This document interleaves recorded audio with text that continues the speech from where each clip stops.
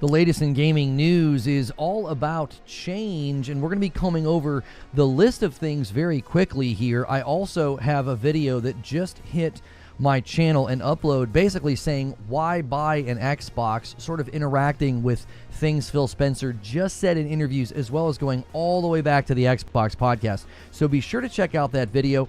It's sort of a comprehensive look at the strategy and why I'm concerned about where they're going with the brand and their publishing efforts and their hardware efforts. So check out that video, leave a like and a comment. You may get featured in my live shows when you do that. If you've never been here before, hit that subscribe button. Make sure your bell button is set to all. Some of you notice that it got switched to personalized, and when you do those things, it helps out the channel directly. Along with the join button, if you do decide to join, make sure you pick Member Plus. You get into the back half of the channel, a lot of behind the scenes extra streams like when I set up my PC this weekend. So let's get into this. I appreciate you guys so much. We're trying to make these openers a little bit shorter. So starting things off, first, Phil Spencer did a round of interviews that are making waves. He made it clear that hardware strategy going forward for Xbox will still be in play, but it won't take priority over putting games in more places. He was also the most candid I think I've ever seen him when it came to the question of Starfield. Long gone are the days of saying, well, those 4 games are not Indiana Jones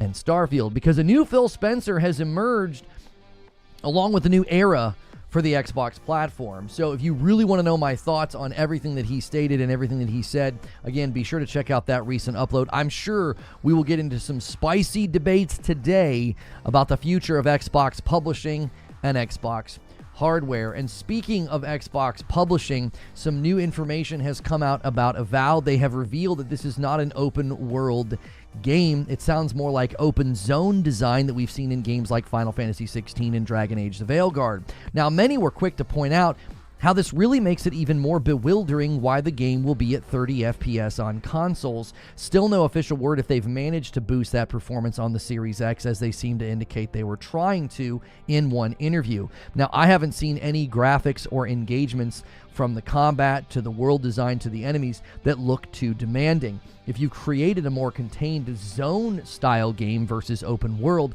it would stand to reason that 60 FPS should be possible. I continue to think that this has nothing to do with the developers of the game itself. I think Xbox has a policy for their first-party games. You either ship 60 FPS for both the Series X and S, or you ship them both at 30, and based on everything we've seen, I actually would imagine that Avowed gets a 60 FPS patch at a later date, because again, I don't think the devs are struggling to get this thing to run at 60. I think it has more to do with some kind of a policy at Xbox. And thank you guys. We already have 100 likes on the video. You're crushing it. Try to get us to 200 before I'm done reading through the news here. Just a couple more stories for you.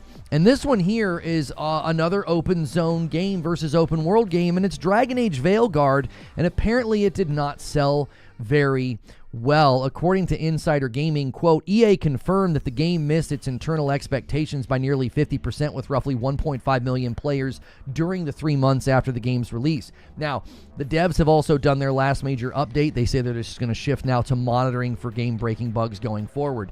I think the art style and the tone shift really seemed to push a lot of long-standing fans away. Also, the anti-woke critics certainly did not help this game's PR and its marketing runway, and I'm going to be honest, this game did not really help itself. It just constantly wanted to get in its own way with weird, seemingly agenda-driven things like top surgery scars, incredibly cringy dialogue about misgendering a non-binary character, probably one of the worst, most egregious written characters I think I've ever seen in a video game. That didn't help the game's reception either. Now, I was eating around some of that. I got about 25 hours into the game, and then the combat just got very, very repetitious. Boss fights took forever, very spammy enemies, health pools that seemingly didn't want to end. So I put the game down after I was enjoying it to a certain degree. I was surprised by how much I was enjoying it because the story and the characters just were not strong enough to carry me to the end, and apparently the game wasn't strong enough on its own either.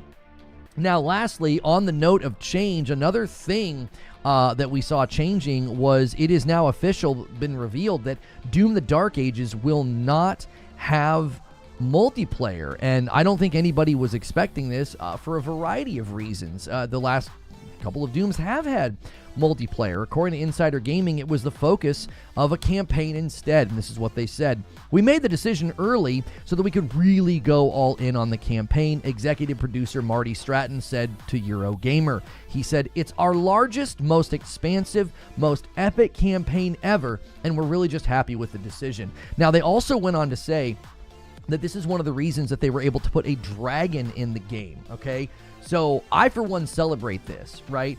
Games getting into the mindset of just focusing on the game, right? And not focusing on all these other things about like, well, we want to have multiplayer. We want to have this tacked on thing. Because if you tack on multiplayer in a game like this, it's not going to get great engagement for very long, especially in light of all of the live service games that are out there. The live service market is just so incredibly saturated. To me, it makes me even more excited to jump into Doom the Dark Ages because they focused on what is going to benefit me and I think the game more long term, which is a bigger and more expansive game with cool new things like dragons, as opposed to some tacked on arena thing that in 6 months nobody would be really talking about, right? So let me just move on to the last thing here, a game for your wish list and your radar, and I actually played this on Friday with Hilly. This is a great reason to become a member. Lonely Mountain Snow Riders is currently on Game Pass as well as Steam, and this is honestly a strangely addicting while also rage-inducing game.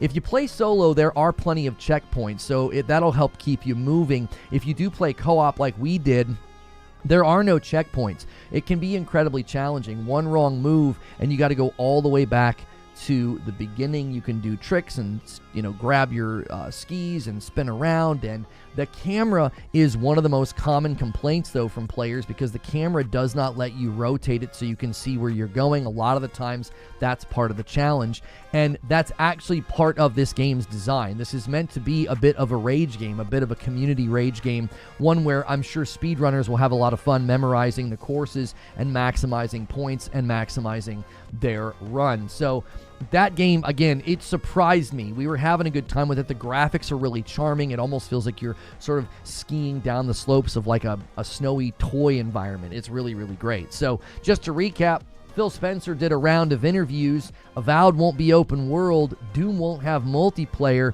and Dragon Age the Veilguard missed its sales marks. So that's the news. Now it's time for the discussion. Good morning, good afternoon, and good evening. Take a quick second and make sure that it is that the like button has been pressed. Make sure you guys have pressed that like button. That will help this video find more people. And I'm sure you guys have plenty to discuss after a very uneventful weekend where nothing happened. Nobody said anything. Nothing. It was very, very calm out there on social media and YouTube. It was very calm. Nothing happened. No, tons of things happened. And Joker Quinn, Han shot first, and so did you. There it is, the first member of the day. And we will play the brand new Orcs Must Die game this Friday with you guys. Friday Night with Hilly is back. My wife will be out of town. So let me bump that goal by 1 to get things started. So we got a little orc down there in the corner, and then Ghostface bumps it to 2 with the VIP renewal for 29 months. He says, Happy New Year, Lono and chat, back from Vegas and damn near broke, but it was worth it, back to the grind. And Spongeroth jumps back in as a member. If you guys want your member renewals to count towards the member goal, you got to be on Member Plus, so consider bumping up. It's only $1. And then a VIP renewal from Jaster bumps the member count to 3. A nice strong start to the week. Thank you guys so much. All the positive media coverage couldn't save DAV. Right. See what Sven said in the Discord. We knew this nearly 2 years ago. Yeah, I don't know why it was making the rounds, Sven, that Avowed's not an open world game. I actually celebrate more games going to the open zone strategy. And the reason for that is I just am getting a little burned out on open world games. So to me, again, going to the open zone strategy like they did with Final Fantasy 16 or like they did with Dragon Age Veilguard, I think it's easier to play the game more piecemeal. And the main reason I wanted to bring it up is there's just no excuse for the game to be running at 30 FPS, right? And 2 member renewals come in from the Real Sticky. This is an Xbox for 23 months. And 33 months from Lido says, starting the week strong. And there it is. The first 5 members of the week. We are now a 20 bomb away from the first 25. We'll see if anybody takes the bait and drops the first 20 bomb of the week. And a $10 super chat. The first super chat of the week from PWH-Town says, do you think Doom multiplayer was axed by Microsoft due to the budget cuts because of the Game Pass and not wanting to pull people away from COD and Warzone, them having to foot the bill? I could see them trimming the fat. I do not see a connection there, PWH-Down. From the way they spoke, it sounded like they said, listen, let's do more in the campaign. He literally said, we were able to do things like the Dragon because they weren't wasting time fiddling around with, you know, oh yeah, we got to make sure that we're making a multiplayer. And a 20 bomb! The first 20 bomb of the week, the first 20 bomb on my brand new streaming rig. You guys may notice we're on low latency. The interaction is faster. The picture is crispier. The gray hairs more visible. I really, really hope you guys enjoy the new streaming on the new rig. I'm going to have to get used to the zoom. It's now a toggle and not a scene. In any case, thank you, MASH, for the first 20 bomb of the week. 30 FPS is Lono's main op. It is. I can't stand 30 FPS. I really do like an open zone game, though. I went back to Final Fantasy 16 last night. It actually is running well enough on the Pro. It's close enough to 60 out of combat that I can stomach it. You know, quick interaction. Yeah. If you guys have any buffering, low latency can cause buffering, but we are streaming on AV1, so it shouldn't cause as much buffering as it has in the past. Just lower your quality, and that will fix any buffering you're getting. Low latency is well worth it for the faster interaction. It'll probably be more exciting when you guys gift members because I'll shout them out almost as soon as they happen instead of having to wait. So that should be good. So clear I can see the pores in your face. Thank you, FCat. Yeah, it'll make me a little bit more self-conscious about my looks. Ironically, it was calm for me, says Edward Holst. I was at work all weekend, blissfully unaware of the news storm. When I turned my phone on during the break, it exploded with notifications of the Phil Spencer interview. Yes. I watched the premiere with you guys this morning, which I should go take a look. Let's go take a look at the comments on the premiere and see what people are saying. That video is off to an amazing start, so thank you, everybody, for jumping on it. And there it is, the Agents of Chaos from Paco, and he pushes us past. He pushes us past the goal. Hang on, I got to rename this source. Let's see. Member count. I have it. It's messing with my mind because I named it 0 out of 500, and I was like, wait, I'm not updating it. And there's the Agent of Chaos from Paco. So thank you so much for everybody who's already replied to the video. I'm going to read some of your comments now. This guy says, you buy an Xbox for Game Pass, period, if it either is on Xbox machines or PC, or buy their games on PS5 full price. For the deal, Game Pass is the way to go if you want the best games for the low price. I want PS5 exclusives day one, and I don't mind paying for Xbox games on PS5, especially when they are pro-enhanced. Especially when they're pro-enhanced. Like I get it. If you're okay with not getting PlayStation exclusives on your Xbox, if you're okay with getting the games on Game Pass instead of buying them, that's fine.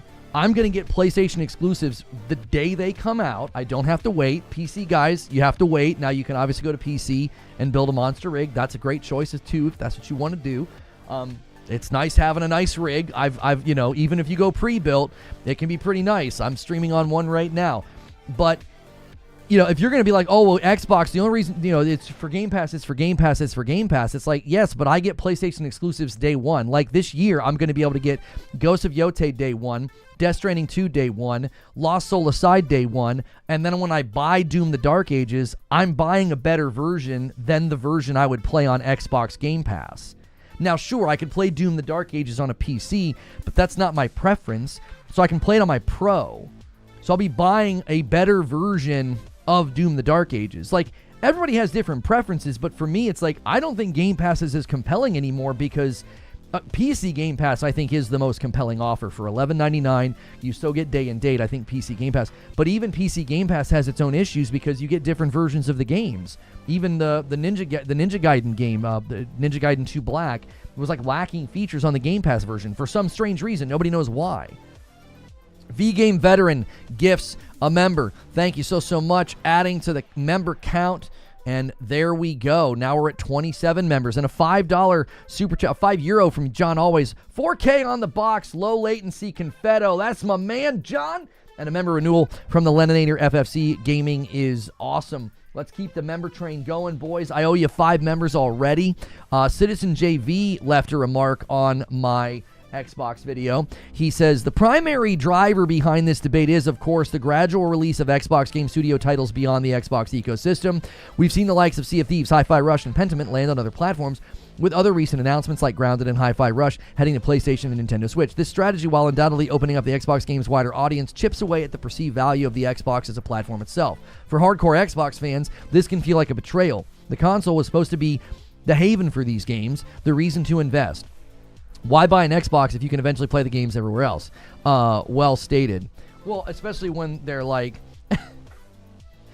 Ahmed Saeed with the €2 to say the GTA 6 trailer is out. Not kidding, please. All right, there you go. There's your 24-hour timeout. F you, and I'll see you tomorrow. And a gifted from Raphael comes in and bumps the line to 28 members on the day. Thank you guys so much for the continued support of this channel. I'm looking forward to a world where Sony, Xbox, and all games are day and date on each other's platforms. I don't think there'll be a day ever where PlayStation puts their titles on an Xbox day and date. I just don't think they're going to want to do that. Neither is Nintendo. I think this dream that people have. Listen, I love Ginger Prime. He's a friend. He stood by me through cancel culture garbage and supported me. But his take on hopefully one day Sony does day and date and maybe an antitrust lawsuit could put pressure on them to do it. That's not, antitrust laws are not there to force companies to do things like put their property everywhere. And I also don't think that's good for competition. What's good for competition is companies investing in their own stuff to basically want to coax you with quality.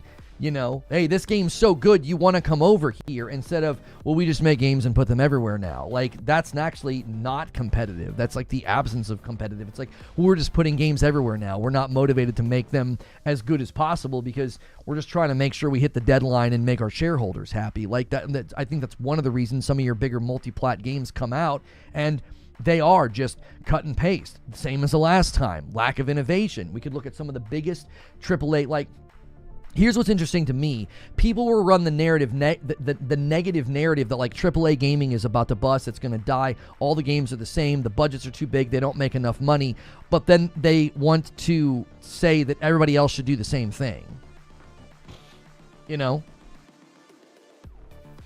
Well, yeah, you should do the same thing. You should do the same thing that all these other companies are doing that's constantly hailed as bad and failing and not good because, you know, all these AAA big multi-plat games keep coming out and they're buggy, glitchy, not ready, and people don't like them that much. There's usually 6 Game of the Year nominees every year, and three or more of them are typically Nintendo exclusives and PlayStation exclusives. There's a reason for that. There's a reason that the annual releases of the big multi-plat games, the big sports games, aren't up there. There's a reason that the annual release, racing games, the live service games, there's a reason they're not up there for Game of the Year, because they dilute the quality of the game, the innovation, because they have to make the game have broad reach and land everywhere. You know? GTA 6 is about to take AAA titles to another level. I mean, maybe. Even then, GTA 6 is limiting the scope of where the game lands at launch. Even they're limiting their scope of delivery. It's not hitting PC at launch. I certainly don't think it's hitting Switch 2. I wouldn't want a game like GTA 6 built from the ground up and be like, well, we have to make sure it runs on the Switch 2. How does Ginger make it an antitrust issue? I have no idea, Zubair. He thought, well, yeah, maybe in the future an antitrust lawsuit could be brought to put pressure on Sony to not do exclusives or whatever. And I'm like, what are you, huh? Like, what in the idea that what Xbox did is pro-competition. Spending $70 billion to consolidate all these studios, lay a bunch of studio people off, shut studios down, like, that's not competitive at all. That's actually less talent in the industry, less content coming to the industry. Oh, but because they're making games and putting them everywhere, that's somehow better, and we should pressure this company to do the same thing. Low latency's freaking me out a bit. I respond really quickly, don't I?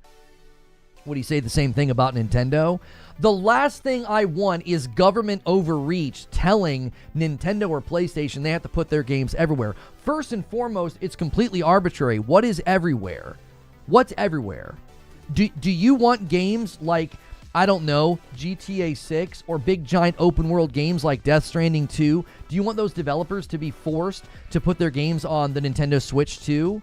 When does the game system fall off? Do they also have to design the game for the PlayStation 4? Because there's 60 million people still using PlayStation 4s right now. If you're going to try to use the law to force people to put games everywhere, what is quote-unquote everywhere? At what point is it okay to leave the PS4 behind?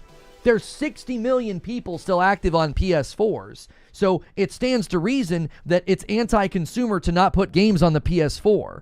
Any game going forward that skips the PS4 is anti-consumer, according to the logic of some of these people. According to the logic of some of these people, it's like, there's still 60 million people using their PS4s. Why aren't you making games for the PS4? That's anti-consumer. No, it's not. You want games to move forward and be better. And one of the ways you do that is you shrink the reach of the game to either one system or the newest system. That's just the way the world works.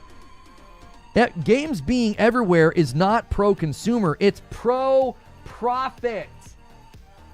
The fact that this keeps getting misconstrued is ridiculous. Xbox isn't pro-consumer. They're pro-profit.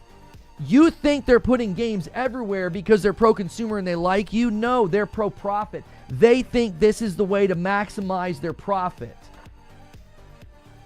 And to be like, well, other companies aren't pro-consumer because they're not doing it. It's like, no, they're also pro-profit. Their business strategy's just different. Nintendo's strategy's not the same. PlayStation's strategy's not the same.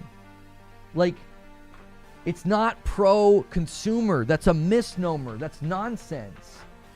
Everyone's after profit. Exactly. And they all have a different approach. They all have a different approach. One approach is not superior to another. Is if they're still open and they're still making money, then they're doing what they're supposed to do. If they're keeping their shareholders happy.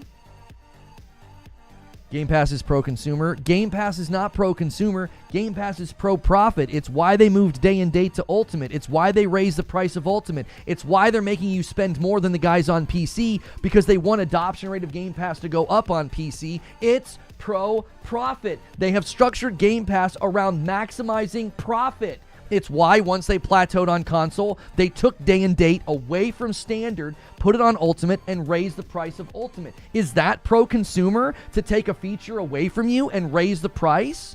Is that pro-consumer? I don't think it is. Is it pro-consumer to give the guys on PC a better deal? Is that pro-consumer? No, it's pro-profit. There is nothing about what any of these companies do that's pro-you. Now, they can lean towards the consumer with goodwill, like refunding Concord, or when Amazon refunds me because I get something and I don't like it, but they're only doing that to get my loyalty because my loyalty leads to more profit. Even PlayStation doing right by the consumer and refunding Concord was not pro-consumer, it was pro-profit, because they wanted your loyalty, they wanted you to feel satisfied with the platform of choice, and that you stay with them because you know in the future they're going to take care of you if something like this happens. Even that was pro-profit and not pro-consumer. Let's read some more comments on the video here. Lord Horg comments on my Xbox video, even when there's a new Xbox, the Series X is the last Xbox I'll ever buy. I'm actually waiting for the 5090. Lots will switch to PC after this gen. 100%. A lot of people are going to switch to PC after this gen. I can't imagine. I can't imagine trusting anything that comes out of their mouth about hardware. Feels like we want our hardware to win, but then Paul Webski drops the 20 bomb and puts us on the doorstep of 50. I miss you, Webski. Good guy right there. Love you, bro. Those member bombs are going to be a little bit more explosive now with low latency. It's going to seem like I shout them out as soon as they happen. Thank you so much, my man from way back. Appreciate you, bro. Appreciate you. This guy leaves a comment and says, this is why Phil's doing these shows. This is from Michael Morden. He says he's not going to get pushback on his answers. A real journalist would have brought up the PS5 Pro and how the games will play best there. Paris basically did, and Phil answered. He wants people to pick hardware according to their preferences. You wouldn't have gotten a different answer out of him, homie. Paris Lily asked the question. He's like, well, why would anybody buy an Xbox? And Phil's like, I want people to pick hardware according to the hardware's capabilities and according to what they want. So if you bring up the PS5 Pro, he would say that. He would say, listen, we think that's better for the consumer. We think it's better for the consumer to be like, well, I want to play Doom the Dark Ages on the PS5 Pro. Just like somebody could say, I'm going to play Doom the Dark Ages on my 5090. That's what he would say. He already answered you. You didn't need to go into some like in Diane Sawyer hit piece and be like, well, now hang on a second, Phil. What about the PS5 Pro? He'd be like, didn't you just hear the answer I gave? He'd say, I want people to pick the hardware according to its capabilities and what they want to get out of it. Oh, I did Nova Hands. I'm sorry. There's so much going on, Nova Hands. Nova Hands renewed his membership and says, Xbox, you can buy an Xbox and get our games, or you can buy a PS5 and get their games plus our Xbox games. Please choose hardware, though. And that bumps us to 49. We are one member away from 50, and I'll drop a 10 bomb. Well, unless we could get a skyrocket going here. We could hit 50. Maybe we'll see our first 50 bomb of the week. We went on a 50 bomb train last week, and it crashed my computer. I'm on a new computer now, so maybe we'll get another one going today. You guys are the best. We're one away from 50. Thanks for a strong start to the week. So thank you, Nova Hands, for your milestone. Sorry I missed it. And a well-made point. A well-made point, Nova. Like, we want people to pick hardware. We want to win hardware, he says. And I was like, well, after this gen and all the talk about teraflops and all the talk about world's strongest console, he didn't read that correctly? What do you mean? Let me read it again. What did I read wrong? You can buy an Xbox and get our games, or you can buy a PS5 and get their games, plus our Xbox games. Please choose our hardware, though. What do you mean? What did I read incorrectly?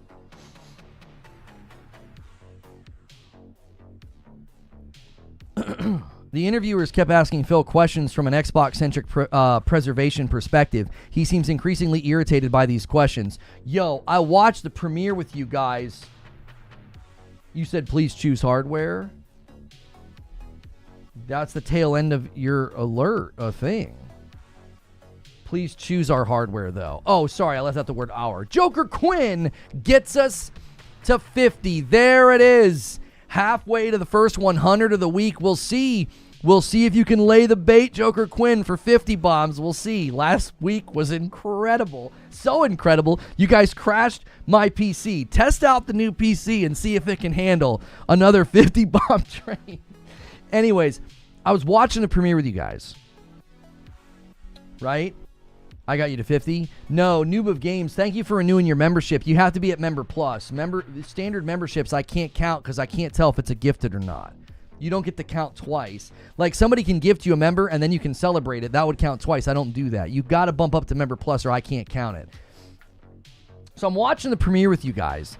And on like the third or fourth watching of it, when Destin asks Phil about Starfield, Phil just seems irritated. He just seems irritated with the question.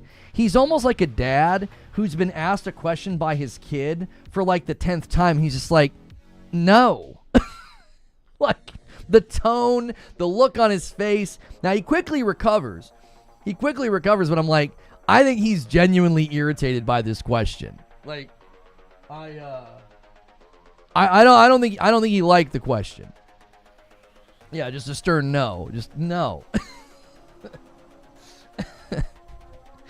Yeah, are we there yet? Right, legend? It's what it felt like. It was like Daddy Phil was like, okay, quit asking me this. No, we're not doing it. Like, he literally's like, that goes back to my no red line. It's like, if there's no red line in the catalog, why are you asking me, like, is Starfield going to stay put? No, nothing's staying put. Nothing is protected.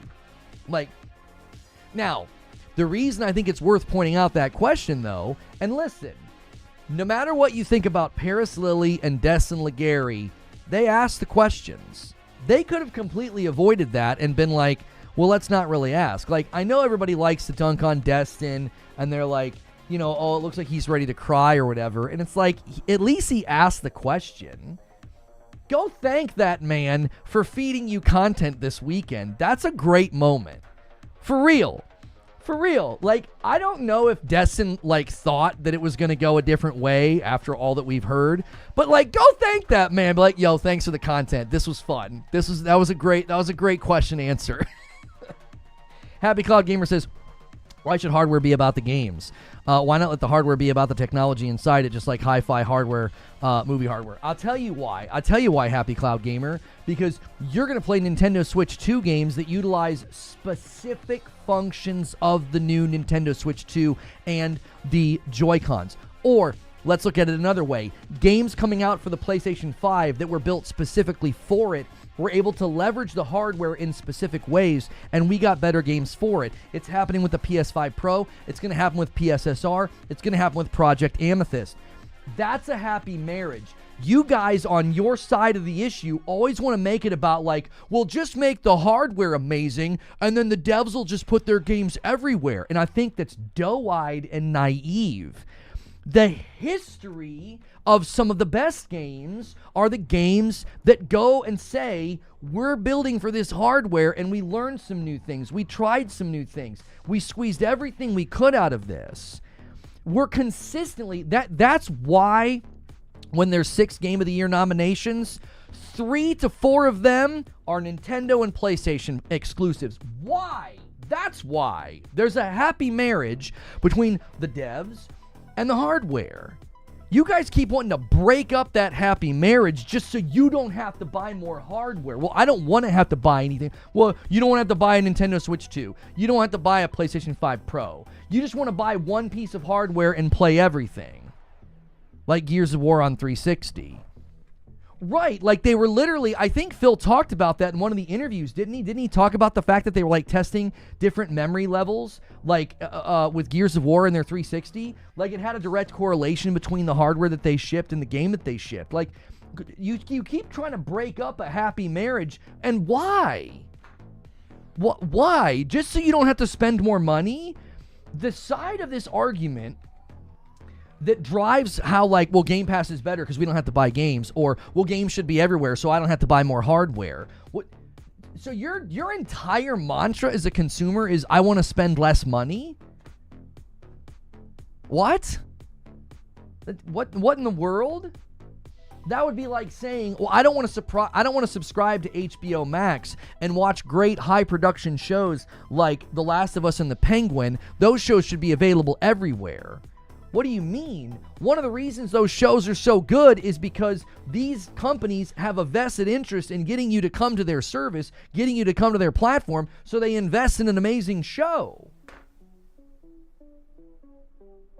Saving money is good. Saving money is not an all-encompassing value point, though. It's a value point. It's not the only value point. I would rather, if I had to scrimp and save and I could only buy 1 or 2 games a year, I'd rather do that and have them be at-quality games built for the system that I'm on, as opposed to buying multi-plat slop that's typically not even ready for release. To make devs earn more money so everyone can enjoy the same games. Yeah, I've smacked this down 1,000 times this year. You don't automatically make more money because you put your game in more places, because it's more expensive. You have to hire more people. The bandwidth of the project expands. The length of the project takes longer. So your budget gets heavier and larger, and now you're taking greater risk, and so you don't automatically make more profit. Because all the things, if you go to a developer right now working on a big, massive open world game, and you're like, well, we want to be pro-consumer, so this game needs to be able to run on a Switch 2, a high-end PC, Series X and S, PS5, oh, also tap into that PS5 Pro enhanced stuff. We want you to do all that. And the dev's going to say, are you kidding me? That's going to take us like 6 or 7 years. We're going to have to hire more people. What are you talking about? Tell that to Square Enix. Square Enix has completely misdiagnosed why their games did poorly. Not launching day and date is not why their games did poorly. Tell that to God of War 2018 on Steam. Like, you can bring games to PC later and they'll sell just fine. They oversaturated the market with Final Fantasy, and their names of their games were almost identical. There are plenty of games that have been massively successful that don't sell day and date on PC and only sell on one platform. Like, I don't know, Spider-Man 2. Astro Bot was at the top of the charts the month that it came out, and it even climbed further once it won Game of the Year. Late PC ports did not help. I'm not saying they helped or hurt, but going to Square Enix and being like, well, Square Enix is a perfect example of why games shouldn't ship on one platform. Yeah, they only shipped on PlayStation, they didn't do well. That's their own fault. They oversaturated the market with Final Fantasy. It was like every time you turned around, another Final Fantasy was coming out. There have been plenty of games that have come to PC later and have done just fine, like God of War 2018. And Spider-Man 1 and Ghost of Tsushima. These games have come to PC and have done totally fine. Also, PlayStation views it as an additive market. If Square Enix wants to start doing multi-plat launches and they think that's going to make a huge difference, go ahead. Do Final Fantasy VII Remix and see how it goes. Just do one more Final Fantasy VII R and see how well it goes. Oh, we multi-plat release it, so we're going to make a ton more money. Sure, Jan. Go for that. Go for it, Square. All their IPs are too many RPGs at one time. Am I getting much quieter moving away from the mic?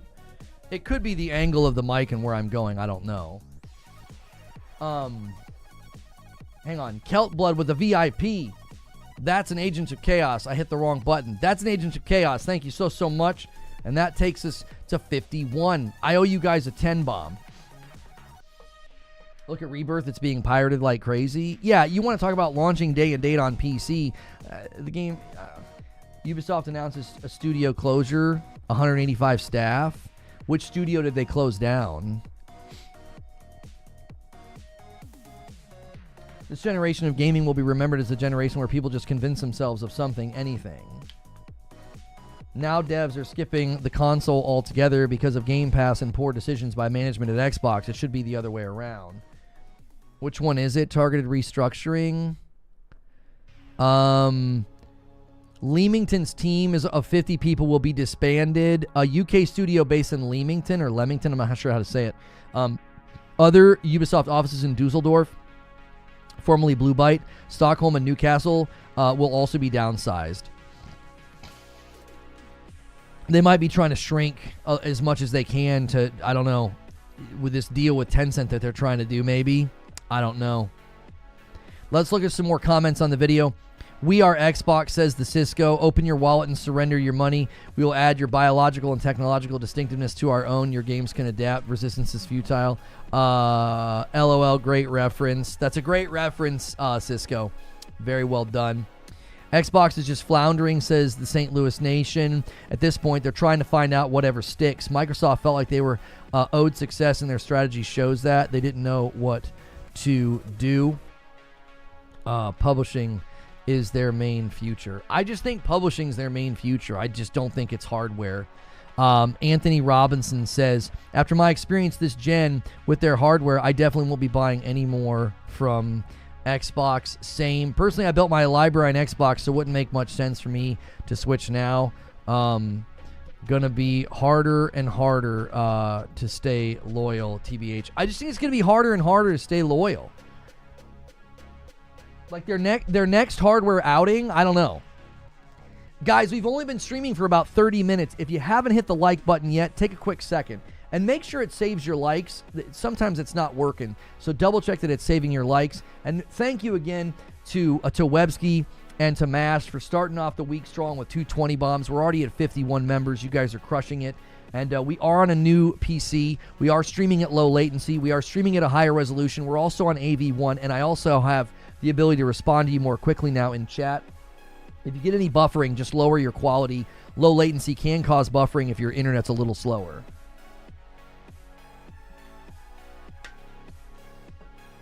I might buy South of Midnight on my Series X if they confirm 60 FPS. I don't give two cares where your name go. Game Pass for me is great to take advantage of playing games I might not like to save money. Yes, I still think Game Pass has that value. I don't think I've ever argued that it doesn't have value. I've always said that Game Pass has value, maybe a little bit too much value. You know what I mean? Jack Garland says, why does Destin try to push the notion that PlayStation needs to go to all platforms like everybody else, but then turns around and is like, please, Phil, tell me Starfield isn't going to PlayStation? Projecting a bit, he likely knew the answer he was going to get. Listen, I don't have any kind of a dog in the fight to defend Destin Legary, but I think he knew the answer he was going to get. I think he knew what he was doing. Sometimes I wonder if he's smarter than everybody thinks he is. Like, he knows that he's going to get that clip, and he knows that everybody's going to lose their minds about it, you know? I haven't been. You can. It helps. The Xbox team are harder to trust than politicians, says Mark Tubbs. They spin lies that they've told later. We've got this gen.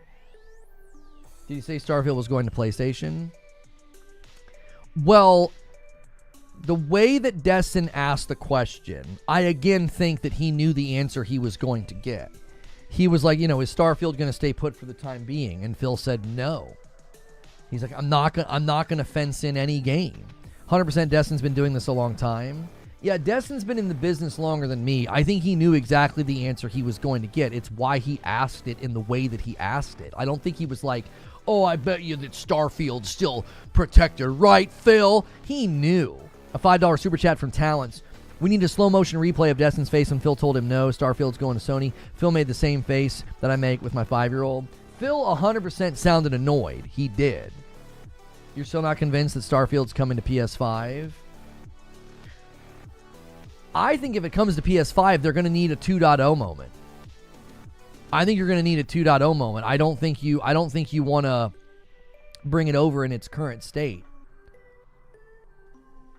Like, I don't think you want to bring it over in its current state. I think it's got to... They've done some good improvements, but after that Shattered Space reception, I feel like they got some work to do, man. I don't know.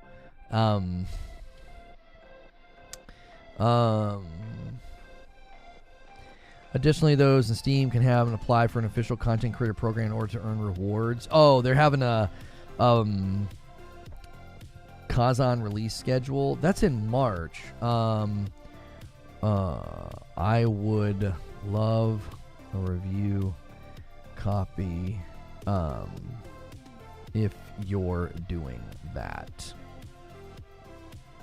I'd love a review copy of that game. I enjoyed the beta. I will say they're taking longer than I expected for the Starfield port. I'm not sure what the reason for it would be, other than they might have said no, or they might have said we need to do more. I don't know. Part of me feels like they've just moved on to Elder Scrolls. I mean, Starfield's doing that rumored overhaul update for the PS5 version. Yeah, there are the rumors that they're doing like a huge code altering update. Deity Anubis says, not much to say. I own both consoles. I want X and PS5. Future Xbox, though? Like, do you want a future Xbox? Novahands left a comment and says, it seems disingenuous on the part of Microsoft. From a revenue standpoint, why does it make sense for them to continue to manufacture hardware if they are so indifferent to people buying and playing their games on it? I think the only logical conclusion is that they truly want to move to cloud and eliminate hardware manufacturing altogether. Hardware seems super low priority. Yeah, I talked about that in the video. Like, if hardware is such a low priority for Xbox, why would it be a priority for me in the future? It just doesn't seem to be their front burner. It's just like, well, yeah, we're going to do it, but, and he's like, and we want to win. I'm like, well, yeah, Ganks, I reported on that a little bit ago. We read it. 185 Ubisoft jobs. Seems like they might be trying to trim down for the purchase deal with Tencent. I'm not sure. Are mods accepted on PlayStation? Yes, they've got that set up for the one game, do they not? Zubair says, I feel safe saying this now. I was unhappy with the previous stream quality. This is getting there. 4K at 20 megs, and we'll be getting somewhere. Thank you, Zuby. Lone Wolf says, even if they bring my library to PC, there's a chance it'll be a crappy version, and I don't want that. Yeah, gangs. No, you're good. You're good. I don't mind when you guys put things back on my radar if I've already reported on it. I just want you to know that we did, in fact, read it. I didn't want you to think I was ignoring you. Thank you, everybody who has hit subscribe today, as well as the like button. We're already to 255 likes On our way to 300. Y'all are the best. Alan Gould with 4 months says, Xbox can keep Starfield. I saw the gameplay. A lot of boring. It was a boring, stupid game that I don't need on my PlayStation.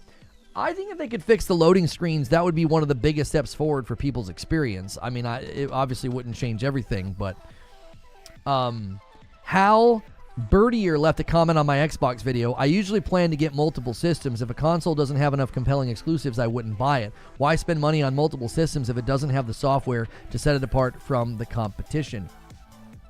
That's exactly how I feel. I just don't see the point. I'm like, I don't, what would be the point? Yeah, more people are playing Fallout 4 right now on Steam than Starfield. You know?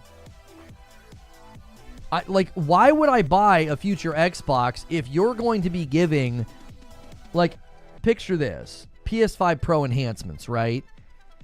So the technology on the PS5 Pro stands to reason that same technology will be on the PS6 with PSSR and Project Amethyst. And Xbox is clearly allowing their studios to tap into that power.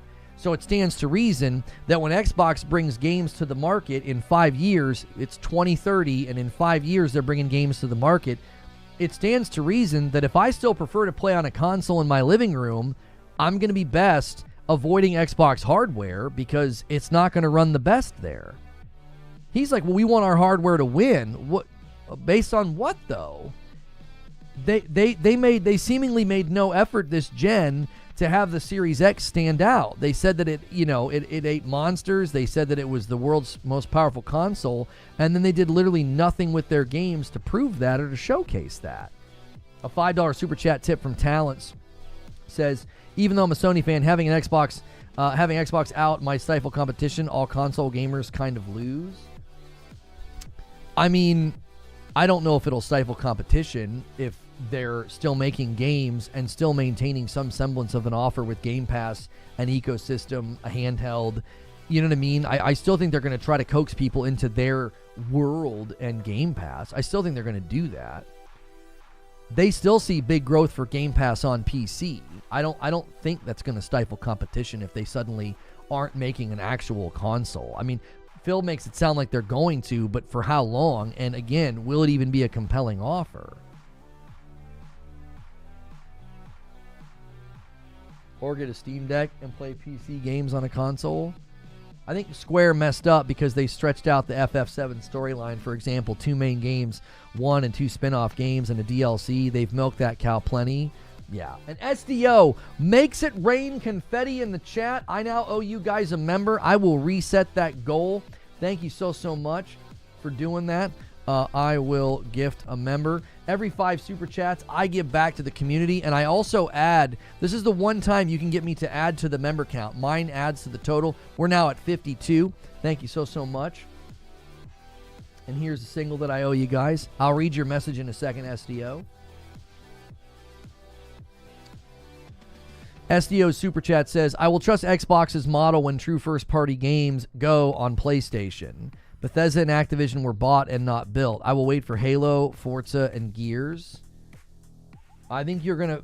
Gears will probably be the first one then, right? Or what if they port them, SDO? So if they port... Like we heard rumors about the Master Chief Collection and Forza going to PS5. If they port those, will that make you say, okay, it's happening? I don't understand your logic. Are you saying, SDO, you're waiting for that moment, or do you not believe Phil when he says, like, everything's going? Well, he didn't say everything's going. He's just like, I'm not going to fence anything in. If there's no red line in the catalog, hasn't he basically said what you're waiting for, that, like, eventually everything's going? Broken Messiah says, how is Microsoft seriously expecting to sell a $500 to $600 piece of hardware when they are also openly telling the prospective customers that A, they can get it on a Switch or a PS5 and still get the games that were once enticing them to buy an Xbox, and B, that you don't even need to buy hardware at all. You don't even need to if you're going to use a streaming service. Let's say Series X and S hit about 40 million by the time this generation is truly considered over. It would be insane to see them break over 20 million throughout the span of the entire next generation, and I really feel like 10 million is going to be an upward battle. There are 30 million now, but imagine How many people would have not bought an Xbox this gen in 2020 if they had known how strong Xbox was going to push into multi-platform? I just think that's so well stated. It's just so well stated. It's like I just don't see a reason to buy one in the future unless it's the Steam hybrid and I can play Steam in my living room more easily, more conveniently. You bought an Xbox because of the controller? I originally liked the Xbox controller more, but the DualSense is very comfortable. It reminds me of the Xbox 360 controller. Or no, the Xbox... Is it the 360 controller or the one Xbox? No, the 360 controller. Yeah, it reminds me of the 360 controller. I compared them the other day, and it kind of struck me. I was like, this feels very, very, very similar. When I played on my PS4, I always had to use a DualSense. I always had to use the DualSense. Not the DualSense. I'm sorry. On my PS4, I used an adapter so I could use my Xbox controller. So DLC trailer announcement for Agents Wrath of... Oh, I don't know what game that is. Victor Mayhem left a comment on the Xbox video. For me, it's all about exclusives and whether or not I want a game. If Xbox is going to start releasing future games day and date on PC and PlayStation, then Series X will be my last Xbox. Same here. You know? Same here. I just got no reason. I got no reason to do it. You know? How would the Steam thing work for Xbox in the first place, says Mr. Cheese, because they would have to agree on a split of 30% that they take from any monetization in their platforms. Yeah, I don't know how it would work, Mr. Cheese, but that's just one of the rumors. Sven says, he said something more along the lines of they want to put their gamers multi-plat where it'll get the most players. Halo and Gears make a lot of sense for that. The other thing I pointed out in my upload is that he said it doesn't work for us. Did you guys catch that? He literally stops himself and kind of corrects himself and basically says it doesn't work for us. As in, keeping games exclusive doesn't work for us. Like, he's basically saying we tried it. It doesn't work. Let's try out the new Q&A. Let's see how it looks. Our newest question is from Wolf Saints all the way down here at the bottom. We cropped this the other day. Let's take a peek. There it is. No, I didn't. Hang on. I was worried that I didn't quite grab it. There we go. What do you think is going on with Spider-Man 2 PC port? They haven't done pre-orders or requirements yet, and it comes out this week. I don't know if PlayStation typically has done pre-orders of their PC ports. Have they? I don't actually know the pattern. I always got excited when things like Returnal and Ghost of Tsushima hit PC, but I didn't follow if they did pre-orders or specs and things like that early on. You'd have to inform me if they're doing something abnormal. I don't know why they would. I mean, they already brought Spider-Man 1 and Miles to PC. I don't think they probably had any trouble with this port. So their PC port announcements have been a little strange anyway. Sometimes they just literally post like a blog. So I don't know. Chris Davies left a comment on the upload and said, his answers to me say that Game Pass is key. Get an Xbox or PC for Game Pass, or if you have PlayStation, you can buy the game instead. But if Xbox launches banger after banger and they're all on Game Pass, people might go and get an Xbox to play them to save money. No, that's not true, because Black Ops 6 didn't move the hardware needle. Starfield was their biggest single Game Pass sign-up day ever, and then Black Ops 6 took that trophy, and it didn't move the hardware needle. In fact, when that was going on, hardware for them was plummeting. So no, I don't think so. I think this is completely incorrect. I watched a full interview with Paris, and I honestly think Xbox is in a great place with their games and could have high hardware sales next gen if it's a handheld. Totally disagree. Consumer confidence for their hardware couldn't be lower. Consumer confidence for their hardware couldn't be lower. It couldn't be lower. There's just no way. I mean, their hardware just continues to drop, and with the way they've handled everything, I think they're literally driving people away from their hardware. I don't see how you can watch interviews like that with Phil and come away thinking that, like, oh yeah, their hardware will do better next time. What in the world? No. Phil made it, to me, crystal clear. There's no reason to invest in their future hardware. He's like, yeah, we want people to pick hardware based on the hardware's capabilities. He's like, if you want to go play on a high-end PC or a PS5 Pro or a Switch 2, he's like, yeah, go right ahead. That doesn't sound like they're trying to compel people to come to their hardware at all.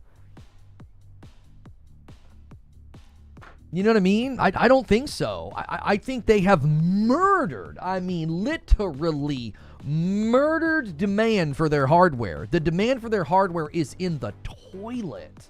And it was all done by them. They did it. They did the Series S. They made it harder to get Series X's so they could use them for the cloud. They had a bad cadence of big next-gen first-party games to eat. They didn't even try once to come out with their games and be like, look at the power of the Series X. They completely abandoned the power narrative, like, as soon as the gen started. It went from being world's most powerful console and teraflops and all this bluster about FPS and everything, and then all that went out the window. And then you start telling people that you don't need an Xbox. You start telling people this is an Xbox and that's an Xbox. You start putting your big name games. You start putting your competitor games. Listen, I got news for you. If the demand for their hardware could go any lower, it will literally go into the absolute grave when they put Halo on PlayStation.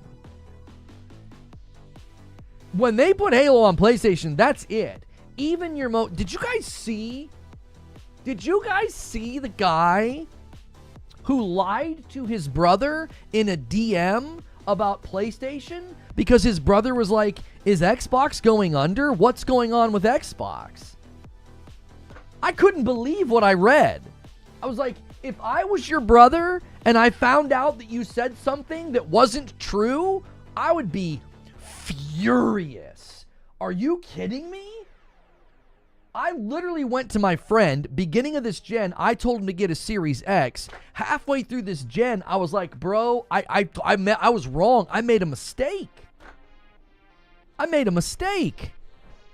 Listen to the answer he gave his brother. This is his blood. This is his brother. And he says, there's too much to go through, but not all Xbox game will be PS5, but most. Now, when he says not all, I don't know if he's thinking that, like, well, they're not going to go back and port everything. Because I think going forward, they've made it crystal clear. All their new games are going to hit PlayStation. They're not going to hold anything back. Jez Corden himself said this. He was like, there's no exclusives anymore. It's gone. The notion's gone, bro. So he says that. He says, however, all Xbox games will be on Game Pass day one. Again, that's misleading. All Xbox games will be on Game Pass Ultimate day one. So hopefully your brother is willing to sign up for a $20 subscription service to get day and date. You don't get it on Game Pass Core or Game Pass Standard. You have to be on Game Pass Ultimate. He says, as well, PlayStation is in a shambles right now. They've canceled 10 games. So he's giving him a complete false narrative like, well, yeah, they just canceled 10 games. No, over the course of a couple of years, they've canceled live service games that were never even in the market. They were never trailered. They were never announced. They were talked about in press releases, and we had job postings for the Bend game, never announced it. The Blue Point game, never announced it, right? You could point to Concord. Listen to what he says. This is where he really, really goes full. Total dishonesty, total lie. He says, their studios won't be releasing anything for a minimum of 4 years. That is a literal lie. Yote's coming out this year. And since we're now calling all publishing efforts first-party games, they're publishing Death Stranding 2 and they're publishing Lost Soul Aside. So saying, oh yeah, their studios won't be releasing anything for a minimum of 4 years is a literal lie. If I was his brother, and I imagine being his brother and then seeing Yote land and hearing people talk about Ghosts of Yote, and you'd be like, I thought you told me they weren't doing anything for 4 years, that they were in a shambles, and that they canceled a bunch of games. What were you even talking about? The single-player games are still all on pace because they increase their investment into their big single-player games. It's the highest it's ever been. They also increase their investment into live service, and yes, that's where games are getting canceled. It's not going to have any effect on games like Yote or their China Hero project, games like Lost Soul aside. He says, next generation is anyone's guess, but right, Xbox has better prospects.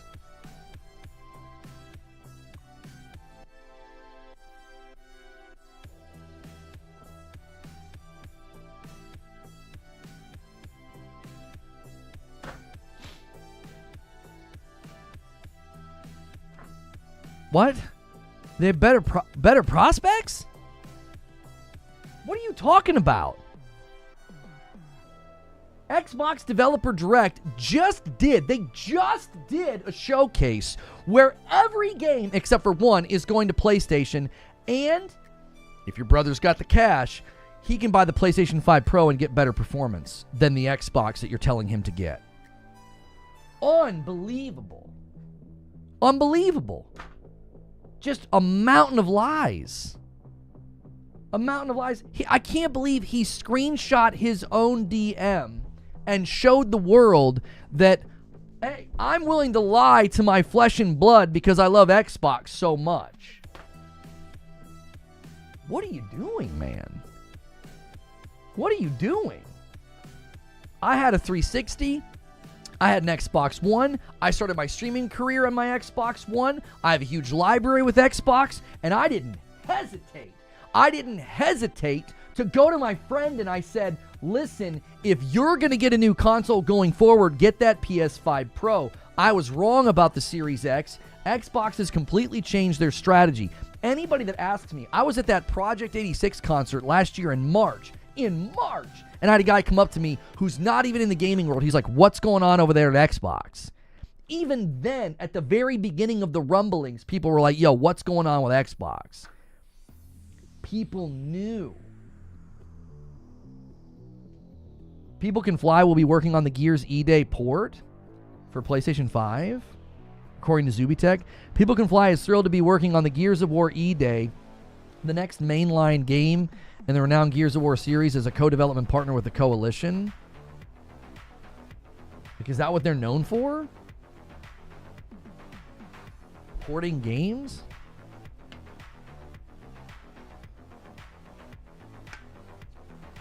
Next doc says, I have over 300,000 gamer score and 300 digital games, and I left Xbox as my main platform in 2018. I haven't looked back. Xbox is a dumpster fire. I think you're perfectly well and good to stay with Xbox if you currently have a Series X and you're happy with Game Pass. I think that's completely and totally fine. But if you have a consumer and you claim to cover games and be invested in the gaming industry, and you have somebody come to you and they're like, well, what should I buy? What should I get? And you're like, well, PlayStation is in a shambles. They've canceled 10 games. You're not going to see anything from their studios for the next 4 years. Yeah, even future hardware Xbox has better prospects. What the frick? What universe do you live in? What universe do you live in?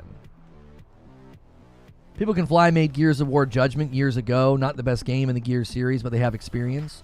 Okay, so at least they have experience with the game and the engine. Okay. If they're porting, that's probably not as worrying. They're not creating, they're porting, right? Louis Love says, the decision to sell games on another platform, boost revenue, and pay for acquisitions is a smart business in their third place position. I don't understand being cagey about it. Just say it with your chest. He certainly is now. No to Destin. LOL. He certainly is saying it with his whole chest now. 7 months from Kiri86. Doesn't the idea of allowing what's left of the Xbox hardware user base to buy from Steam instead of the Xbox store seem silly? Why would Microsoft do that? Kiri, I don't know the logistics of how it would work or why it would be a good business decision for Xbox. I merely repeat the rumor. There's a rumor that they're going to do some kind of a PC console hybrid where you can sideload Steam. Homie, I don't know why they would do it. I don't know how it would work logistically from a revenue perspective. That's just what I've heard from multiple people who have sources at Xbox have heard that there is some kind of a hybrid coming. Jeannie Love says, hang on one second. I can think of one reason. Achievement hunters who have been building their gamer score since 360. The trophies is a huge reason while I'm still on PlayStation. I have a lot of time with Xbox since 360 era, but I'm loyal to games, and PS5 had more. I mean, it was that easy for me. Yo, Neo Reaper, is that an upgrade or a renewal to Plus? And then a gifted member from Grim. Mr. Grimm bumps the member line to 53. We shot out of a cannon today up into the 50s already, and thank you so much for bumping the line. Guys, if you upgrade to Member Plus or if you upgrade to VIP, I count that as 2 members in the count. We are so close to getting to 600 people at Member Plus and above. If you've never done a membership on YouTube and you decide to jump in here, try it out for a month. Click join. You get into all these extra segments like the green room, behind the scenes planning and sketching out shows. And that's the $6 membership. Make sure if you sign up brand new that you pick Member Plus. I think this year Game Pass is a no-brainer. PS5 Pro is a no-brainer for me, but Game Pass is eating good for sure. I think both things can be true. For me, the PS5 Pro is the no-brainer, right? Yo, Smooches gifts a member. We got a little single member train going right now. Thank you so much. 54, one away from 55. You guys might be able to bait a 20 bomb with that 55 up to 75. I currently owe you guys 10. No, I did my 10 members, didn't I? No, I did the single. Yeah, I've not done my 10 members yet. I haven't. Listen, I think the Xbox Developer Direct is a great commercial for the PS5 Pro. It is. If you're on an Xbox One or a PS4, or you're considering getting into the console space, that is what is so egregious about that guy lying to his brother in a DM. It's like, and there it is, a single from P-Dub H-Town. We'll see if he didn't tempt a 20-bomb dunker tag team to 75. Like, the Xbox Developer Direct was a great commercial for the Pro. If you're currently considering a brand new console and you're like, should I get the Series X? Should I get the PS5 or the Pro? It's like, they just announced 2 Ninja Gaiden games, Expedition 33 and Doom the Dark Ages, and they're all PS5 Pro enhanced. Well, we don't know if Ninja Gaiden 4 is, but since the remake is, I think it stands to reason the devs are going to do the same thing for their new game, right? So that stands to reason. But Expedition 33, PS5 Pro Enhanced. Doom the Dark Ages, PS5 Pro Enhanced. The Shadow Drop Ninja Gaiden 2 game, PS5 Pro Enhanced. That's a really great commercial for the PS5 Pro. And a 5-bomb comes in from Neo Reaper. When it said to renew, it cost 6. Okay, so that was a renewal. Okay, so I'm going to bump us to 61 then. Your 5-bomb and your renewal takes us to 61. Thank you so much, Neo Reaper. So much generosity around here. Appreciate you, bro.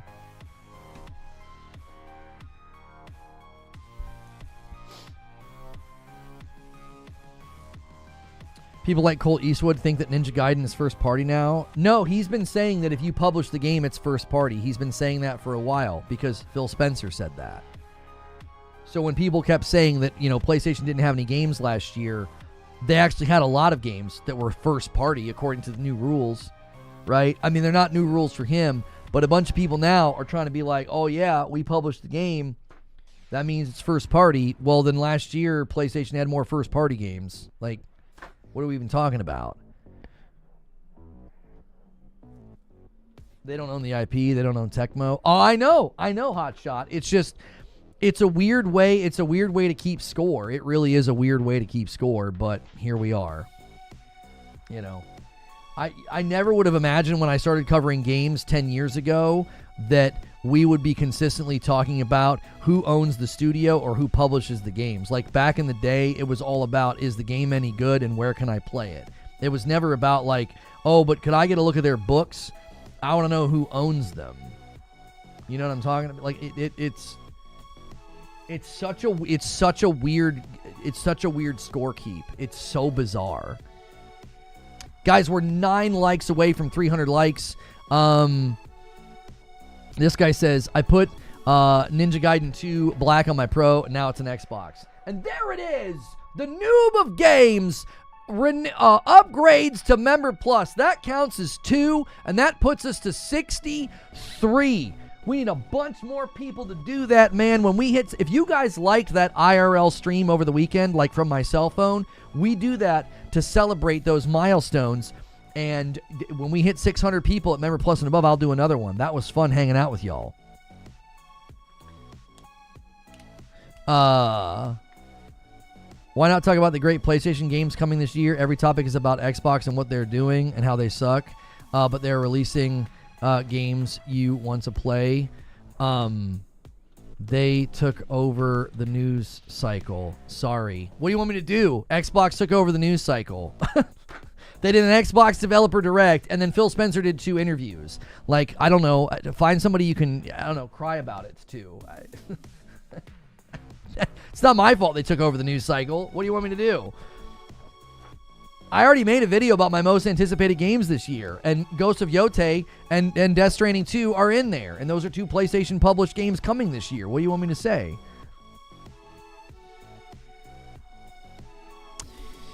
Sincero6 with a comment. V Game Veteran gifts a member and gets us to 64. We're one. Okay, we've tried to bait the 50, then the 20. One more member, you might bait the 10 bomb. We'll see if anybody takes the bait. Sincere says the only thing left for Xbox to do is announce that they won't be making high-end consoles anymore. Exactly. Flexible Fish says Game Studio needs revenue. They're going to need that. Exclusives will be a thing of the past. Sony and Nintendo gonna keep proving this wrong. But okay. The 2 market leaders haven't switched. The market loser's switching, and that somehow means that everybody else is going to have to follow suit. Like, sure, Jan. Whatever you say. Phantom Blade Zero is 2026. Yeah, Phantom Blade Zero is 2026. Now, Lost Soul Aside is coming this year. That's from the China Hero Project. That's a PlayStation-published game. They don't own the IP or the studio, and it is landing on PC day and date because it's the China Hero Project. They're all going to be that way because of the market that they're launching in. A $5 super chat tip from Kiri says, every topic is about Xbox because their house is on fire and PlayStation is just working on a remodel. Which neighbor would you look at? I think that's a good analogy. Is Ninja Gaiden 2 Black a different game than Ninja Gaiden Sigma 2 in terms of story? I don't know. I'm not an expert on Ninja Gaiden. Somebody in chat will have to answer James Pitt's question. This guy asked a question on my video. Why buy any console? The only one that has any kind of reason is the Switch 2. Love my PS5 Pro because it hits performance that I like and it's convenient. PC is a great choice if you want to invest in it. PC is a great choice if you want to invest in it. But for me, it's like it just makes way more sense that I buy a Pro, I put it in my living room, I get exactly what I want. Like, you know what I mean? I think the weirdest thing to come out of this is like there's 2 responses from everything going on with this situation, with Xbox completely changing their strategy. The PC guys are seemingly coming out of the woodwork to help soften the negative blow, which is always interesting. They always want to like stand in front of the Xbox brand. They claim they're not part of the console war, but they constantly step in front of the bad news of Xbox and try and act like it's no big deal. They're like, "Well, just get a PC. PlayStation sucks," and it's like, "Oh, okay, but you're not a console warrior. Sure, whatever." Are you saying that some people just want to play on PC? Yeah, and I think that's fine. Like, you know what's funny? Track with what happens here. Xbox has this happen. And I'm like, I think a lot of people are going to switch to PC. I think it's a perfectly legitimate option to switch to PC. But these PC Master Race guys, they hear that you prefer to play on a PS5 Pro, and they just can't handle it. They can't. It's so weird to me. It's like, yeah, if you want to invest in a PC and you think it's better to play on PC, go for it. If you don't mind waiting for the PlayStation games to come and you're going to snag, PC Game Pass, yeah, man, go for it. I've never once tried to dissuade somebody from doing that or acted like that was a stupid decision. Why? Well, I mean, I don't have the emotional maturity of a 10-year-old that needs my purchases affirmed by strangers on the internet. Go for it. But you tell people that, well, I like my Pro. I like using my PS5 Pro. And they're like, yeah, but did you know, that you can get a PC? Yeah, I know. I'm sitting next to one that I just bought. I don't care. This is my preference. I get exactly what I want out of the Pro. I get exactly what I want out of it. I don't know why guys get their jimmies so rustled by that. Jake says, I can tell you why. PC players stick up for Xbox since the day they started to give us the games the day of. Now, if Sony could, then we would love Sony even more. That's okay.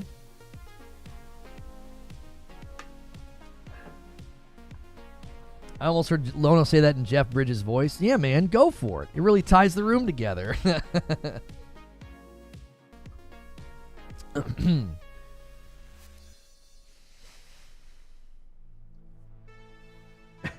Matt Piscatella says, it sure would be nice to get some solid, meaningful gaming news, if for no other reason, so that folks could stop pretending to be surprised that Xbox has moved away from exclusive content. Oh. Imagine buying a $3,000 PC for it to be like the Pro. Couldn't be me. I mean, I don't know the exact dollar amount you have to spend. I'll say a dollar amount, and PC Master Race guys will wake up in a cold sweat and be like, Reforge Gaming talked about PCs and the price of PCs. Quick, everybody, make videos and call them a retard. I'll say a number, and they'll go crunch the numbers on PC Part Picker and be like, well, he didn't account for the fact that every once in a while there's a sale on NVMEs, and instead of it being $1,700 on average to buy a rig at the level of the Pro, it's actually only going to be $1,400. Look at this retard. I'm fine with whatever you want to do with your money, but it's clear if you want to buy a rig that can run Horizon Forbidden West at the level that I can run it on my $700 Pro, you will spend more money than me. You will. I'm okay with you making that decision. Are you? It doesn't seem like you are. You seem insecure about it. I am totally fine if you decide, I like Horizon Forbidden West, PlayStation games, Spider-Man, all the rest, and the performance on the Pro, that's nice, but I'd rather have a PC. I'm going to buy a PC that is equal to or better than the Pro. Go for it. You're going to spend more money than me, and I'm not plussed by that. You seem to not be very secure in your decisions as an adult. As an adult man, these guys seem very insecure in their choices. It's like, I bought a $2,000 rig and I'm streaming on it. I'm not going to play games on it. That'll probably give them cold sweat and nightmares to know that I'm sitting next to a 4070 Ti Super rig and I won't play games on it. I'll play in my living room on the Pro.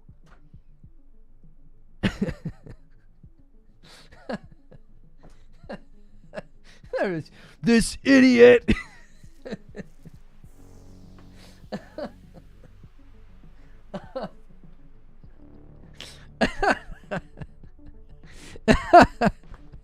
It doesn't make any sense. He's a casual dad gamer, and he doesn't play games all day, every day. He doesn't trophy hunt. He doesn't complete games if he stops enjoying them. And he has a $2,200 PC that he doesn't play games on.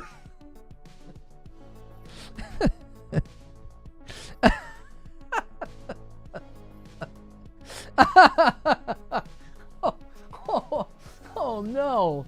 Oh no. I had a guy yelling at me on Twitter, you don't even complete games. You don't even play games. I was like, really? I play when I can. I play when I can. I've rolled credits on a bunch of games this year. We're 27 days into January, and I rolled credits on Kena Bridge of Spirits, Space Marine 2, Plague Tale Requiem. You know, I'm slowly moving through my backlog. I rolled credits on, I don't know, 10 games last year or something like that. Like, I play when I can. You know, I'm casual dad gamer.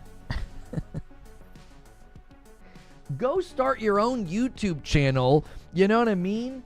Sniveling and raging about how somebody doesn't play enough video games, and show them all your impressive trophies and see how entertaining that is. You know? Clearly you're better than me in every way. Well, go on.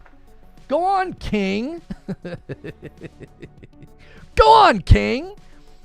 Go start your own career in gaming content creation. If you're so much more impressive than me, it should be easy. Look at you go. Do it.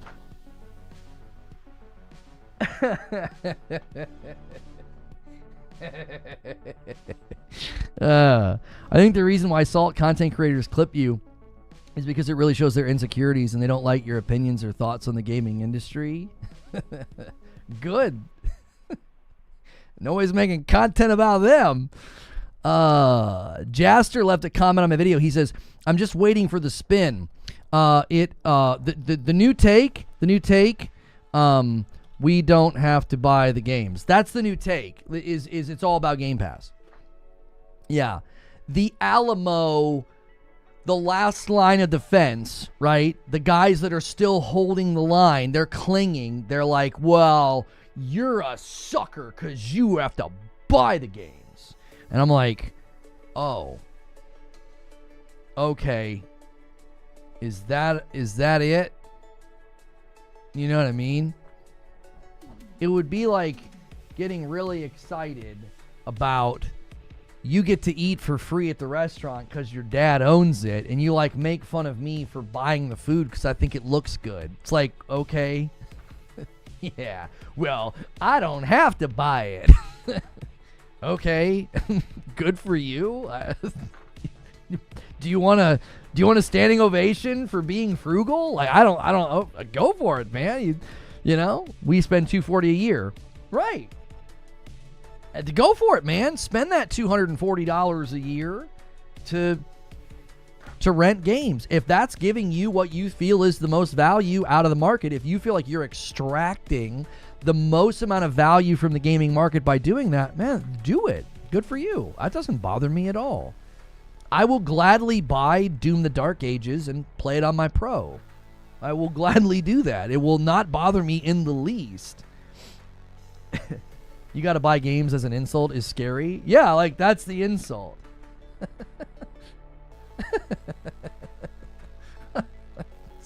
Oh no. They got me. I have to buy more games.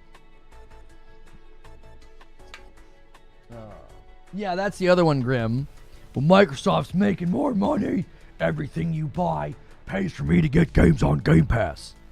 Wait, hang on a second. We throw around terms like e-beggar. We throw around terms like port begging. You're celebrating the fact that I have money to spend and it helps you not spend money.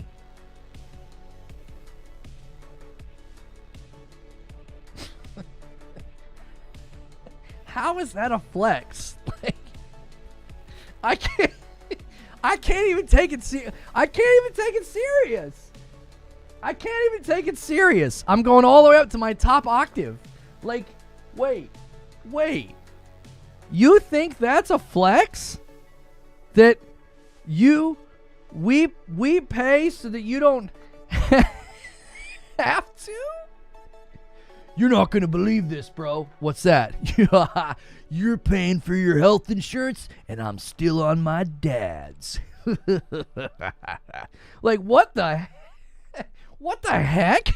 That is some weird energy, bro. That is weird,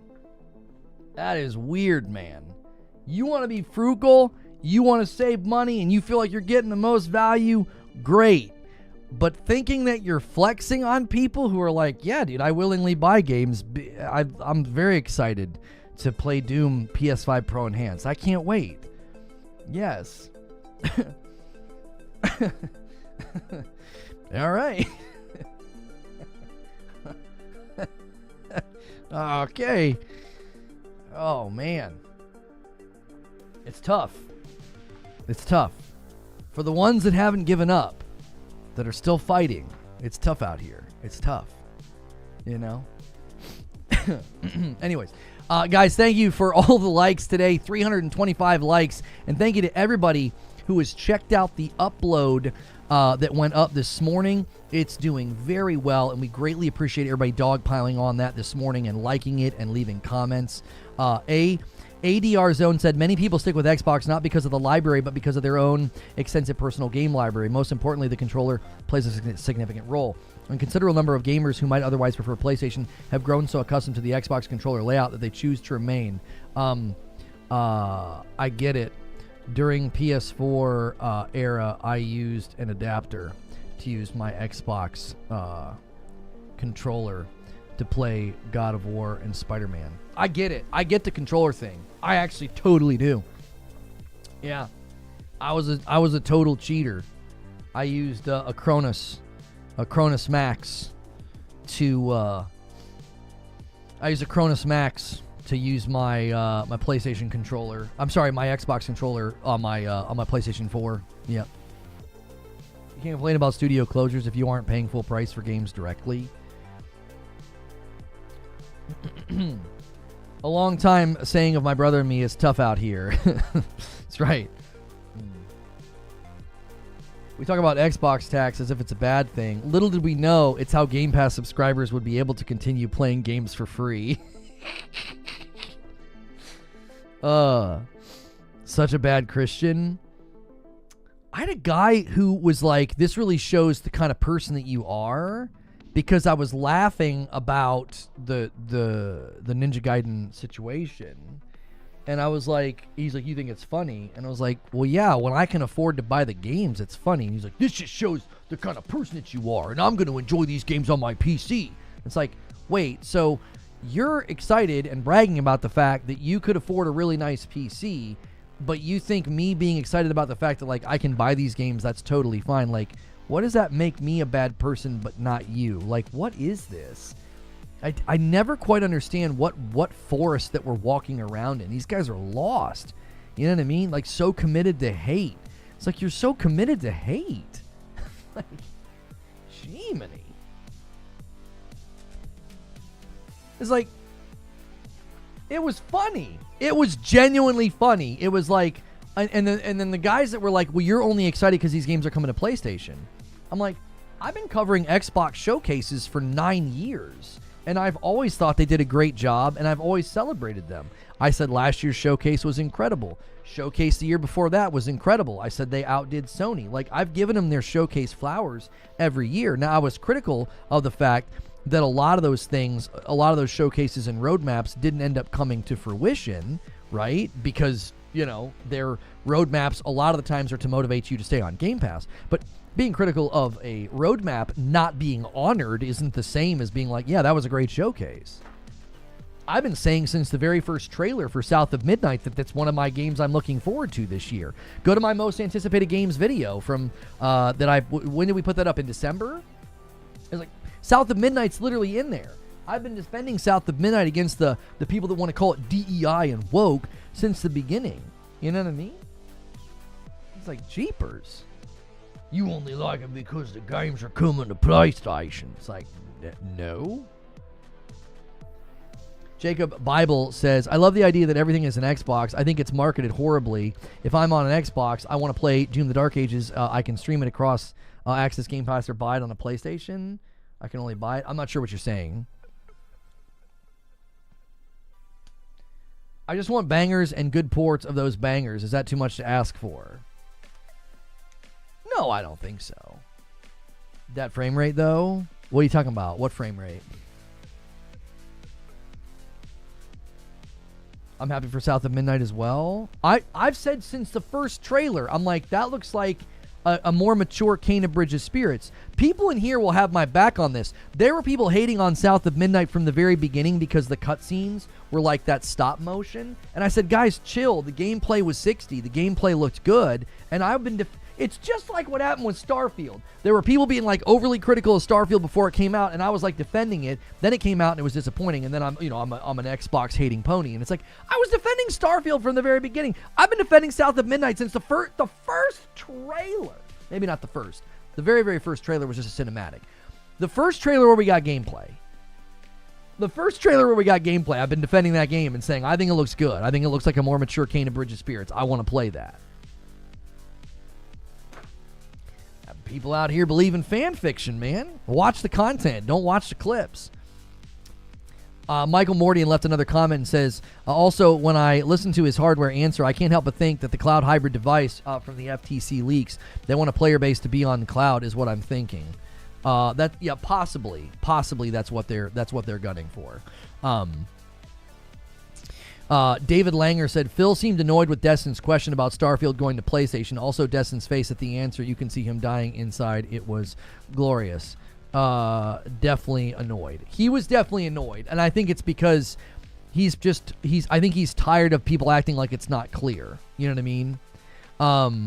Jose Play says, I bought an Xbox so Lono could reach his comment. Okay, I actually didn't buy one. My current Xbox One S is only here for the Blu-ray media.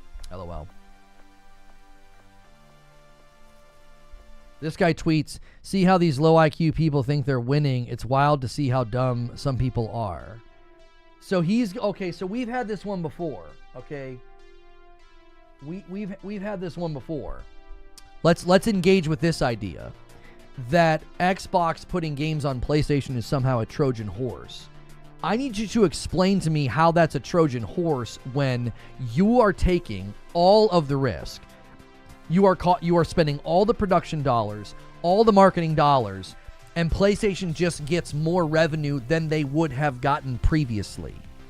So previously, when games like Gears and Halo stayed over on your platform, that was revenue that they could never tap into, and now they just automatically get more revenue. They don't have to pay to publish it, to market it, to make it. They don't have to take on the operating costs. They don't have to worry about profit margins. They just get revenue sources that were previously not there. Now, you want to reference Troy and putting, the Trojan horse into the city to sabotage. I'll do you a better analogy. In the movie There Will Be Blood, when he goes, drainage, my boy.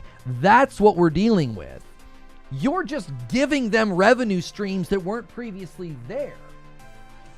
This is no Trojan horse. This is no infiltration. This is capitulation. This is not an infestation. This is abandonment. They're abandoning the idea of we're going to have our own stuff. You're just giving them just new revenue streams that weren't previously there. That's not infiltration. It isn't. What are they going to do? What are they going to do? Ship all these games on PlayStation, and in 5 years, all the games are going to go, surprise, and they're going to, crash the PlayStation Network and, pop out and be like, gotcha! What are they going to do?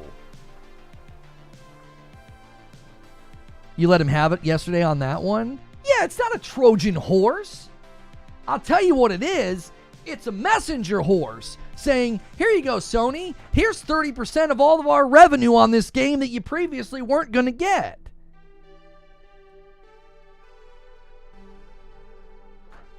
We went from, it's never going to happen, you're port begging, to, yeah, you guys are dumb. This is a Trojan horse. How exactly do you think that's going to work? I need that one to be explained to me.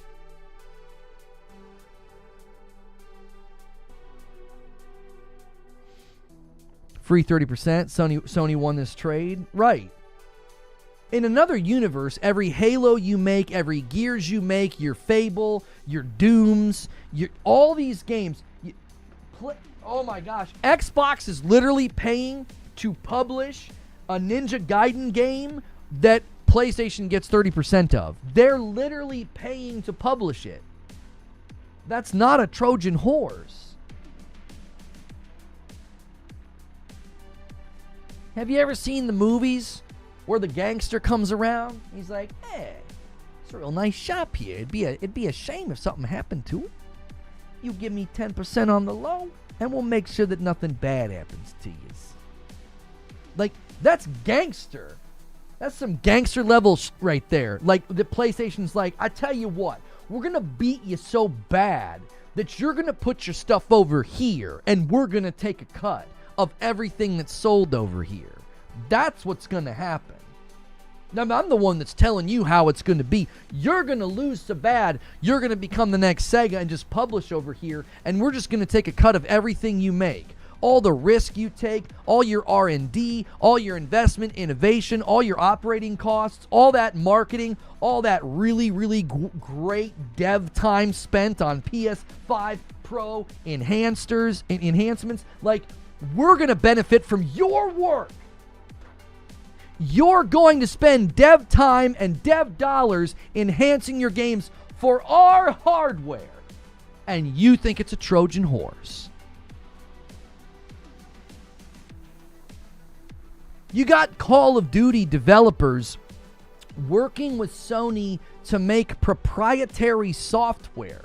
Anti-lag VRR is in Black Ops 6 on the PS5 Pro. You literally have them making PS5 Pro enhancements for their games. They're spending dev dollars and bandwidth. They're spending Microsoft's money to make games better for the PS5 Pro, and you think it's a Trojan horse.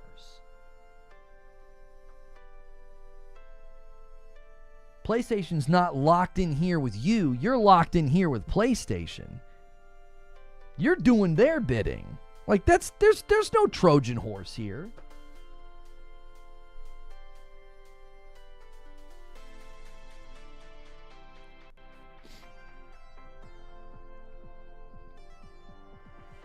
And we're going to take that money, we're going to put it back in our hardware and games. Yeah, Phil Spencer already explained this. It's like they take money that they make and they invest it in making things hard on us. And now you're going not hat in hand, you're going checkbook in hand saying, yeah, we're going to give you money basically on every game that we originally would have kept to ourselves.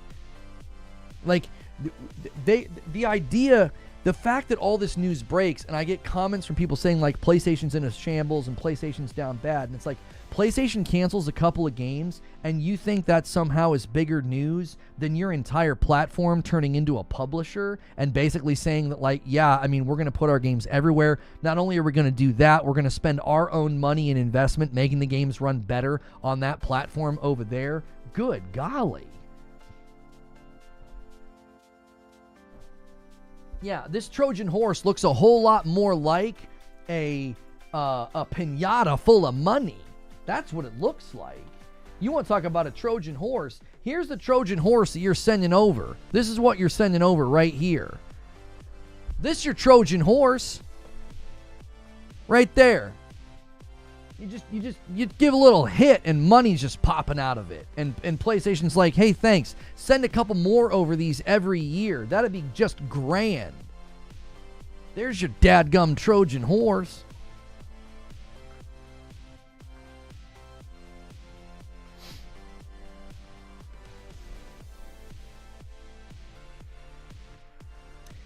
Next Doc left a comment on the video. No one wants an Xbox. It doesn't matter. It don't matter. Them services are teraflops. You can keep that little Game Pass. We good? Oh, that's from a song. Apparently, they put together a little rap, I guess. All they do is talk about Xbox. Xbox is main headline news. Cry more. Buying an Xbox at this point is more just for someone that enjoys that ecosystem. Seems like if you want better quality resolutions, PC or PlayStation 5. PC or PS5 Pro for sure. Yeah, no doubt. No doubt. Why is the Defense Force out here trying to defend what Microsoft's Xbox is telling you that they are doing? All right. The quickest way to tell that you're dealing with the sucker is when they never stand up for themselves, right? The quickest way to spot a chump in the room is the one that never stands up for themselves. And the fact that we've spent these last 5 years watching this happen, and you just watch people, they just get in line and they act like it's okay and they act like it's just fine. They celebrate it, defend it, or try to spin into some kind of a positive. What a sucker chump move. Just 10 levels of being a chump. Like, you can't defend yourself. You can't be like, man, I really don't like this. I really don't feel like I've been valued as the consumer. I feel like I've been put in the back seat. You're like, no, it's all fine. It's all good. I'll keep defending the brand.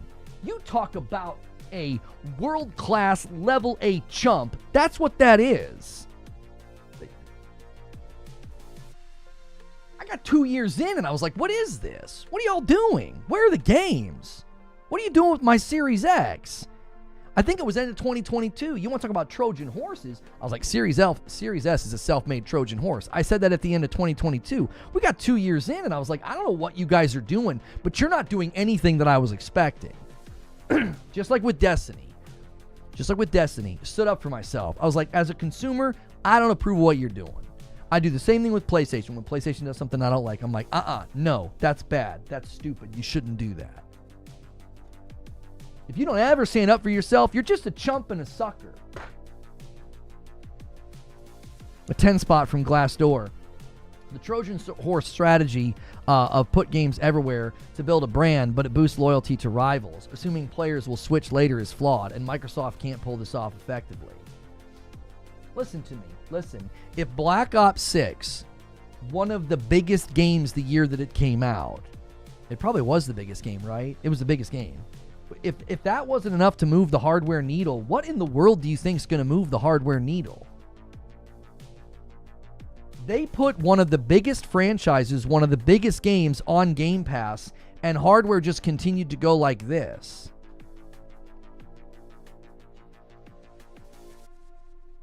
You know what I mean? Learn to talk into your mic. I move around a lot. I don't learn to get used to it. I don't want you want me to stay right here all day, every day. I move around a lot. I'm hyperactive. You know what I'm saying? Sometimes I have to lean over and grab the mouse.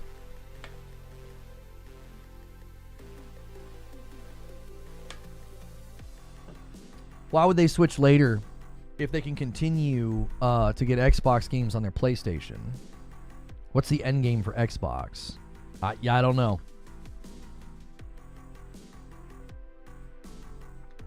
I don't know. I did make some changes to my mixer. I wonder...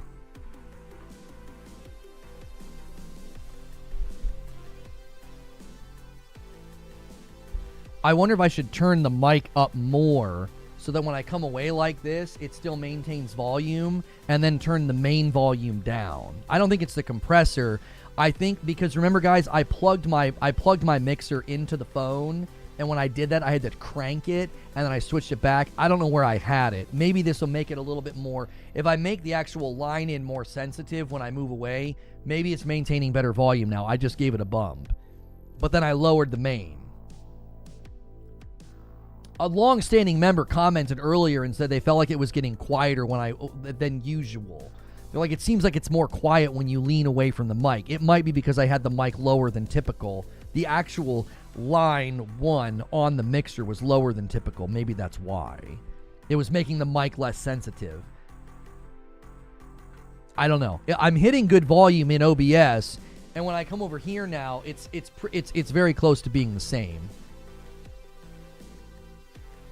Microsoft is now a publisher, and their devices will be like the people who want to buy a Microsoft Surface instead of Lenovo or an HP.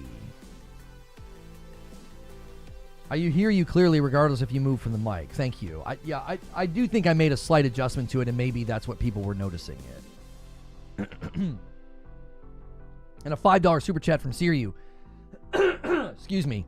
It's better for Microsoft to play along with everyone instead of sabotage like they were attempting previously. Doc been saying Sony in trouble. So, okay. I'm just going to tell you guys a little story.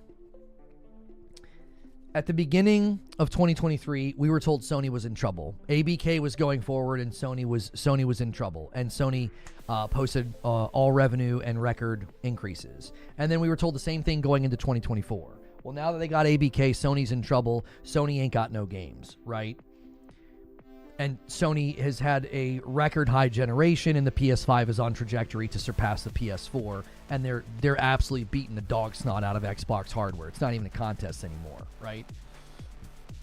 So we were told this. We were told the same thing the last 2 years, that PlayStation was in trouble and not going to do well. And then they post perfectly great revenue, perfectly great growth patterns. But because they canceled some live service games, these guys all want to run with another false narrative. They run with false narratives. That's what they're in the business of. It's why they always accuse me of lying. That's how they maintain any semblance of trustworthiness. Somebody who just looks at the facts and the stats, I've been calling it like this since the ABK merger started. Well, they label me a liar because it's the only way they can convince their audiences that, like, well, we're giving you the truth, not those guys over there. It's like every year you've said this. Every year, the pro Xbox anti-Sony crowd has said that Sony's in trouble. They've said it every year, and it never comes true. They celebrate the showcases in the roadmaps, and then the games all get delayed and ship beneath industry standards with like missing features or at 30 FPS. So like they've done this every year. They always claim that PlayStation's in trouble, and it's like the same thing's going to happen this year. PlayStation's going to do just fine. They're going to have Yote come out. It'll do great. Death Stranding 2, it'll do great. Lost Soul aside, will probably do great. You know what I mean? So to me, it's this is the same. It's a flat tire. Every year they say the same thing, that Xbox is going to win and that PlayStation's in trouble, and now they're doing the same thing. It's like, well, you guys aren't getting any games, and you're just excited to get Xbox games, and it's like, I don't know what the frick you're talking about. I am not going to have time for all these games. I'm not going to have time.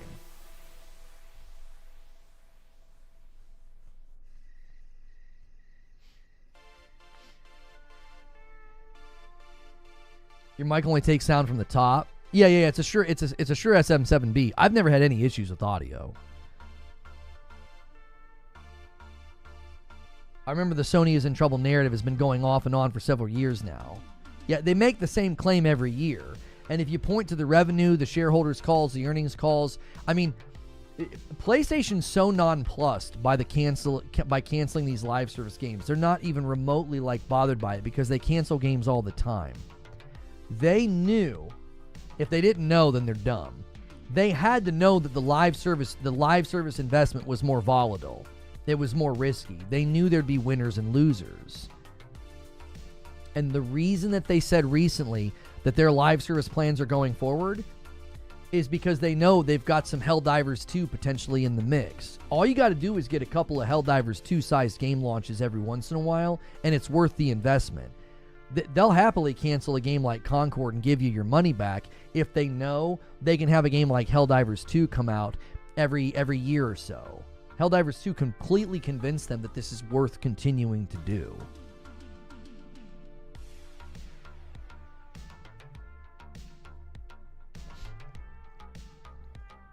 This guy says, reasons to buy an Xbox. Better Xbox community devoid of toxic Sony community. Really? Assurance that my games from last gen are playable on all generations. Back compat's important. That you get that on Nintendo Switch 2 as well as the PS5. And PlayStation's been continuing to grow the list of games that wouldn't work because there was differences between the operating systems or whatever it was. With the ones you have to play on cloud or whatever. The ability to play your game on any device. That's not true yet. Controller's still the best. That's subjective. You prefer the multiplayer games and don't really care much about Sony or Nintendo single-player games. I think that's fair. If you don't care about Nintendo and PlayStation single-player games, sure. But since all the games are going to PlayStation and Nintendo anyway, one of those games might strike your fancy. So why cut that off? Why cut yourself off from that? Game Pass is a money saver. Not necessarily. Most people buy 2, maybe 3 games a year. So if you only bought 3 games a year, that would be cheaper than Game Pass Ultimate for day and date. I make decisions based on accessibility, function, and overall value, not popularity. Having an ego about what plastic box you choose is stupid. Then why are you typing all this? I don't know why, but Xbox just seems to last very long. Still have all my Xboxes with all my friends with PlayStations, their previous versions. Did I mention the Xbox community is really cool? It's the best community in general. All subjective reasons, but perfectly fine to feel that way. I mean, those are all subjective. It's perfectly fine to feel that way. If that's what's got you locked in with them, man, go. Good for you. I don't feel like I've ever had a better experience with, what is this about Ori 3? Sorry, I'm super distracted. Microsoft has approached Thomas from Moon Studios about working on Ori 3. We had a call with Microsoft a few days ago. Let's see what'll happen. Please make Ori 3. Oh my gosh, please. Oh, I want Ori 3 so bad. Saving that one for later. All right, you guys have been submitting some questions. Let's take a look here. Oh, wait, that's one that I already answered. Hang on. Joker Quinn says, what could Xbox do to convince you to buy their next console?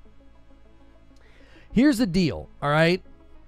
If you want me to buy the next Xbox console, it has to offer features that I can't get on my PlayStation, because you're not going to get me with games. That much is clear. You're putting the games on PlayStation 5, and they're coming Pro Enhanced, so I'm going to get better versions of your Xbox published games on my PS5 Pro. If I ever feel like playing them on my PC, they'll run better on my PC as well. So your hardware is pretty much irrelevant to me unless you can offer me a feature that I can't get anywhere else, like a very convenient console that I plug into my television and I can sideload Steam. I love all those little indie titles on Steam like Karate Survivor or Deep Rock Galactic Survivor. I love being able to play those games in my living room. That would be the only way that you get me to buy future Xbox hardware. Because if you don't do that, it's just another piece of hardware that's totally optional and easy to ignore, like my Series X is now. That's a potential. Creature. I bookmarked that one. Lona's at the perfect position to do a 4070 Ti versus PS5 Pro comparison. Yeah, but I couldn't. I'd have to run it out to my gaming rig and record over there. You know what I mean? What do you mean they have quick resume? Oh my gosh! I forgot about quick resume! The life-changing, experience-altering, so good you've got to make videos raging at me feature. What a game changer. Quick resume. Man.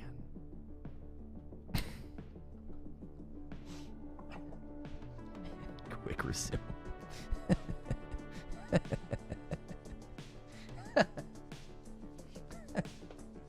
Do you know what's better than quick resume?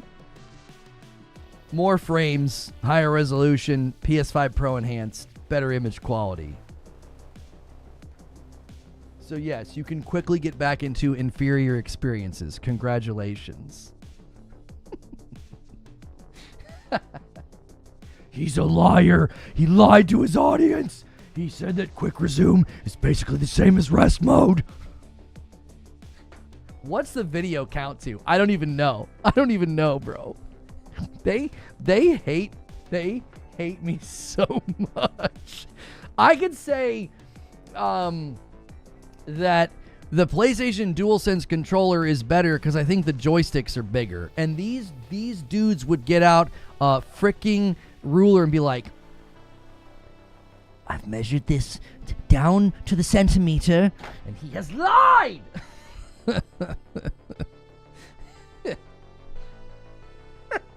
They would literally do it, dude. We went to the local college campus to use the microscopes. We had to see if Reforge Gaming was lying or not about the circumference of the joysticks between the DualSense and the Xbox controllers. And we have determined that he did in fact lie.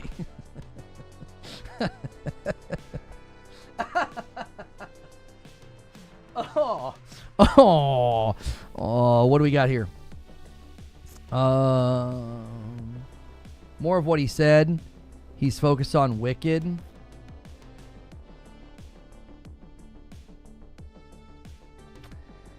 Biggest issue, story. Take all the mechanics we made for Wisp and expand upon that, but you need an incredibly good level designer. But story-wise, off the top of my head, would be fit perfectly with continue Ori's story.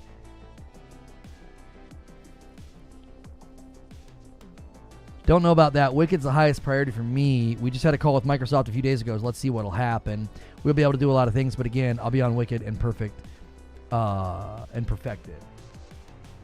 That doesn't mean that they couldn't. They still could. They could greenlight. They could greenlight Ori. They could. They could. And a single gifted from Grim bumps the line to 65. And then a 5-bomb comes in and tag teams with Siryu to get us to 70. I haven't dropped my member bomb yet. If you guys get us to 100, I'll drop the 20 bomb. You guys are incredible. Thank you so much. Hang on 1 second here. Okay. Let me read some more comments on my video. The only console worth buying is a Nintendo. Sony, if you want to play Gran Turismo. Otherwise, get a PC.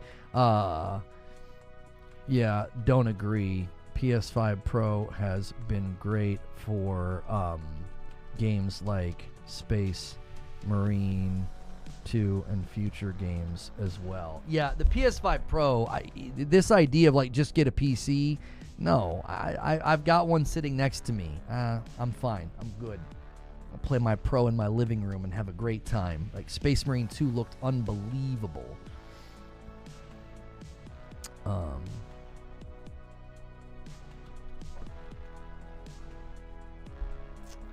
And Joker Quinn with the 5-bomb says, let's get a little 5-bomb train going. 75. I now owe you guys 15 members. You the man, Joker Quinn. Thank you. Appreciate you so much.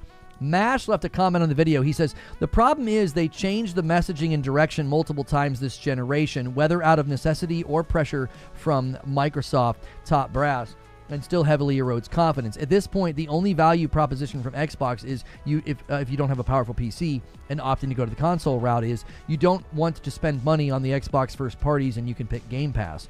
Problem with this is that now even your first party sales are from rival platforms, making the best move for your publishers to optimize for your rivals over you, since that's where the money is. To me, it just looks like a very slow roll towards exclusivity, third party without a console.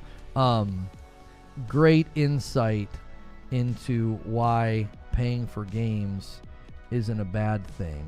We will likely get better versions, especially on the Pro. I mean, that's really great insight, Mash. Like, the developers are going to prioritize, like, our game needs to sell well over there. So yeah, Pro enhancements. You got to have it running great on the PlayStation. Like, I don't know. Grown men console warring. No wonder Bungie banned you. The interesting thing is that you're in my chat, and I'm not console warring. We're discussing the future of Xbox's plans and why I would or wouldn't buy the hardware, and why I'm now more happy over here, and previously I was more happy over there. Like, that's not console warring. Discussing LOL. You created your account 4 minutes ago and you want to get self-righteous? Please ban. I'll happily ban you on your alt account. See, you just told everybody here, 646 people, that you are a coward and a liar. Like, you could spend your day doing something else. I mean, telling a bunch of people, hundreds of people, that you have zero character and integrity. Like, a 4-minute-old account and you want to get self-righteous. The lack of self-awareness is always interesting to me. It really is. Like, you can't get self-righteous when that's what you're doing. Like, when your behavior is that of a dishonest coward, you don't really have a self-righteous leg to stand on. You're rolling around in the mud telling me I got a mustard stain on my shirt. The almighty quick resume, that's right.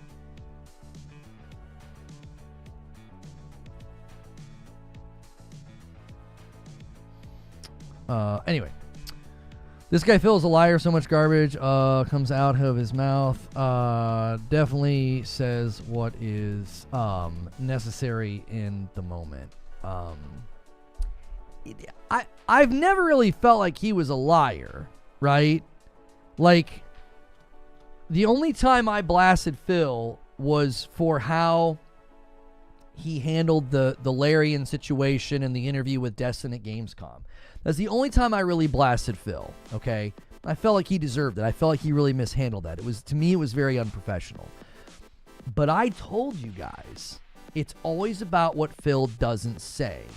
And I had so many people make fun of me for this and said that I was coping. Well, who's coping now? Who's coping now? I told you guys during that podcast last year, I said, it's all about what he doesn't say. Are these 4 games Indiana Jones and Starfield? They are not Indiana Jones and Starfield. And I told people, I said, that was so slick because he specifically is speaking to those 4 games, so there's no lie in Pippin's eye. There's no lie in what he says. He was telling the truth. And he knew you dog whistle lapping losers would be like, see, Reforge, there's not coming. And then months later, he lets Jeff Keighley announce Indiana Jones coming to PlayStation. Being slick and misleading is a form of lying. I'm not going to get into the particulars and the nuances of whether or not it's a willful form of dishonesty or if it's something that's required of him given his position. He has to say the things that he says in those moments. You know what I'm saying? In any case, I told people back then, I said, y'all are not paying attention. It's like when the CFO said, we're going to start putting our games on platforms that we consider competitors, and Phil goes and does an interview with Windows Central, and he only speaks to Game Pass. And everybody ran with that like a victory. Yep, see, CFO should shut his mouth. CFO doesn't know what he's saying. CFO should be quiet. And it's like, Phil didn't say anything about first-party titles. He only spoke to Game Pass because he's slick. He is super slick. And gullible fans fell for it.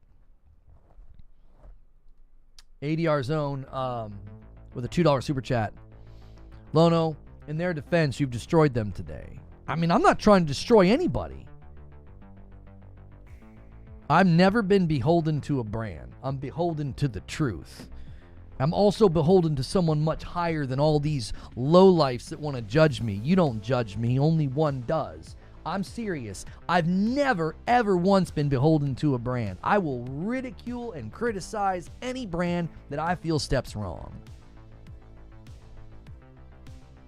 He didn't lie. You could argue he was dishonest, but he didn't lie.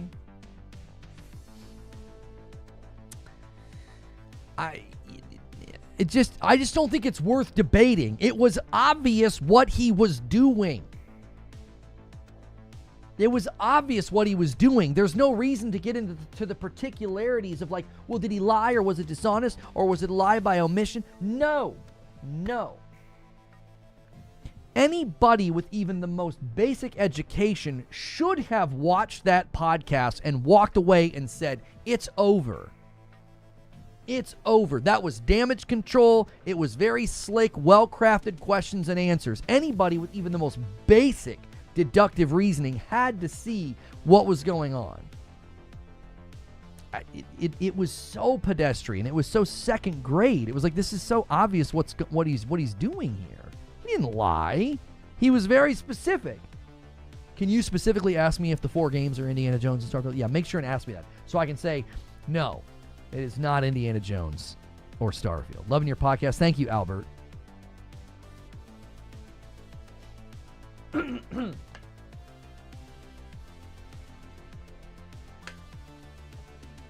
So to me, it just isn't worth it. It's like, why even bother debating it?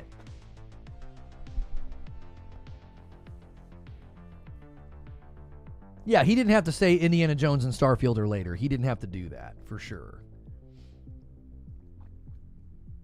But at that point, he had to have known other games were coming, so he knew he was being deceptive.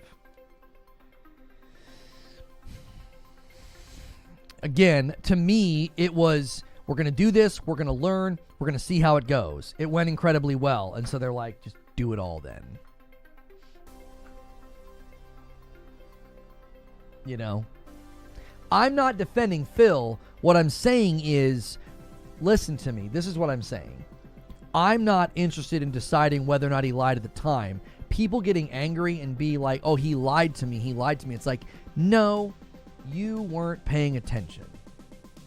You weren't paying attention. That's on you. Your own lack of deductive reasoning is the problem. We've got a brand new co-op trailer here from Split Fiction. This is from the guys, Hazelight, that made It Takes Two, which was the Game of the Year award winner 4 years ago. They've dropped a brand new trailer of the co-op gameplay. I cannot wait to play this with my wife, with my kiddos, with Hilly. Oh my gosh. Their games are just such a joy to play. This looks so good.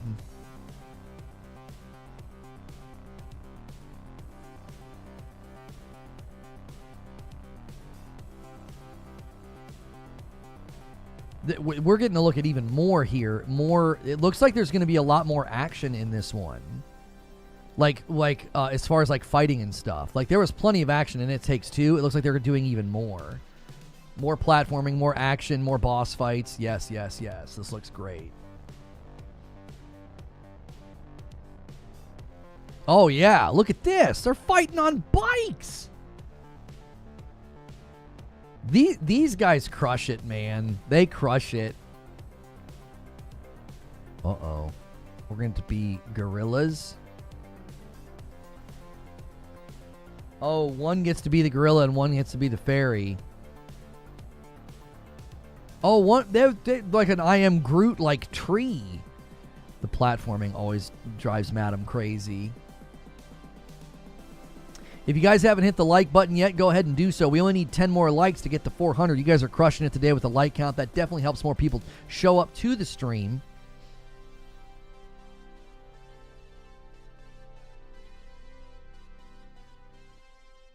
If the statement isn't false, it can't be a lie.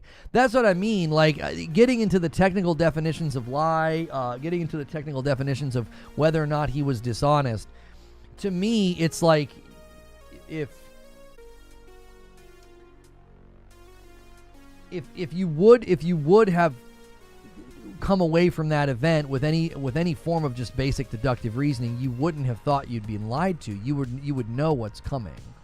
March 6th for Split Fiction, man. Such a strong start to the year. So many games.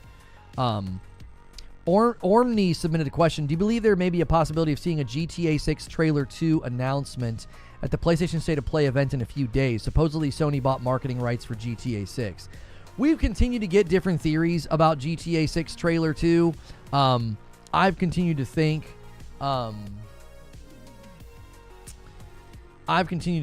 that they're going to do it on their own, and I think the 30th before the earnings call is a pretty good theory from what we recently looked at. We need a deeper analysis here. Somebody on Reset Era is claiming PS5 Pro outshines PC in Final Fantasy VII Rebirth graphics comparison. I wonder how Digital Foundry is going to spin this one. Digital Foundry doesn't spin. Jiminy Christmas.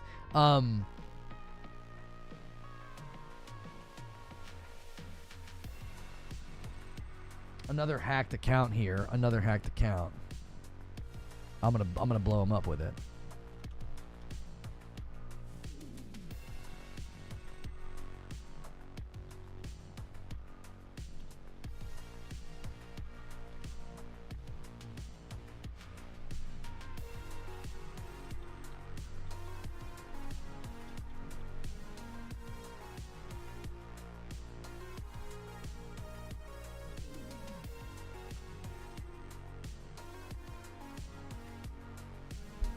I said, let me guess. I need to go to docu-fast.com and download an exe file. Too many bots lately. If this is real, please use my email.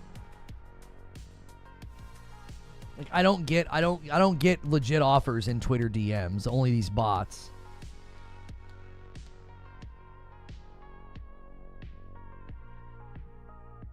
What are you guys saying in chat? No way I'm giving you a like. You're toxic to Xbox.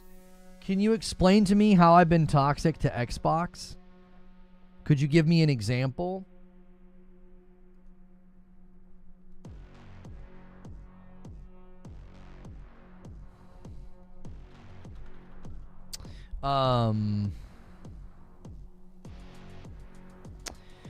What's the determining factor for me purchasing a console? Scene Flexing left a comment on my Why Buy an Xbox upload. If you guys haven't checked out the Why Buy an Xbox upload for me, be sure to check it out. I break down a lot of Phil's comments as well as even Matt Booty's comments from the podcast last year. For me specifically, it always comes down to the controller, and DualSense wins every time. Hated PS4 controller. Love the DualSense. Yeah, I did not like the PS4 controller, and I've been very, very pleased with the DualSense. There are many reasons that someone would buy an Xbox Legacy Games Library, where their friends play, Game Pass, controller. What I think is interesting, says Connection88, is that my two brothers, 3 of my friends, and 2 coworkers all bought new consoles recently to play NCAA Football 25, and they all bought an Xbox. None of them considered anything else. Thinking price was a factor for sure, maybe muscle memory from owning Xboxes previously, like the 360, but I think there is a large crowd that will find the lowest barrier of entry to get into the next gen, and Xbox is definitely serving that crowd. Not in great numbers, though. Hardware continues to fall for Xbox. Yeah, but not in great numbers. I don't... Yo, what's good, Purple Haze? I don't think in great numbers. I don't think you're seeing a ton of people lining up to do that. I really don't. I think a lot of people have moved on because their hardware numbers show that. Now, this guy here, Harlem, New York, says, there's one thing that makes the whole new direction work and will have them looking like geniuses. That is, the next Xbox should be the most expensive as well as the most powerful by far.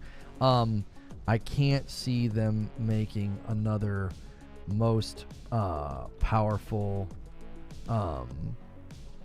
console push. The priority isn't there, according to Phil.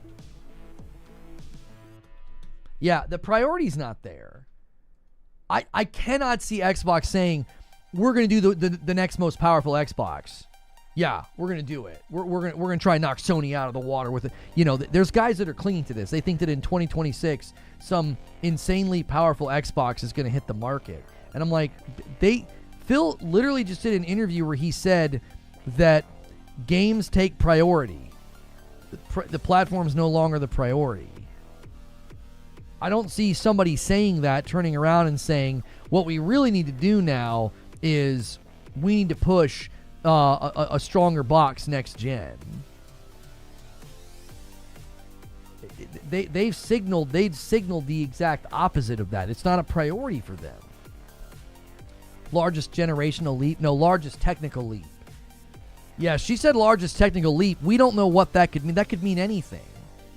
They could say, this is the first console to ever offer and it could literally just be, I don't know, some synergistic relationship with cloud or Steam or who the frick knows. And they could say, this is the biggest technical leap we've ever done in a console. It doesn't mean you're going to get the strongest, the strongest console in the market. That doesn't, listen, if they do it, I will be shocked out of my chair if they come out, no more 2-tier box, single box, and it runs the power narrative. I will be blown away if they do that. They're signaling the opposite.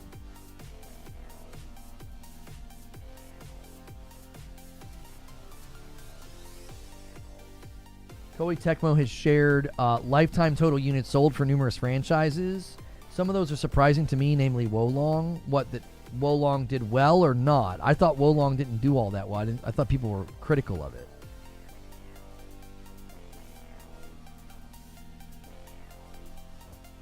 The people in that ecosystem are more mature and less insufferable. Sure, I spent all my COD days on 360 and Xbox One. Super not toxic. LOL. Yeah, right. Yeah, right. I spent my 360 era and Xbox One era playing an awful lot of Call of Duty. And I heard a lot of really nasty things. Yeah, you think Xbox is better? Dude, Xbox's community is just as toxic as any gaming community, to the point that they were monitoring people's voice chats and messages and banning people for saying mean things. Like, that's how bad it got. What are you talking about, man? I don't think Xbox has ever been some haven of really nice, righteous people. It all depends on who you surround yourself with, right? But man, I'm here to tell you, bro. If there's one thing I know about Xbox, it's that when I played on there during the Xbox era, during the Xbox 360 era, and the Xbox One era, woo, man, it people did not hold back. They did not. It got spicy regularly.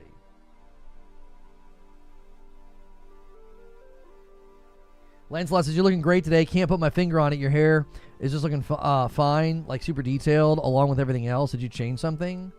Are you being cute? Are you? Yeah, I mean, we changed the rig. I'm streaming on AV1 at a higher resolution and a higher bit rate. So yeah, it should look significantly better.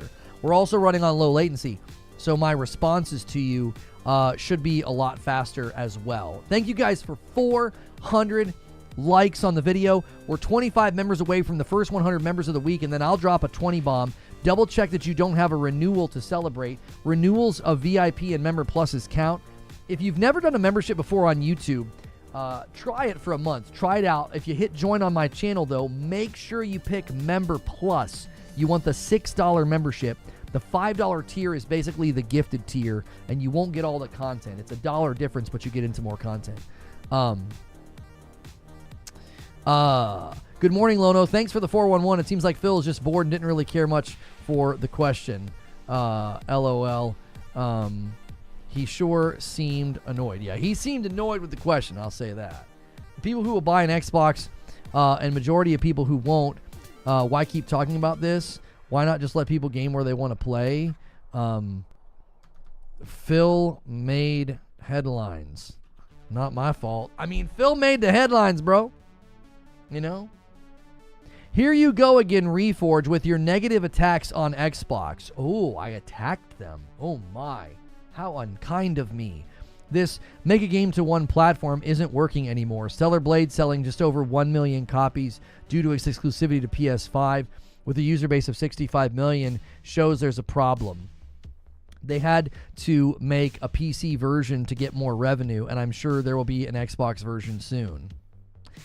You seem to forget that Square Enix going multi-platform for the failure sales of their titles on PlayStation through money hatting, the situation with Pearl Abyss declining to make Crimson Desert timed exclusive. Developers need revenue. Imagine accusing me of attacking Xbox and then running with false narratives and misrepresented data points. Like, you want to accuse me of attacking Xbox, like, you're literally just using all these misrepresented data points to argue that, like, yeah, everything's going multi-platform. Okay, sure, talk to me in 5 years when it's still not happening for Nintendo and PlayStation. Insomniac with a $5 super chat. Oh, look at you, Mr. 1440p low latency man. Somebody trying to show out. One more super chat for Confetti. Thank you so much, Insomniac. And there it is, Confetti from Insomniac with a $5 super chat tip. My celebrations of your super chats and your gifteds I will gift a member. They should be a lot faster now. They really, really should. They should be a ton faster. If you guys feel like experimenting with it, go ahead. I'm going to be... Nope, Zubair is the agent of chaos with his VIP renewal. He says, witness me. Marvel says, sup, Lono? How's the PC treating you? It's fantastic. And you guys just bumped the member line to 77, and I'm going to bump it to 78 because of the super chat goal getting hit. Thank you guys so much. Like, running with these false narratives about, like, well, multi-platform is the only way for it to work and these games aren't making enough money. Number one, that's not true. Stellar Blade has never confirmed that, like, oh yeah, we didn't make enough money, we got to do a PC version. False, not true, completely made up. So you're just out here lying to achieve what? Square Enix has done their own self-assessment and they think going multi-plat's the solution. We'll see how that goes for them. We'll see. Everybody else is not saying that. They're not. Spider-Man 2 topped the sales charts, exclusive. Astrobot topped the sales charts, exclusive. Like, there are plenty of examples of games that go exclusive. For every example of you have a game that you feel like it failed because it wasn't multiplat, I think there's even more examples of games that were exclusive that sold just fine. Rise of the Ronin, perfect example, was like the highest selling Team Ninja game to date. Exclusivity didn't seem to hurt it, did it?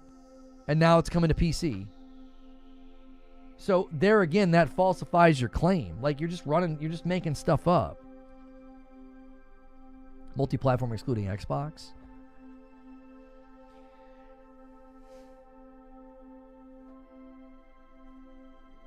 Xbox is going multi-plat. What's that say about Xbox? Yo, Ravenous Gojira with 30 months and a member plus. Just pre-ordered Helldivers DualSense. Can't wait to play. It Takes Two Split Fiction with the wife. Looks so good. Bumps the line to 79. Thank you so much. By that twisted logic, every multiplat should sell 100 million copies. It's so stupid. Right. Do we need to talk about Dragon's Dogma 2 sales? It went multiplat, and it sold similarly to Final Fantasy 16. Should we talk about that? Doesn't that mean that multiplats are also a failure? I mean, based on your logic, when you have millions upon millions upon millions of users and you only sold like whatever it was like 3 million, right? It was Dragon's Dogma sold like the same amount. Dragon's Dogma 2, 3 million sales, right? They sold 3 million copies in 2 months in the same time period that like Final Fantasy 16 sold 3 million copies. So take that and put that in your false narrative pipe and try to smoke it. You can't. It doesn't make any sense. It's like, well, Dragon's Dogma was a multi-plat game, and it was available to an ocean more of users, and it sold 3 million copies in 2 months. Final Fantasy 16 sold 3 million copies in the same time frame. What are we even talking about here?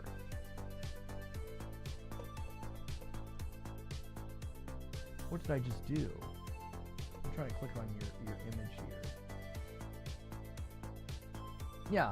Top selling games in December last year. Astrobot, exclusive. Marvel Spider-Man 2, exclusive.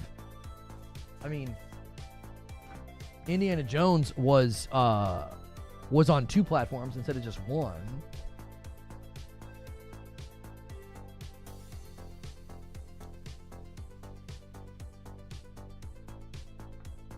Rise of the Ronin was multi-platform too. It was on PS3. Graphics check out. Are you just dogging the graphics?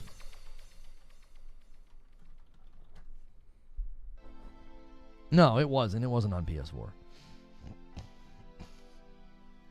No, Ronin was on PS5. But again, according to their logic, when you do that, you're setting a game up to fail. Don't you see? You don't automatically get more results. These guys always run with this logic, and it's like they always cherry pick. They always cherry pick stats. They'll run to something like the situation with Square Enix, and it's like, dude, or like Stellar Blade, and it's like, well, Rise of the Ronin was Team Ninja's like best-selling game so far, and it was only on PlayStation 5. Like, what are we even talking about? There is not some like automatic recipe for success, like pitting exclusivity against multiplat.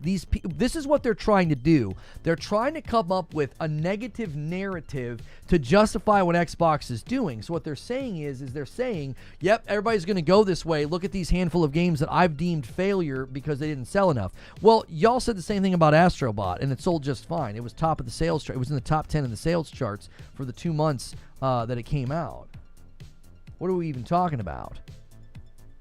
Like, but I thought it was a failure. It didn't sell enough copies. And what they'll do is they'll cherry pick another stat. They'll say, well, it only sold 1 million, and there's this many million, there's 65 million PlayStation 5s in circulation. Okay, well then can you explain to me why the adoption rate of multi-plat games is so dadgum low as you put it on both Steam with an enormous user base and PlayStation and Xbox? Like, there's plenty of multi-plat games that aren't getting a higher saturation to the user base. So if you're going to use the user base versus sales ratio to claim failure, then you have to be consistent and do that with any game that goes multiplat, and you're going to call them all failures because your logic is bankrupt and it doesn't make any sense. A game's success is not pitted against the user base, it's pitted against the operating costs of the budget versus the margin of profit that they tried to get. This is why Dragon Age Veilguard missing its targets is bad, because it's like, that was a big project, that was a multiplat game, and it failed to hit its targets. But I thought multiplat was an automatic, recipe for success and more money. No. Square themselves pointed out other failed projects, not as losses, and the HD games were the ones that turned to profit. Funny how people leave that out. Final Fantasy 15 sold 1 million on Xbox and PC, 10 million on PlayStation. Yeah, it's always the stats are always cherry picked and misrepresented every dadgum time. Every dadgum time. They're not committed to truth and accuracy. They're committed to a narrative.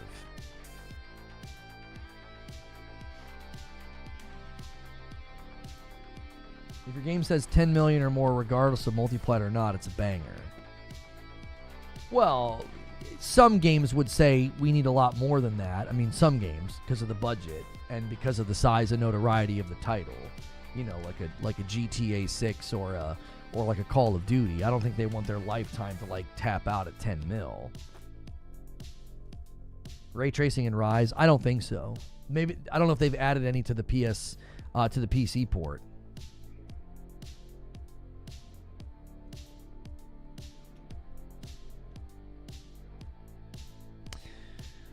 The capabilities of the hardware, and he wants hardware to win. Come back here in years' time when the new Microsoft hardware is out. I can already smell the salt. Quick resume. Sure. They deprioritized their own console this gen, but next gen, that will be the winner. Wait until, the motto of the Xbot. That's the Xbot motto, is wait until. They literally deprioritize their console this gen. But yeah, next time, guys. Next time.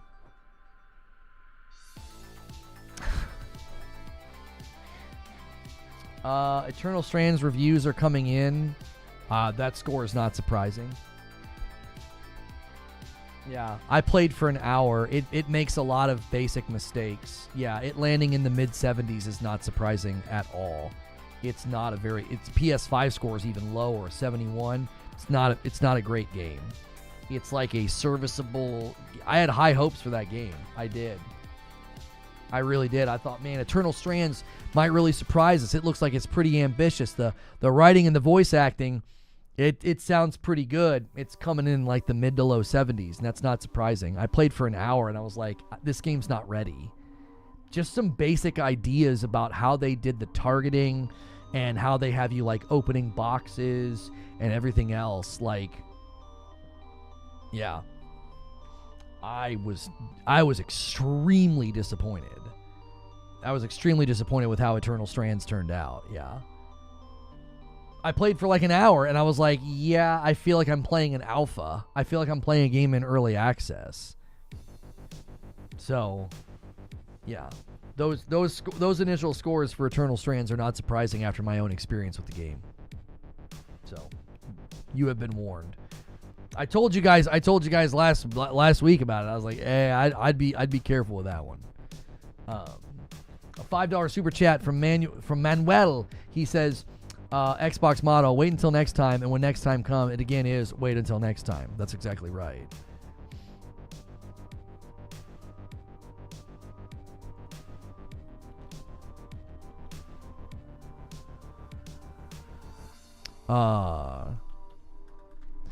This guy built a library from 360 era to the Series X, and I'm done with them. This guy says, here's something that might blow your mind.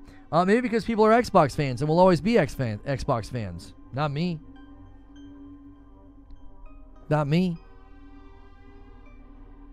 You earn my money. You don't get loyalty from me. You get money from me. I'll give you my money when I get value. I'll give you my money when I get what I was promised. I don't give loyalty to any brand. I don't. If PlayStation came out tomorrow and promoted a first-party game that was going to be at 30 FPS, I wouldn't buy it.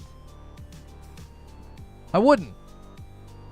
Because you don't get loyalty from me. You get money from me. That's what you get.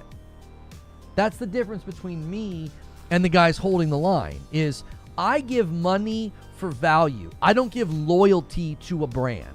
I don't. I don't care what PlayStation does. If they end up deciding that the PS6 doesn't need to push thresholds of performance and give me what I want, and there's some Steam console I can put in my living room that gives me better performance, I probably would start using that. Because I don't give a frick. I don't care about the platform.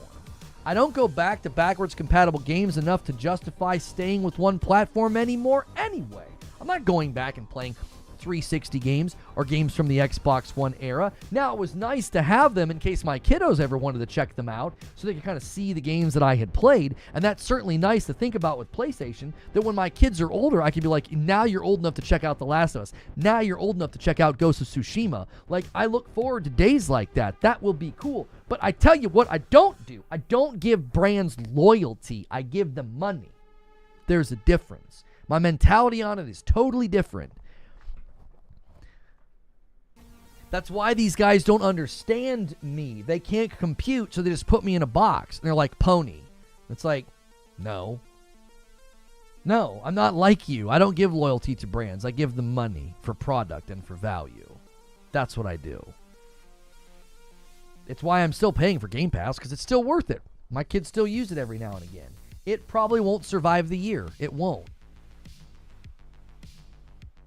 It won't survive the year.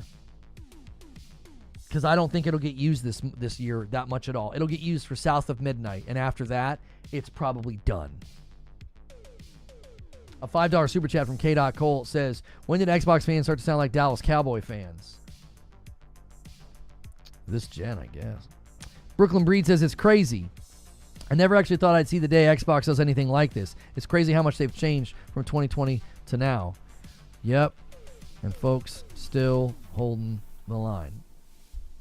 They can go with Sega at this point. I'd buy an Xbox just to make you cry. LOL. I don't care what you buy. I don't care what you buy. You can buy 10. Make a bed out of them. I don't care. Why would I care? Why would I care? Decorate your house with them. I tell you what, I'll sell you my Series X. You can have mine.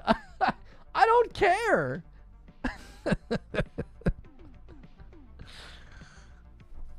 I always maintain that I support PlayStation because they make, publish, and partner with the games that I want to play.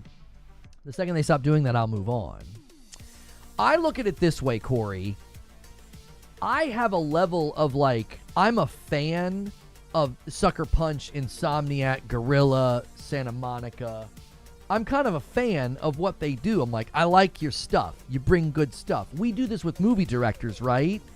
If a certain director makes a movie, like when Tarantino makes a movie, you know, you're like, oh, that's gonna be a banger. If John Williams does the score to a movie, you know it's gonna be good. So, like, I have that level of fandom for the devs because they've proven themselves to make good stuff. You know, if the guy that did the original soundtrack for Ori is making the soundtrack to a game, I get excited because the soundtrack for Will o' the Wisps is immaculate. When did you make the switch to multi-platform? This gen is when I was more multi-platform. So it was an evolution. I started my streaming career and I only played Destiny on the Xbox One, and I used the Kinect camera to stream. And then my stream sent me a PS4 because they wanted me to make extra characters on PlayStation to play with them. So I did. That's all I used the PlayStation for. I didn't build a library. Then I bought a PS4 Pro because I really wanted to play God of War 2018 and Spider-Man, and I hated it. It gave me headaches because of the 30 FPS, because I was used to playing Destiny and Fortnite on my PC at the time. I abandoned consoles because I wanted 60 FPS. So from 2018 to 2020, I was maining a PC. I've never been loyal to a platform. That's what these losers do not understand. They don't get it. Because they only think in like small-brained tribal ways, so they can't compute anything outside of that. It doesn't make sense to them. It's like trying to teach a kid who just learned addition, like complex arithmetic or calculus. They're like, I don't know what any of that is. They look at me and they don't know what to do with me. It's like I was Nintendo, then I built my own PCs from like early college years, like 2002 to about 2007. So for about 5 years, I was building my own rigs, building rigs for my friends and my brothers. And then I got married, and then I went to play some games, and I was going to have to upgrade my processor. I needed like a quad core processor, I think, and it was going to do a cascade of upgrades. I was going to have to get a new motherboard, new everything. And I was like, I'm tired of this. Friends that I worked with were like, we're going to get these Xbox 360s and play Call of Duty World at War. Do you want to in? And I was like, dude, I'll get one. I switched back to console. So it was Nintendo, PC, back to console. And then it was, oh, I'm not getting 60 FPS on console. I switched to PC in 2017 all the way to 2020, and I mained PC for Destiny and Fortnite, and all of I played tons of games on my PC at the time. That's where I played my games because I wanted 60 FPS. Then, when the Series X came out, I was going to switch back to maining Series X because I wanted to go back to console again. And I wanted to go back to all my library because Xbox was touting FPS boost, and they were touting backwards compatibility. I've got streams on this channel, I'm fairly certain they're still here, where I was showcasing FPS boost. FPS boost. Yeah, I have a stream of Titanfall 2 in 2021. 1 year into the gen, I was streaming FPS boosted games. I think I did one of Battlefield as well. I want to say it was Battlefield 1. Was it Battlefield 1? I can't remember.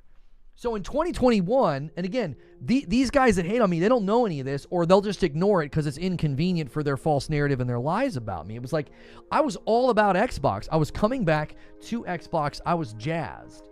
And then we got to the end of 2022, and my entire tone changed. I was like, I think the Series S was a mistake. I think it was a self-made Trojan horse. I'm not getting the things I was promised. We walk into 2023, and I'm in full-on critical mode. I'm like, this acquisition's stupid. It's a mistake. It's not going to be good for the market. It's not going to be good for the consumers. As we get to the end of 2023, I start saying, I think they're going to implement a software strategy. I said, Microsoft is a software company. They're spending $70 billion. They're going to institute a software strategy. They're going to put their games everywhere. They're going to switch into a publisher. I got called an idiot. I got called all these names because I made content saying they're going to switch into a publisher. And then all last year, I was like, I heard Starfield's going to PlayStation. You're an idiot. You're a loser. You're dumb. You make fun of Lono, call him a retard. Then they do the Xbox podcast.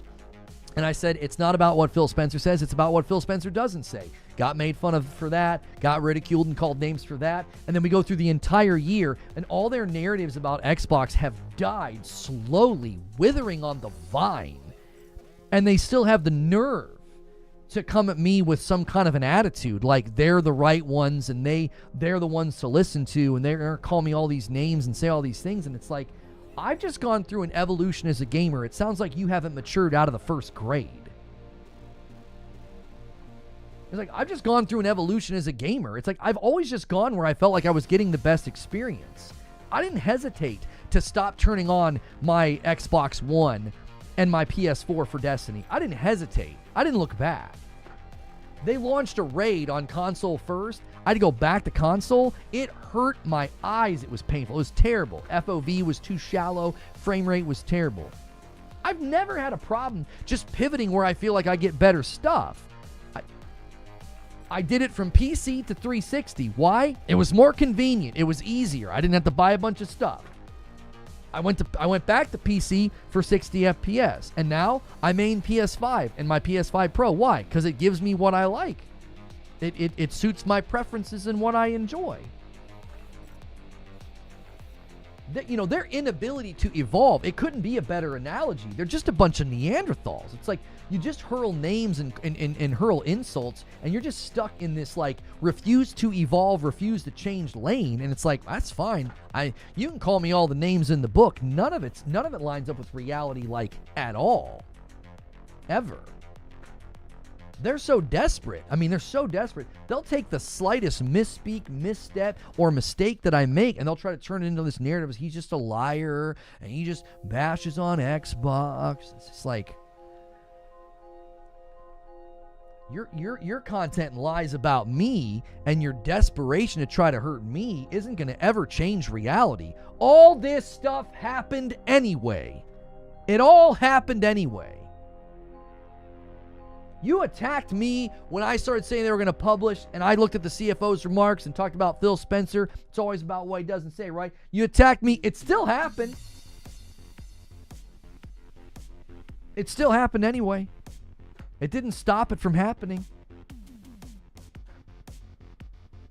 You calling me names is never going to change reality. It isn't. It still happens. Like, it couldn't be funnier. It's like all the Starfield bluster, and then Phil gets asked about Starfield, and he's just like, no. Almost annoyed with the question. He's like, no. Why would... I'm not going to fence around any game. I'm not going to do it. So, it's like, to me, it's easier to measure... I think it's easier to measure the value of a game and a company when you're not beholden to them. It seemed like he answered that no in a tone because Destin snuck that question in without agreeing to it. I don't think Destin would be that reckless, given that he's wanting to kind of jettison out and do this thing on his own. I don't think he would do that. You don't want to burn that bridge. If you do a pre-interview and then you break the rules of the pre-interview, that's a bad choice, especially with someone like Phil. I don't think that he did that. I think that Phil maybe was like okay with questions about that. Maybe he didn't expect it to be specifically about Starfield. I don't know. He did, I will admit, Phil seemed genuinely irritated. He did. He was just like, no.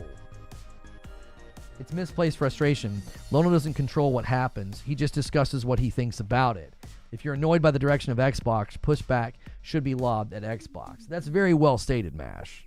That's very well stated. Hyde says, if he did that, he did it for a very stupid question. Good answer, but a stupid question. Yeah, I don't think Destin would have done that and then basically like burned that bridge with Phil, because they would have shut the recording off, and Phil would have been like, "Yo, what the frick, man? I told you not to ask about that." That would not have gone very well. You don't break the rules of the pre-interview. Gordon says, odd question, what's your wedding ring made of? I'm shopping for mine. I'm going with the black or platinum alloy. So I'm to the point where I just get these. They sell them in like packs.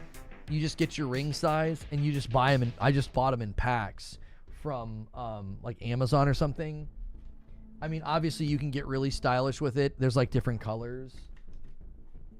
I just pretty much stick to the black. Right? So I've got like a dark blue, a red, a gray. I just stick to the black. I have a nice ring that my wife bought me when we got married, and it's just not comfortable to wear. In the wintertime, it falls off. In the summertime, it's too tight. It just drives me nuts. You know what I mean? I feel like in the winter, I have the drive shaft ring from Lost. My wife got it for me because Charlie's one of my favorite characters and kind of the theme of redemption, right? So she got that to me for my anniversary. And then I have another ring from Mexico City that I got, and I don't wear them in the wintertime because they always fall off my hands, and it just drives me crazy. Wife and I never wear our rings, especially when we travel. We leave them at home. Yeah, it is a little different to basically be like, just like basically buying like a cheap ring off Amazon to wear, but then you don't have to worry about if you lose it or you leave it somewhere. It just doesn't matter, you know. Sven says, I'm more nostalgic toward Xbox than loyal to it. And here, let me clear the question command queue. And I totally get that. I do. I totally get that. I think one of the reasons that this always gets lost in translation, and it feeds the salt farmers, and I don't care. They feed me more than I feed them. Listen, I get really passionate about it. You know, I get really passionate about it. I would get really passionate about Destiny for similar reasons. You know, you get attached to something and you get frustrated by the decision making. You know, if Nintendo, you know, listen, I'll be heavily critical of Nintendo if they walk out into the market with this Switch 2 and they don't give me the things I was hoping to get. You know, I'll be disappointed. I'll be like, man, it's time for you guys to kind of push this. You know, push performance a little bit. Doesn't have to be pushed a lot. Silicone rings are nice for people that work with their hands as well, much safer. Yeah, guys that go to the gym a lot will wear these. Because you know, grabbing the dumbbells and stuff. And then yeah, guys that work in you can get hurt really, really bad working in any kind of construction. If a metal ring gets caught on something, this would just break. The rubber would just snap. And I might have like a scrape on my finger or something. If you have like an actual metal ring on your finger, I mean, it'll rip your finger off. Jimmy Fallon almost lost his finger to that. He almost lost his finger to that type of an injury. And I think it was, didn't he like fall or something? And like, I think he put his hand out and it got caught on something. My loyalty to PlayStation is from decades of memories from being on the platform. But if they stop providing good games, I would leave. It's not part of my core personhood. Right, like there are guys that own it and they will say they're a pony. They like being a pony. Like, and they'll say that I get triggered by it. It's like, I don't get triggered by it. I just don't like dishonesty. I have a disdain for dishonesty because of what it does to people and what it did to me professionally, right? I have a disdain for it. And so to me, it's not the frustration with like, oh, he's in denial. He wants everybody to think he's a neutral. No, I don't want anybody to think that I'm a neutral. I just don't want them to think that I'm some weirdo, like, pony. It's like, that's just, you know what I mean? Yeah, it was in 2015. He almost lost his finger in a kitchen accident. He suffered a ring avulsion where the ring gets caught on something and pulls the finger off. Yeah. He tripped and fell and his ring got caught on the countertop. Yeah, that's what it was. He tripped and fell. I thought I remembered it correctly. Yeah. Yo, Glassdoor Gamer with a $2 super chat. Play Anywhere won't make you sell your PS5. No. Yo, what's good, Lunchy Sky? How are you? I have an actual band, but I only wear it for occasions where I want to display the metal. Yeah, like nice occasions if you're like dressing up, like putting cufflinks on and stuff maybe. Maybe not that extreme, but you get the point. That'd be horrific. Fall and the ring gets caught somehow and rips your finger off. Yeah, it literally is a thing that happens. Yeah. Yep. Mm-hmm. Now you're all going to go switch to these types of rings. It doesn't pull the finger off. Pulls the meat off the bone. I think it can happen in a couple of different ways. Can it hide? I mean, if it happens right, it might rip the finger off completely. It's not like... There's probably multiple ways that it can happen, right? This guy here has an interesting take. He says, the fact that you have to buy 3 consoles to enjoy all the games is just toxic. PC gamers are enjoying the most, but Nintendo won't still give in to that. I like that PlayStation fans will get to enjoy Gears of War, and I'm sure want to maybe play Ghost of Tsushima too, but I'm not going to buy a PS5. I love flexibility in game, and Xbox offers that. I don't think it is toxic. It is normal business practice. Virtually every company invests in their own product, and you gotta go to them for it. Because I'm typing. Yeah. Yeah, stream's going great. No issues at all with the PC. Everybody's been commenting on how crisp it looks. And we're running a low latency, so I respond quicker to what they say.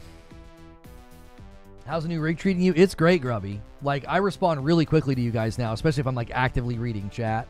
What a weird take. They aren't your friends. They're trying to sell you a product. Right, like, virtually every business does this. Okay. They invest in their product or their thing, and you got to go to them for it. Like, it's so weird. Gamers morph into very, very bizarre, like, ideological consumers.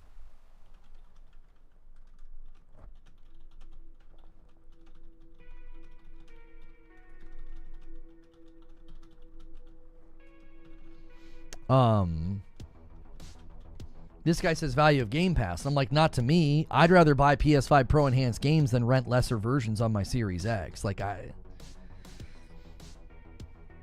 see where he's coming from. The new age of mobile phones, Apple, Android, all have some apps, so they're now hoping for that to work with video games. Video games are always pushing the limits of the hardware. That's why the business dynamic has so many different facets of competition. Corporations aren't your friends, says Wired Grove. Thank you for the $2 super chat. Why has the exclusive thing become a problem recently? We've had exclusives since the Magnavox Odyssey. It's part of the business. Listen. If Xbox would have come out swinging this gen and they would have used exclusives and they would have used ZeniMax the way that they said they were going to and ABK the way that everybody thought they were going to, none of these people would be saying that it's toxic or bad. That's why I have zero respect for the position. Yo, Grubby with 11 months on a Member Plus sets up a real easy 20 bomb, gets us to 80 members.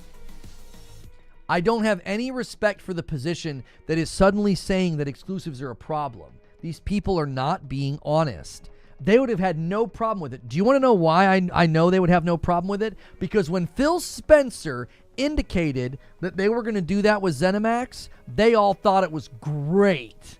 And with a smile on their face, they were like, this is awesome. Xbox is going to make you suffer over there, ponies. You want it? Just buy an Xbox, was commonly said. Just buy an Xbox. People saying things like, well, I'm going to enjoy this game a little bit more because knowing that PlayStation guys can't get it.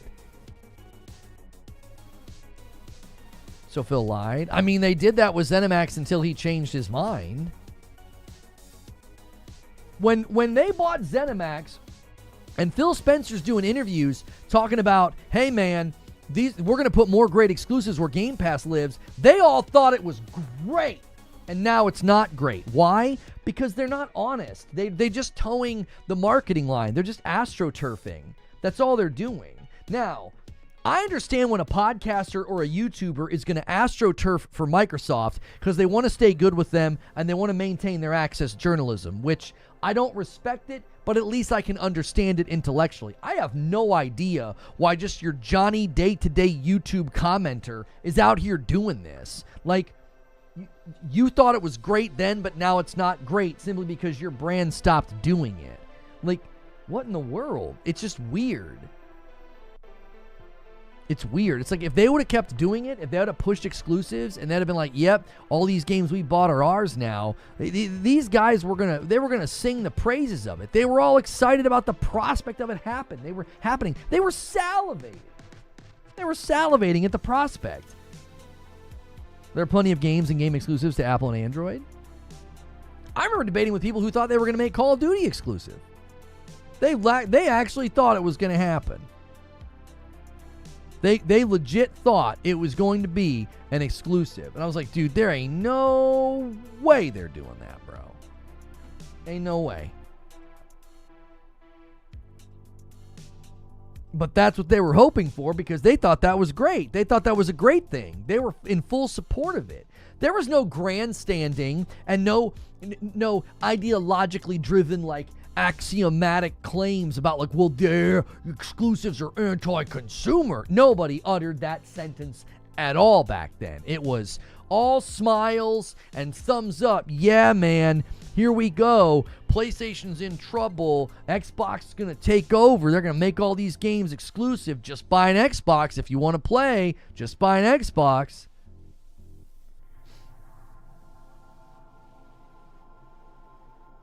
They said that after 10 years? Well, yeah, they were doing... I remember playing... was it the 360 era? Yeah, it was the 360 era where they were doing the exclusives and stuff. And then PlayStation started doing the exclusives with COD and Destiny. And Xbox decided they didn't want to do that anymore. And that's fine. That's fine. They can decide they don't want to do that anymore. That's totally fine.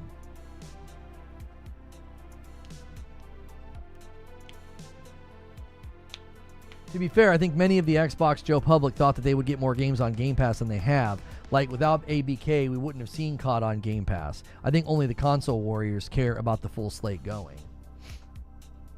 I think that's a totally fair take, Hilly. That's a fair take. I think there are, John Q. Public Gamer is like, yo, this is great. Look, I mean, I said it after the Xbox Developer Direct. I was like, dude, Game Pass is eating good. Especially if you're grandfathered on the old Xbox console version where you still get day and date. Like, if you sign up brand new for Xbox Game Pass now, you have to pick Ultimate or you don't get day and date. So if you're grandfathered on the old version of the Xbox console, version of Game Pass, buddy, you're eating real good this year. You're spending what, $10 a month? And you're getting South of Midnight, Doom the Dark Ages, Expedition 33, Ninja Gaiden 4, and if Fable makes it, Outer Worlds 2. Like, if you sign up brand new, I think it's very different because, again, it's $20 a month. I think that's a pretty big commitment. If you're only going to buy, maybe 2, maybe 3 games a year, then, you might feel like that's not worth it. $20 a month, you're like, well, I'm only going to buy maybe 2 games this year. That's pretty steep. That's $240 for the year. I could spend $140 and only buy these 2 games. Like, it depends on what your spending budget is and how many games you plan on playing. But I mean, Game Pass at the ultimate price point, I think, does change the value offer for some, not for all. Mash says, I understand it. It's sunken cost. They invested in the platform with time, money, and community. If they say they were wrong, not only to do it, do they look foolish, but the communities will ostracize them. I got hate yesterday for saying Game Pass is stacked. Game Pass is stacked. If you're one of the guys that stacked Game Pass for years into the future, you're in a great spot this year.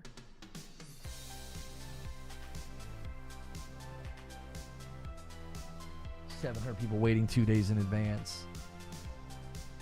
She's back. A question here from Tenor Dude says, I saw that you replied to Ginger Prime's tweet about antitrust against Sony. No hate against Ginger, but where do you think he gets that idea? So I like Ginger. Brian's a friend, and he stood by me and still does in the realm of the cancel culture crap that happened 5 years ago to me. And I always will love and appreciate people that do that. Even at some level, I love and appreciate. There are salt farmers out there that will call me every name in the book, but they'll tell people that the stuff from 2020 is bogus. And at some level, I still respect that. But his take on this, if I try to represent his position as good as possible, he has elevated the idea of games hitting as many places as possible is better for the consumer, and therefore everything should be done in subservience of that. That's the best way I can represent his argument. I completely disagree with him at almost every level of it. I think his starting position is faulty. From a development standpoint, I think it's faulty. Even from a consumer standpoint, I think it's faulty. I don't think putting games in as many places as possible is automatically and universally better for the consumer. I don't agree with that. I think it's a false axiom. I think your starting position for the ideology is false. and therefore everything else after doesn't really matter. You cannot substantiate that without question, always universally building your game for as many platforms as possible is better for the consumer. That is a false starting position, and it means everything else is standing on top of it is shaky at best. Shaky at best. Here's the problem with the position. Number one, you're always going to have large swaths of people that are slow to adopt into the new hardware. What do you do in that scenario?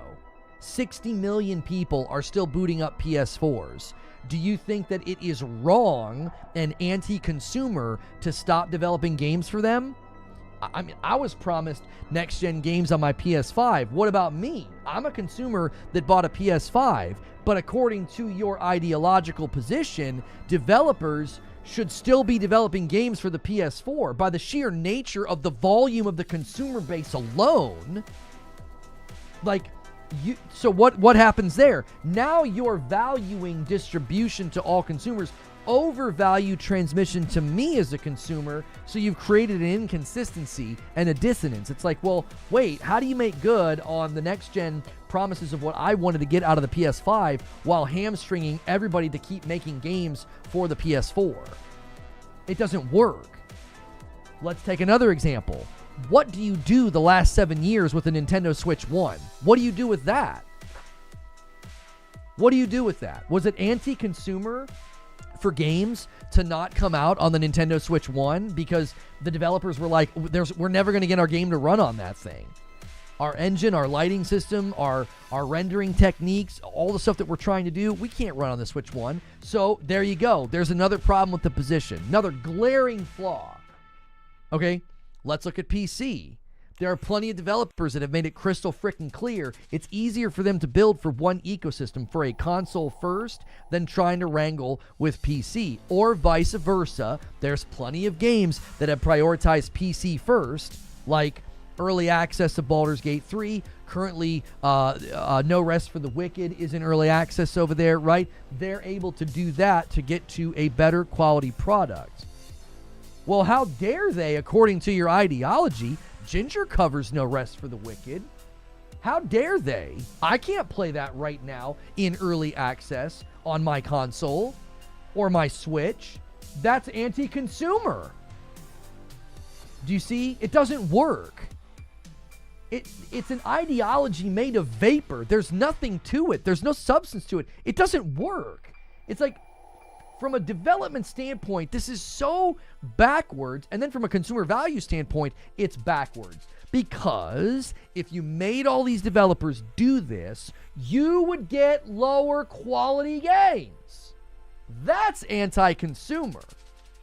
Charging people $70 for a big multi-plat game that's not ready at launch, that's anti-consumer, because they're buying something that they're under the impression is ready, and it's not. It isn't. So, at every level, it has to be. Of all of the starting positions in the gaming world that I've interacted with, this ideology is the most bankrupt. I mean, it is the most bankrupt. There is nothing in the bank. No logic, no reason, nothing behind it that is sound. No facts. Just, well, I think it's better, or I don't want to buy the other platform. It is therefore then better. That's it. That's all it is. It's driven by emotion and desire, not by facts, not by sound analysis. The minute you press on the ideology, it just crumbles. There's nothing to it. There's nothing sustainable about the position at all. It's this ever-moving goalpost of, well, okay, no, you're allowed to leave behind the PS4, and yeah, you don't have to develop for the Switch. Well, then what are we even talking about? So what you're saying is it's a case-by-case basis, and particular projects with particular desires, goals, and vision for their game is going to determine where it's made, right?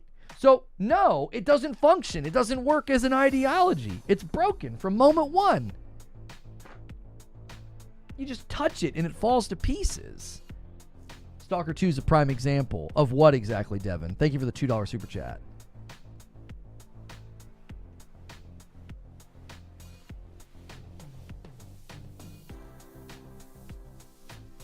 All right, let me take a look at the comments on the video here.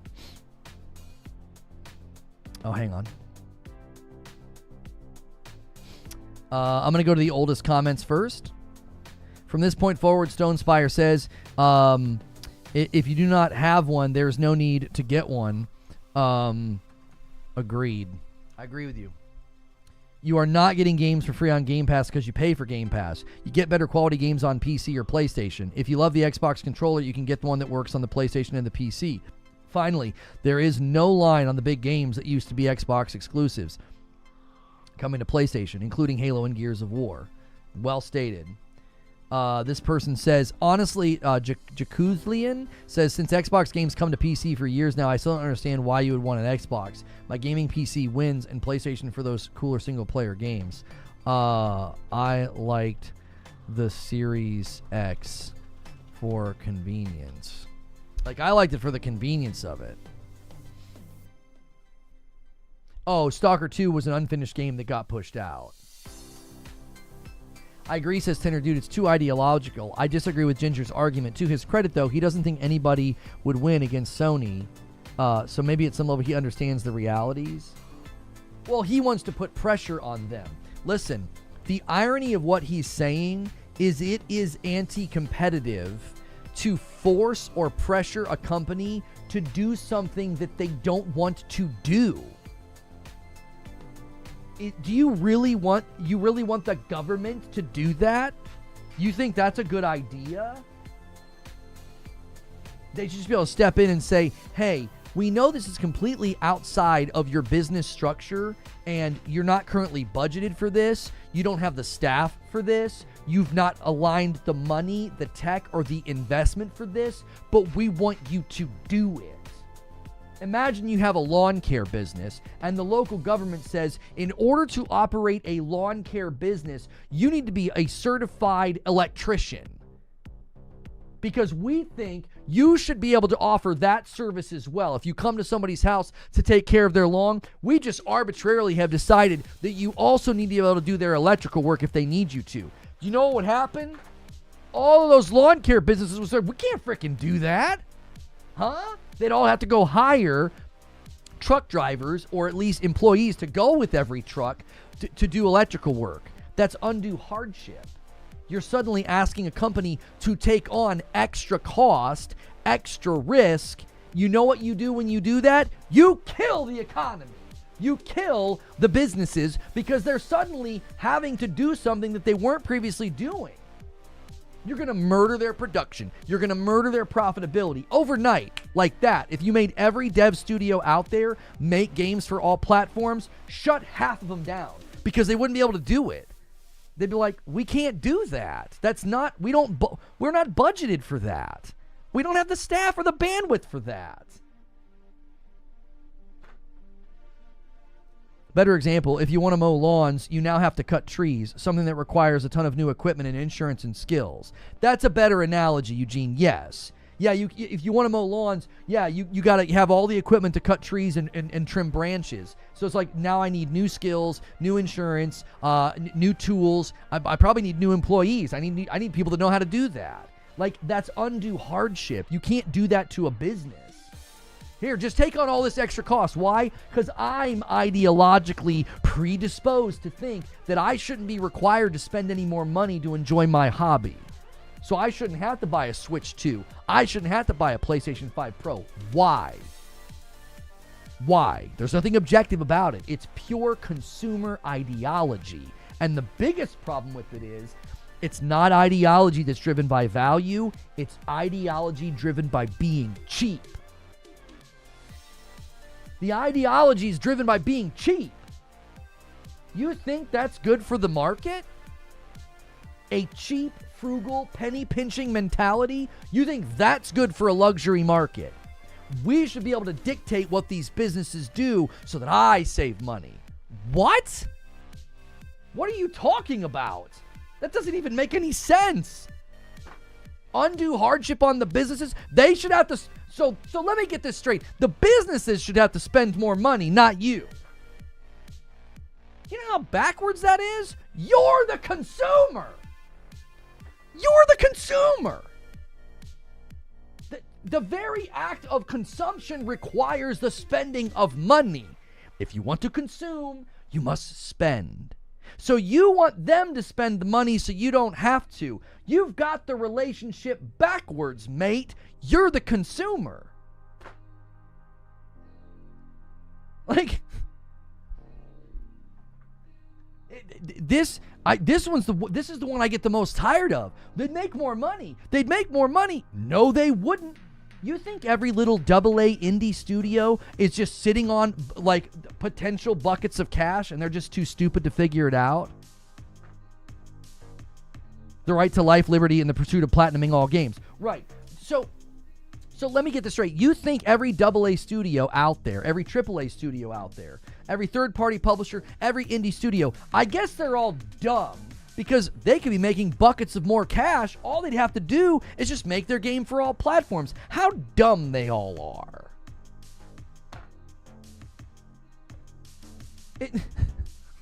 They're all really bad at making money, I guess. I mean, apparently there's just a make the games for all platforms button, and they could just be like swimming in a Scrooge McDuck bank, and they're just too dumb to figure it out, I guess. Oh, Devin Byron, I will answer your question. You do not have to be a member to ask me questions, but if you want your question featured, you need to be a member. If you decide to support me directly with a membership and you click join, just make sure you pick Member Plus so you can get into all of the extra content. Hide with a VIP at 29 months. Lona, the government should make you sell your coffee in every city and every store. 2 months till red badge. Thank you so much, Hyde. I appreciate it. We're 281 on the member count. Let me, Mash submitted a question. Our boy Mash says, why does Xbox still want to develop next-gen hardware, though? If the sales are this bad already, with some titles still console exclusive, what do you think next-gen will look like? I honestly believe they're more interested in handheld or a hybrid. I don't think they're interested in a traditional console. I really don't.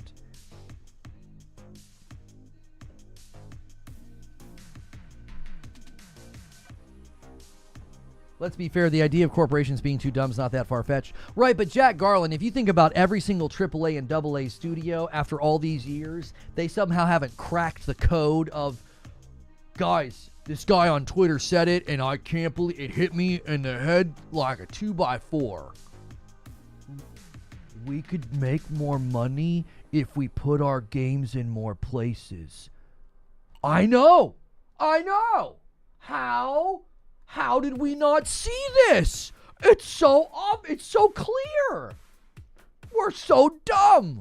All this time, we thought that building for PC first or Switch first or PlayStation first kept the budget down, scope of the project down, helped us innovate more, deliver better product, get better reviews, happier customers, more money, and then that recurring investment can help us build the next game or maybe port it to another platform. And all this time, we were wrong, and we should have just been expanding our bandwidth and our staff beyond what was reasonable and build the game for all platforms for all that guaranteed extra money when you ship games everywhere. How stupid we have been. Golly. $2 super chat from Trill Troll.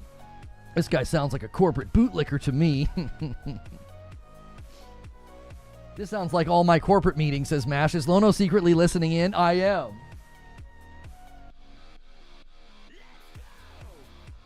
Game devs are happy making games for one console. They just want their games to look and play amazing.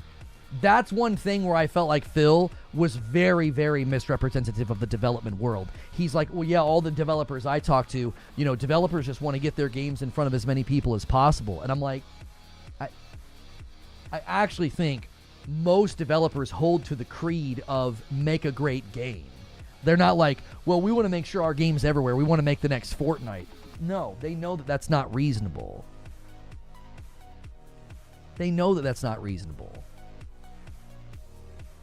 That's why in my video I took issue with Matt Booty being like, well, there are games larger than any one platform, and that really changed our approach here. And it's like, oh, so you want every game to have the reach of Fortnite? Like what? Fortnite didn't launch on cell phones and the Nintendo Switch. That came later. You want to do that from moment one? You've got the cart before the horse. Fortnite wouldn't have been able to do what they did if they tried to do that from moment one. Fortnite and Roblox grew to what they are. They weren't like, oh yeah, let's make sure and put our game literally everywhere from the very, very beginning. That will go swimmingly. They've got everything backwards. You're watching someone play the piano expertly, and you're like, well, it only took them 10 minutes to play the song. I've got some time. Let me take a crack at that. I've got 10 minutes. It's like, no. There were years that led to that. There were years that led to where Fortnite is now. The reason it's on a cell phone and a Nintendo Switch isn't because Epic was like, I got a crack squad idea. Let's put our game everywhere. That's a guarantee for success. No, success came first, and then they put it on the other platforms. None of the behemoths started as behemoths. Right. You got to earn that. You can't just say we're going to be everywhere because that's what the biggest games do. Overnight success, 10 years in the making. Exactly, Zuby. $2 tip from Devrin. The developers care, not the corpo investors.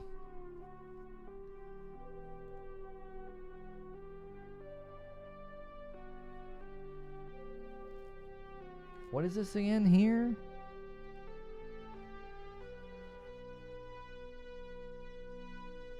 Oh, Rise of the Ronin. Xbox when? Still no Xbox version, even after funding a new game for you. Wild. Forget family. You are not honest to yourself. PlayStation fanboys literally port begging every day. Oh, and then that same person is... Oh, yeah. I love the port begging claims. Free cloud saves. Cloud save progress. Sync across console, PC, Xbox rewards, play anywhere, quick resume. Game Pass, better value with Play Anywhere and Game Pass library purchase content, the best backwards compatible for a few reasons. None of those convinced me. Games did. My Series X is worthless to me now. Like, it's worthless to me now, dude. It really is. None of those things convince me. Oh, I can get cloud saves and save my progress to sync my console across rewards for all those games I haven't played this gen. Yeah, it's really compelling that I can quick resume, play anywhere, get Xbox rewards, sync my cloud save and all my progress in all those games I didn't play. Like,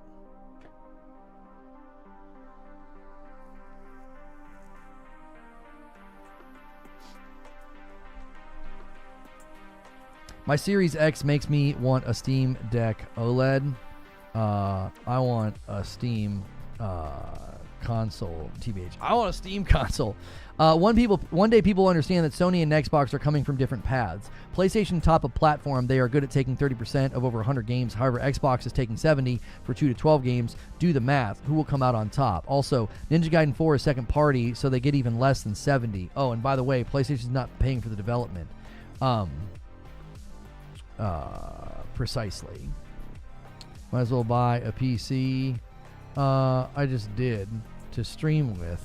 I prefer my PS5 Pro.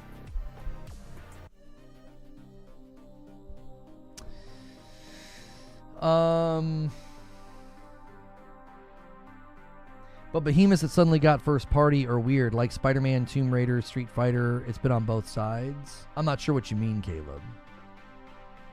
Well said, Lono says next doc 1851. This is another reason why Phil has no credibility with me, but Microsoft knows tens of millions hang on every word of his word salads. Phil speaks, I hear flatulence. You want to know what was really weird about what he said too? He was talking about how, you know, he wanted to empower creators to put games in more places, and then he said, I want to build a platform for the greatest games. And I was like, wait, I don't understand. I don't understand what you're saying. Build a what do you mean build a platform? You didn't build a platform this time around that was conducive for game dev. What What's this platform that you're speaking about? He uses these terms like interchangeably. I'm like, are you talking about your next hardware? You want that to be a platform for developers to build the best games? Like, what do you mean when you say that? Do you mean just in general? Like, you want to set your developers up to be, when he says platform, like, are you just speaking sort of generically about like empowering these developers to make amazing games? Like, I'm not really sure what he means when he says that. I'm like, I'm at a loss sometimes for what, I get lost in his own phraseology. I'm like, I'm not even sure what you're saying. Yeah, exactly, Eric. Is he wanting to be Steam, a platform, like a store? What are you talking about?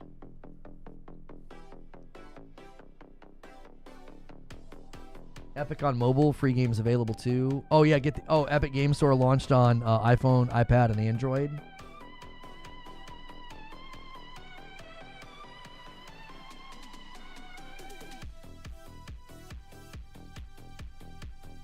You think he's talking about the handheld chosen? I want the platform to play the best games that will also have to run on the Switch too.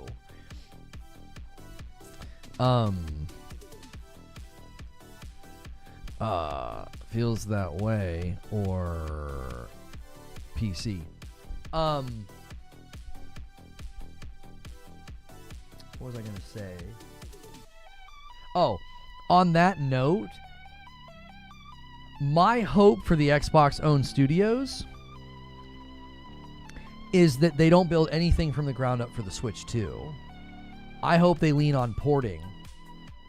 Seriously, can you imagine if id Software, when they were building Doom the Dark Ages, if they were like, oh no, you need to build this from the ground up for the Switch 2, they'd be like, are you freaking serious? Like, I really, really hope that their pipeline, yo, what's good, Ghost in the Garage Gaming? I hope their pipeline is very much console and PC first, will port to Switch and mobile later. Rumor is they're already leaning on porting. If they do that, then that'll protect the developers a little bit from having too broad of a reach.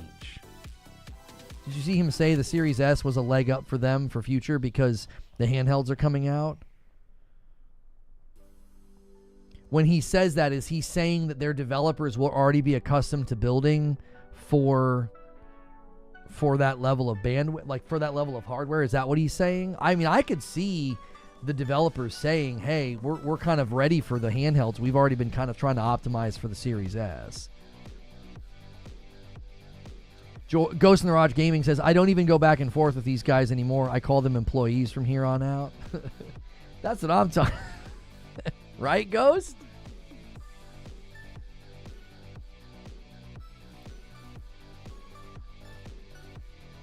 He says developers working for them are targeting a lower power system.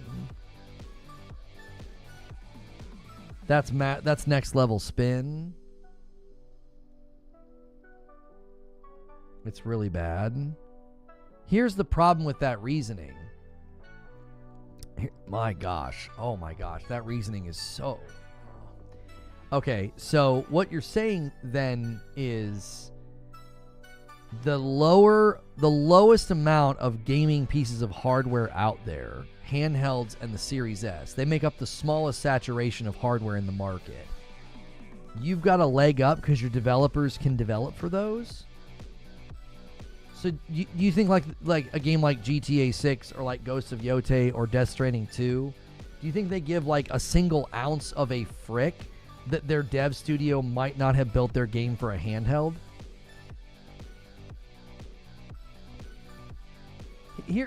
Here's why I don't think it's going to work. If you're like, oh, our guys are accustomed to building for that weaker hardware, okay, great. Do you know what drives sales? Availability is not typically what drives sales. What drives sales is value. Right? Like, availability is an aspect of driving sales, but what drives sales the most is value. So, the lack of Helldivers 2 being on the PlayStation 4, that lack of availability didn't hurt it. What helped it was the value. It was a fun game. It was well built. It went viral, right? So the value is what drove the sales there, not the, and then people are trying to like retrofit this and be like, well, that's a multi-plat release, so, you know, PlayStation's going to go day and date because if without PC, Helldivers wouldn't have hit the sales thresholds that it hit. And it's like, I think you're misreading that entirely. Just because you're making games that are available on handhelds and mobile and Switch 2, that doesn't translate into like a value driver that makes people purchase. The games could be watered down, diluted, boring, not innovative. He didn't just say that. He talked about how the engines have great scalability. So targeting to run on the S and up will help. If in theory you have one game that runs on a handheld up to a 5090 and scales, this is a good idea. I wonder if that's what they're going to start doing with the Coalition and Unreal, Hilly. Right? I wonder if the pivot wasn't there a rumor or a memo or something that they were pivoting a lot of their studios internally to Unreal. Color X left a comment on my video. He says, I don't understand why they have to have a console. Being able to play an Xbox game anywhere is the marketing goal, and as much as you hate to admit it, they are successful. In what regard are they successful, and in what regard am I like not willing? I hate to admit what? Even with a bad year of game releases. Okay. The key word is accessibility, and when it comes down to it, Xbox is dominant in that aspect, eliminating the barrier of entry. That's a $500 plus the price for the console, means more and more people will find their way to Game Pass, which will ultimately lead to more revenue. All they need is good game releases.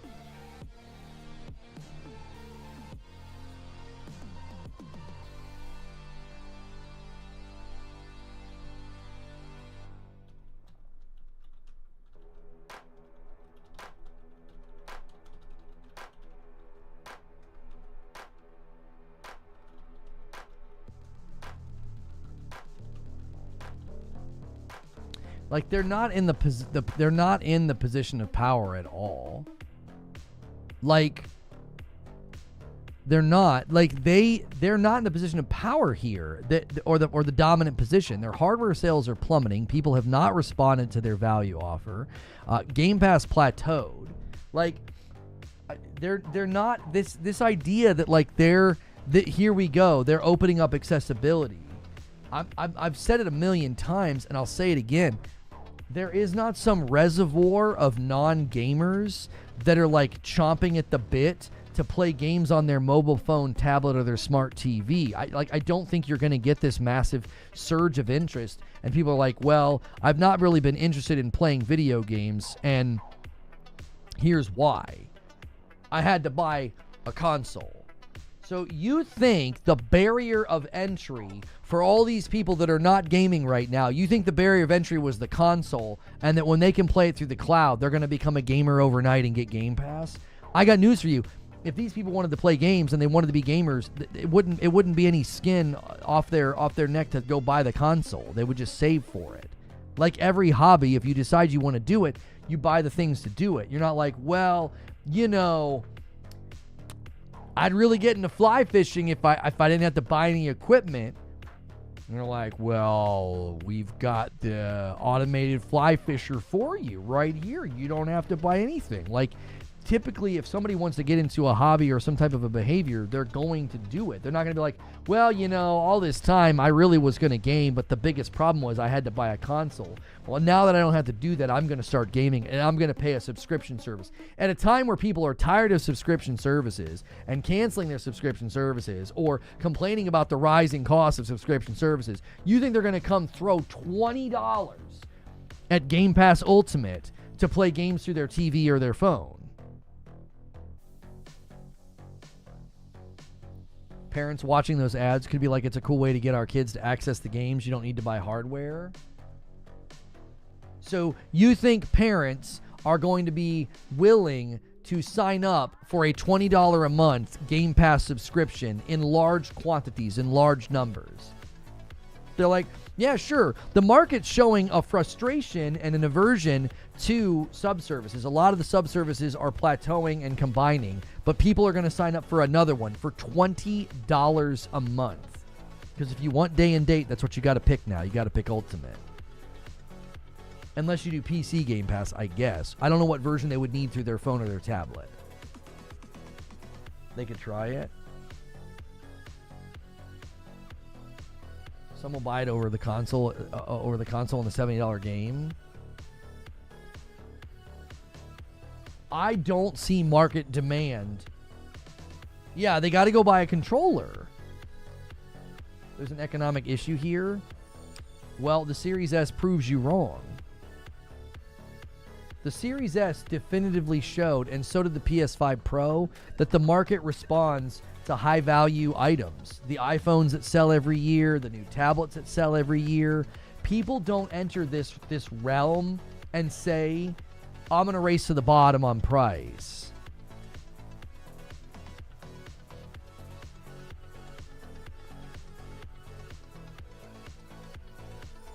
I don't think there's going to be this big surge of consumers that are like, I've never got into gaming, but now that I don't have to buy hardware, I'm in. I'm buying, dude. I'm gonna spend $20 a month. You don't see a parent picking up a subscription for their children to play games. I did, and you still have Game Pass for that reason. Why would others not in the future? Because we're talking about non-gamers, Hilly. You and I are gamers. You guys are missing that part of the equation.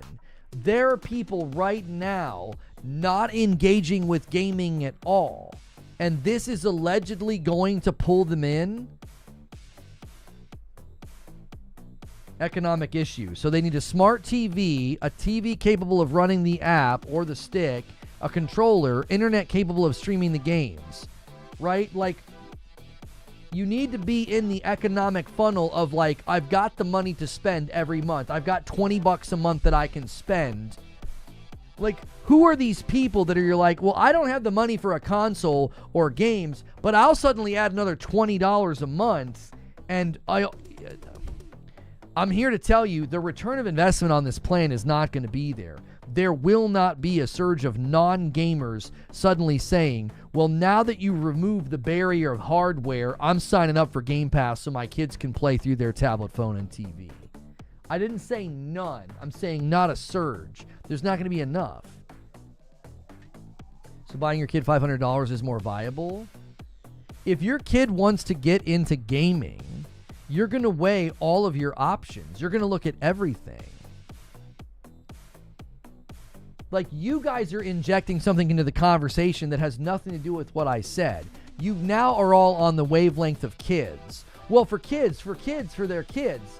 No, you're not engaging with what I said. I said, in the market right now, I don't think there will be a surge of non-gamers who are like, I've never really got into gaming, but now that I don't have to buy the hardware, I'll sign up for $20 a month. And you're invoking parents. And I'm like, okay, maybe not in the numbers that's going to be needed to justify. You think there's going to be millions upon millions of parents that are like, let's take on another monthly fee so Billy can play games on his phone or the TV? If I was a non-gamer and interested to just give it a try, Game Pass wins in that situation? I don't think so.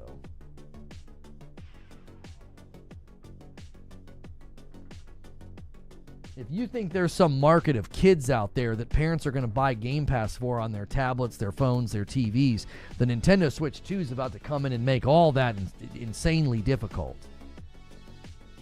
Because it's Nintendo. And kids that want a game are going to say, I want that. They're not going to say, oh, I can't wait to play games on Game Pass. They're going to be like, I want Mario.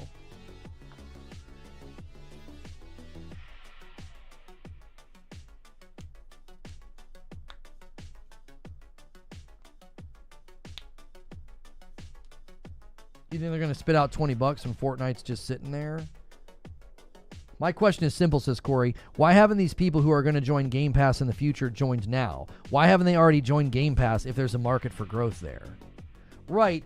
If you listen to Phil Spencer, like he says their biggest opportunity for growth is PC. Johnny Return says, why buy either when I can buy a PC and get both console games? The idea being tied to a console is archaic and hurts software sales. No, it doesn't. Some of the best-selling games every year are on console and not on PC, but sure. Even Sony, who has sold 70 million consoles, admits users and software is the most important thing. Technology's shifting, games are getting way more expensive to make every generation, and console sales aren't growing. Well, somehow PlayStation figured out how to do it. It's completely unsustainable. If you want games to get bigger and better each generation with zero growth in the console market, then I'm sorry, it's not going to happen. GTA 6, console first. PS5 has 1/3 of its users who didn't have a PS4, so they are getting new user acquisition. And some of the biggest selling games are console only or even sell more on console.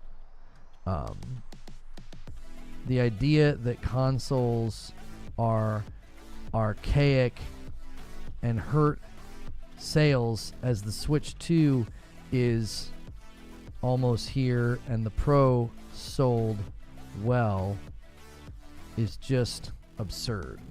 Like, that's just an absurd position.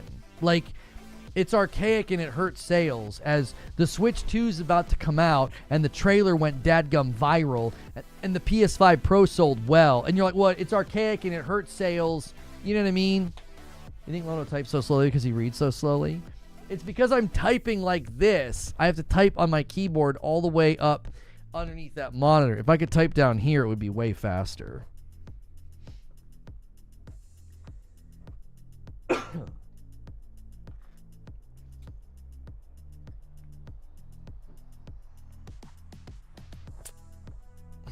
Subservices aren't for poor people. Yeah, I think saying that like subservices are targeting like poor people or people lower on the economic chain, I think that's a complete misread of the market as well. That's not true. Folks that are in financial constraints and don't have a lot of, disposable income, they're not out here signing up for subservices, right? They're trying to put gas in their car.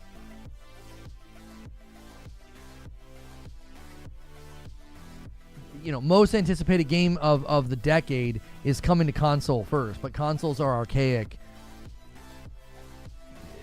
But consoles are archaic and hurt software sales. Like, it just doesn't make any sense.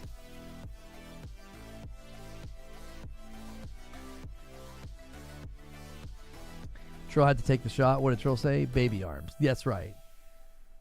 Poor people buy used. They buy on sale. They don't sign up for monthly fees. Yeah, it's...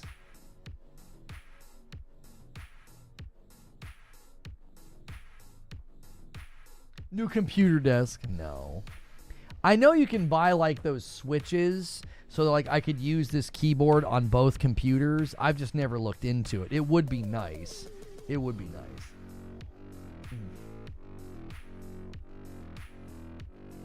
That's more complex, says Hilly. Some people have a regular income that is lower than the average, making large purchases more difficult, but they have disposable income.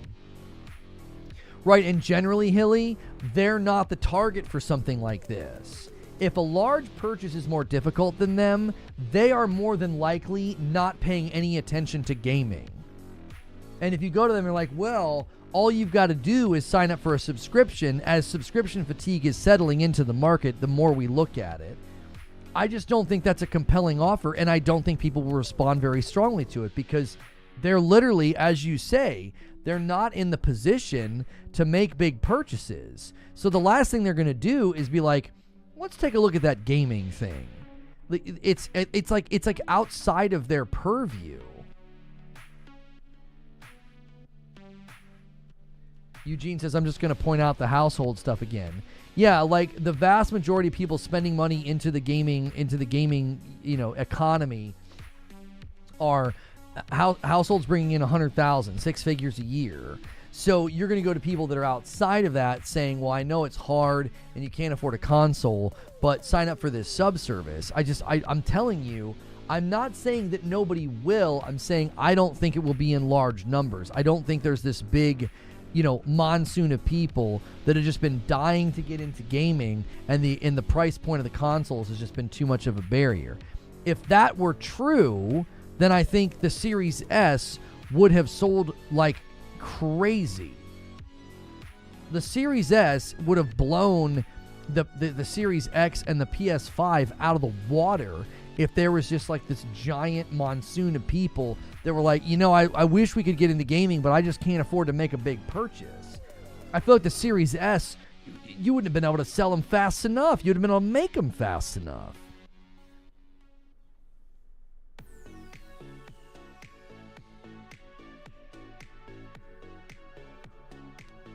I just see people in game shops that don't look 100K households to me.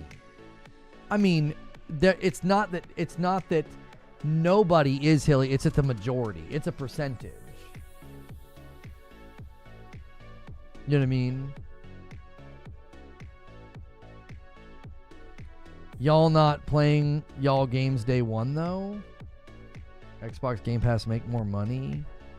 Make more money than what? What are you even saying? And also, not playing games day one? What are you talking about? I'm going to play Doom the Dark Ages day one on my PS5 Pro. I don't know what you're saying. I asked a question, not sure if you saw it. Did you submit it or did you did? Zinthos says, isn't it contradictory to say that developing for every platform leads to worse games when these new Xbox games are PS5 Pro enhanced, which means they run better? But that's not developing for every platform. If you watch my video, Zinthos, I specifically stated that, yeah, sure, Indiana Jones looks great and Doom the Dark Ages looks phenomenal. Imagine Doom the Dark Ages being told, you got to build for every platform from moment one. They got to build for the Switch 2 and mobile. No, I don't want a dev doing that. That's the problem. Also, you're talking about id Software. You're talking about people that are actually really well known in the industry. These are veterans, and they built for PlayStation before. That institutional knowledge is going to help them. Are they accustomed to building games for mobile and Switch?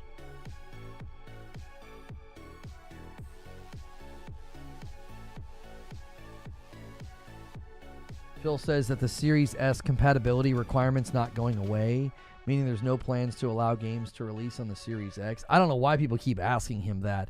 There's not a developer alive that would want to do that. There's not enough Series X's to justify that.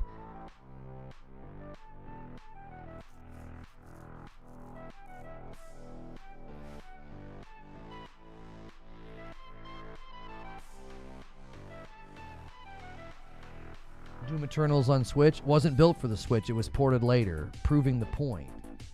You don't want a dev studio limiting their development.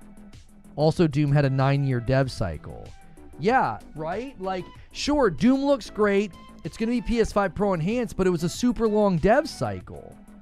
Everybody keeps moaning and complaining about, like, AAA games come out and they're not ready and the budgets are too big, and you want to make the budgets quicker? I'm sorry, not quicker. You want to make the budgets bigger? You want to make the games take longer to come to market?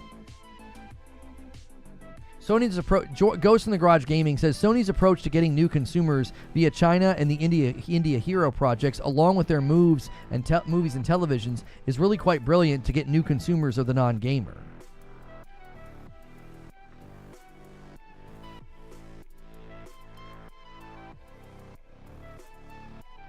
It was 5 years. Eternal came out in 2020. Yeah, why'd you say it was a 9-year dev cycle, D the Great? Did they say that that's how long they've been working on it? Yeah, Doom Eternal wasn't that long ago. Doom Eternal on Switch is junk, by the way. It's not a good port, says Brett Williams. I'm super shocked.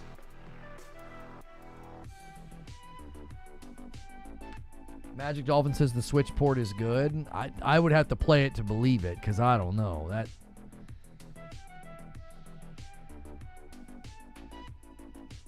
Street Shadow says they're also expanding the Hero project to Middle East and North Africa. Right, they're going to where the untapped markets are. They're going, I believe they're going to find success. They've already had success this year. I'm sorry, this gen, with getting people into their ecosystem that wasn't there. 2016 took 8 years, says Eugene.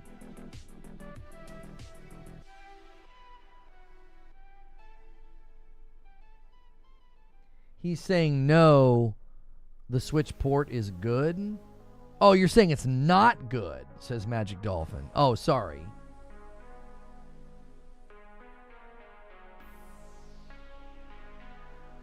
Good thing they're Xbox. The good thing for Xbox is that ABK have tons of experience with multi-plat gaming. Hopefully Microsoft will take that experience with their other studios. Last of Us HBO bumped the sales of The Last of Us. Same with Fallout and Cyberpunk. As in, there are no good Switch ports. I thought the Hogwarts Legacy port was hailed as very good. That was done by, what's their name, Shiver? Nintendo acquired them.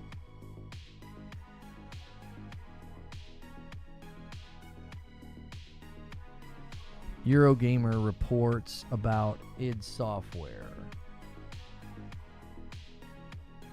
This is in 2020. id Software crunched most of last year. We really truly do try to be very respectful of people's times and lives to hit the delayed Doom Eternal date. What's the relevance of posting this, Eugene? What are you saying?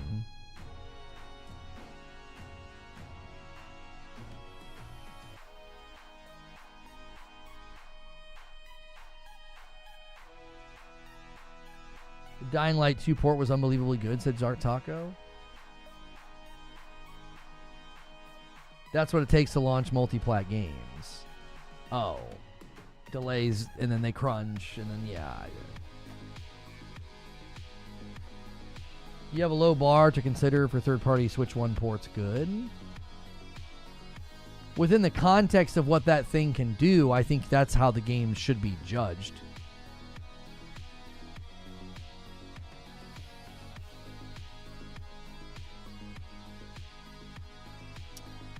Let's see here. Can we get 20 more likes on the video, man?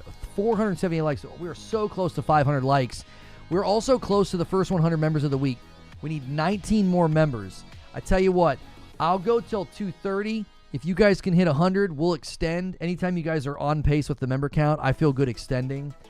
We can extend a little bit. We can go to like 3 and then give you another opportunity. We always still need to allot that time in the afternoon to plan and record for the next day. So there is hard stops. But you got 20 minutes. If you guys want to extend, you need 20 more likes, 20 more members. You got 20 minutes. It works, right? It works. And if we do that, then I can switch it to like an AMA, clear the question queue, and we can keep streaming.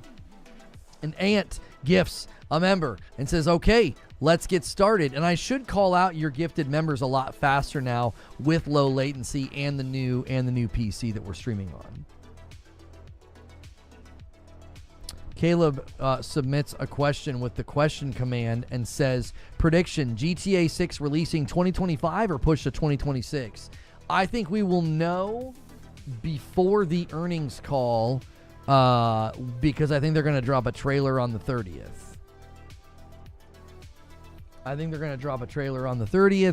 And that way it has a week to run before the earnings call. So, are we at 500 likes yet? We need 10 more likes. We're really close to 500 likes. You guys crushed it today with the like count. Thank you to everybody that hit subscribe and hit like. Make sure as well, those of you that do alerts, like notifications, check your notification bell and make sure it's set to all and not personalized. And a 5-bomb comes in from Ant and says, we can extend, boys. 87. We're right on the cusp.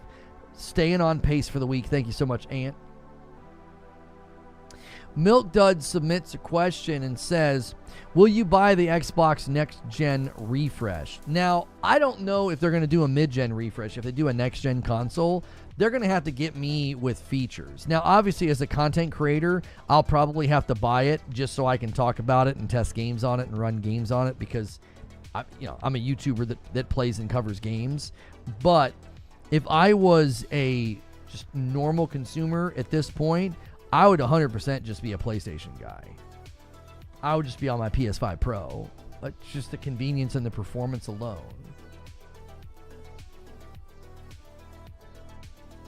for convenience and performance alone, I would 100% would have just switched to PlayStation. It would have zero interest in Xbox hardware going forward. But as a content creator, I kind of have to, you know. Now, if they get me with features, and Gambit Zero gifts 5. Gambit Zero's been one of the ones every time we do a little stretch to extend, he's like, let's go. And he gets us to 92 members on the week already. Thank you so much, Gambit Zero.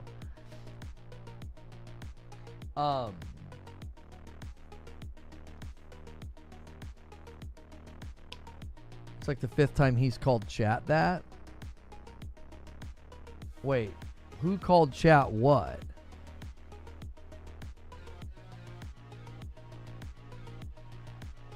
Imagine having femboys in your autocorrect instead of fanboys.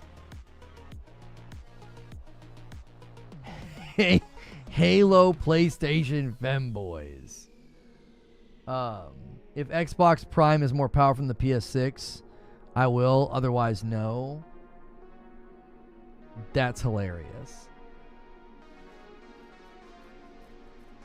I mean, you know, they like what they like. Retro submits a question. I have the Series X. I was planning on upgrading simply for the extra space to download games. Should I? What are you upgrading? What? What are you going to upgrade? What are you talking about?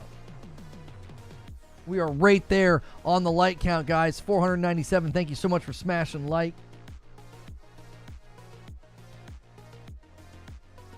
Eugene says, that's what it takes to launch multi-plat games. Either 8 years or years of crunch. Right. 2016 took them all that time. And then to get the next one out, they had to crunch.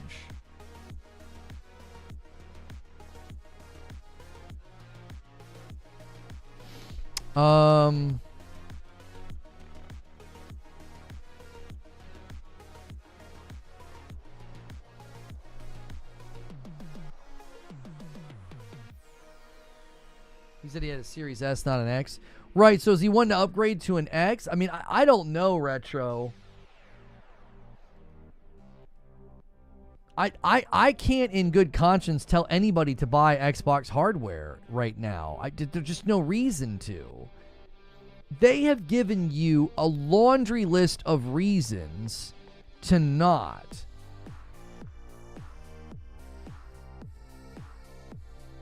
You know what I mean? The brand itself is basically like, yeah, there's just no reason to own the hardware right now or to invest in the hardware. That's all you need to know. I mean, they're actively giving you reasons to just play in other places.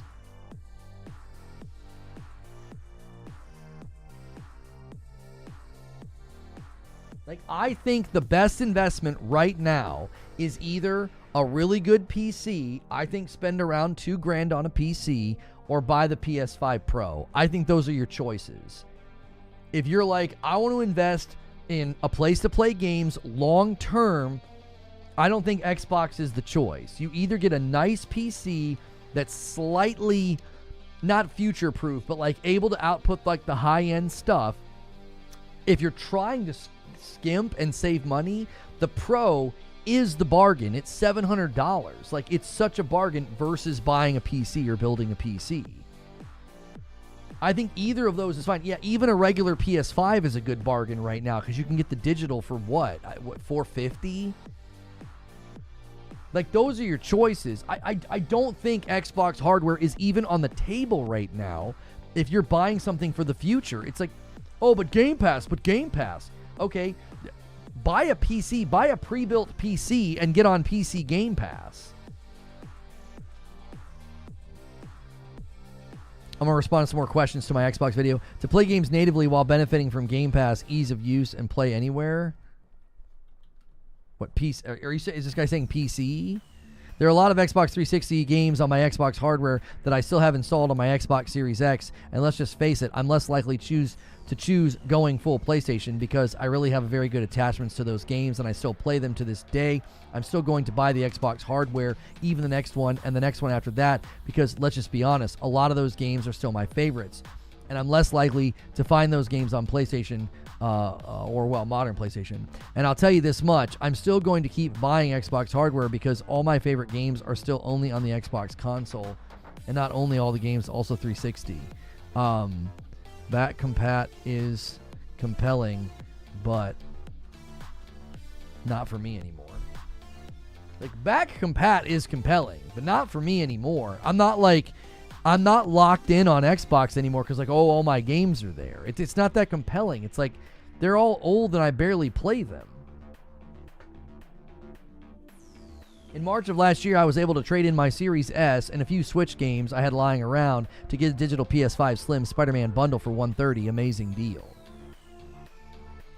Yeah, I need to trade in my 2 standard PlayStation 5s and get a third Pro. There's just no need for me to have 4 PlayStations if one of the standards is just never being used. It's just still in the box right now. Once I got my Pros, it's those 2, and then the disc version's plugged in and ready to go. Sony never required Plus for free-to-play games. They were way ahead of Xbox on that, but for some reason it's a big deal when Xbox did it, says Eugene. For me, it's the high sunk cost idea. If I put a lot of time and purchase on Xbox, switching to PlayStation would be a huge hit. Retro, one of the reasons I have been so passionate and so visceral in my criticism of Xbox is precisely because of that. They got me in the 360 era. I spent a ton of money and got a ton of games. Listen, I have really fond memories with the Xbox 360 because that's when I started gaming with my wife. I started gaming with my wife on the 360. Xbox arcade games that we would play together. There was this game called Crimson. Let me see if I can find it. I think it was Crimson Alliance. Yeah, here it is. This game here. Open image in a new tab. This game here we played through the Xbox Live Arcade. It was a very straightforward dungeon crawler, very similar to like a Diablo. And this is one of the first games we played together. We played all the Borderlands games together. We played that together. And a 10 bomb comes in from Searyu. I'm going to start trying to call those out instantly. And that's an Agent of Chaos as well. And that gets us to 102. I owe you guys a 20 bomb, and you just extended the stream. Thank you so much. I've been waiting to pay up, and now I'm paying up.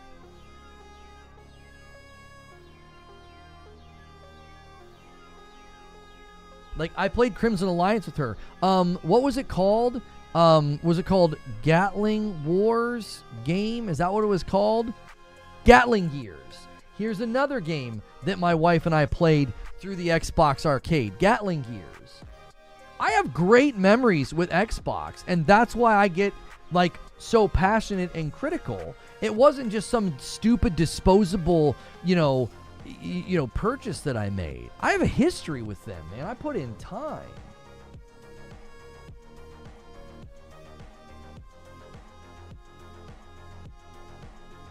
So it's like, I get it. You got all that sunk cost, dude. I feel for you. I totally do. Stonespire submits a question and says, is the Xbox Portable a response to the PS Portable that's rumored to be on the way, or do you think they already had planned on this? I think they already had a portable and a handheld plan. They made that very, very clear. Yeah. They made that very, very clear. It was something that they wanted to do. There was the internal documentation, even from the FTC trial that we saw. They were entertaining the notion. Even Satya was entertaining the notion of like just doing like a controller, This person here, Sheer Cold, says, I have a PS5 and a Switch. I'm buying an Xbox because I bought all the games I want on the other platforms that release. I'll be spending way more if I get an Xbox sub to Game Pass. Game Pass just doesn't do it for me anymore. It doesn't do it for me anymore. It's just not compelling. Whiskey Neat with a VIP. Look at that beautiful red badge. Been a great 2 years. Thank you, Lono. Thank you, Whiskey Neat, for moving the member count to 103. Lance says, it would have been the main reason why I buy PlayStations. It ain't the games, it ain't the community, it's the actual hardware and the UX. For me, PlayStation's always had either better hardware or better UX or both. Games will come and go. We always have choices. Exclusives never really sold me to the system. Not since Metal Gear Solid 4 tipped me over in the direction of PS3 over 360. Between the home UI, which is modified XMB, and the smooth interconnectivity between the devices I use, which, shocker, most of it is Sony and Bravia hardware, I just always appreciate how well their devices. For me, it was the games. Yeah, for me, it was the games. I was never a big fan of the UX and the UI. I just never was. Another comment here from CyberDNA. Microsoft has great games coming in 2025. PlayStation players trash on Xbox hardware, but want said new great games. PlayStation players buy said games on PlayStation supporting Microsoft's revenue stream. IP owned by Microsoft, not PlayStation. So the logic is Xbox sucks. I want their games, though. Buy at full price on the PlayStation platform. Buying ZeniMax and shipping Doom is a weird way to say you want our games now, though. It is a long-standing franchise. LOL. Like, come on, dude. Like, buying ZeniMax and then being like, oh, you want our games, though. It's like, yeah, you bought Doom and Call of Duty. You know what I mean? You bought, like, household games. Games that started a revolution. And you're like, oh, but you want our games, though, man. It's like, yeah, you got Doom. What do you mean? Like, what are you gonna get Elder Scrolls and Doom and Call of Duty and all these games? And it's like, oh, I thought Xbox sucks. And it's like, what do you mean? Is anybody begging for Redfall? Is anybody begging for Forza Motorsport? Anybody begging for Hellblade 2 at 30 FPS? Being excited about Doom, it's like, it's Doom. Like, of course people are excited about Doom. It's a long-standing franchise. It's not just some random, like, Xbox-created game or Microsoft-created game. You bought ZeniMax, and you're like, yeah, you want our games now. No, we want games that we've been playing. I played Doom 2016. I played Doom Eternal. Oh, I want the next Doom? Yeah, because you want Xbox games. What are you talking about?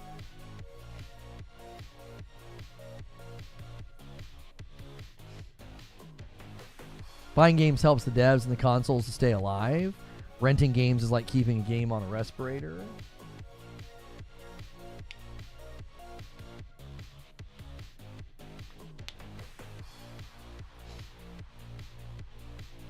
I'll buy the good Xbox games, not the sucky ones. I have the option. Right. It's like, I have the option. I think South of Midnight looks great. I hope it is. I hope it delivers. I don't care who makes it. I've never cared about that. The problem is it's like, you're coming at my video and you're coming at me like I'm all the people that have been like not giving Xbox credit for anything good they've done. I gave them credit for Forza Horizon, gave them credit for Hi-Fi Rush, gave them credit for Indiana Jones, right? They've had a very small smattering of games that actually shipped at what we would consider like a next-gen level of quality. Everything else you can put in the bin. I don't want Halo Infinite. I don't want Redfall. I don't care if Starfield shows up. I predicted that it would, not because I want to play it. It's boring.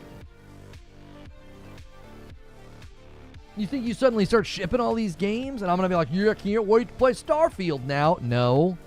That's not going to change unless they completely overhaul the game. It needs like a Phantom Liberty level turnaround, and I just don't know if Bethesda's got it in them. I don't know if Bethesda's got it in them.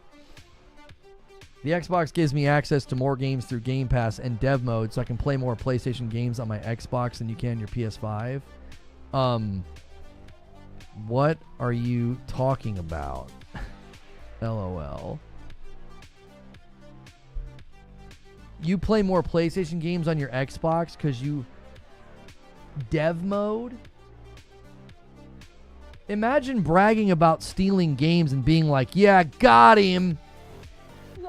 Dev mode and steal games or hack games. Sure you do, Jan. The ponies will like it. I don't know, dude. I don't know. I don't think Starfield in its current state would be celebrated on PlayStation. I don't feel like it would. I don't think in its current state. It would need to have quite a facelift. I love my Series X, but I don't have any plans to buy the next console, Switch 2, and PS6. That's a solid plan. I think that's a solid plan. You ride it out and then buy those next ones. You know? Reforge Gaming, why buy an Xbox? Me, to play an Xbox. Me, I will enjoy the PS5 Pro versions. There you go. Frankly, they failed to commit to their initial plan. Starfield didn't set the world on fire, and they immediately abandoned the plan. What if they had taken the financial hit and kept all games in their portfolio exclusive? Satya would have fired them. Like, I think Satya would have fired them. He'd have been like, well, you're all done then. You can't spend that kind of money and not get a return and not expect, like, the CEO and the shareholders to respond strongly. You know what I mean? Like, they're going to respond strongly. You can't be like, oh yeah, let's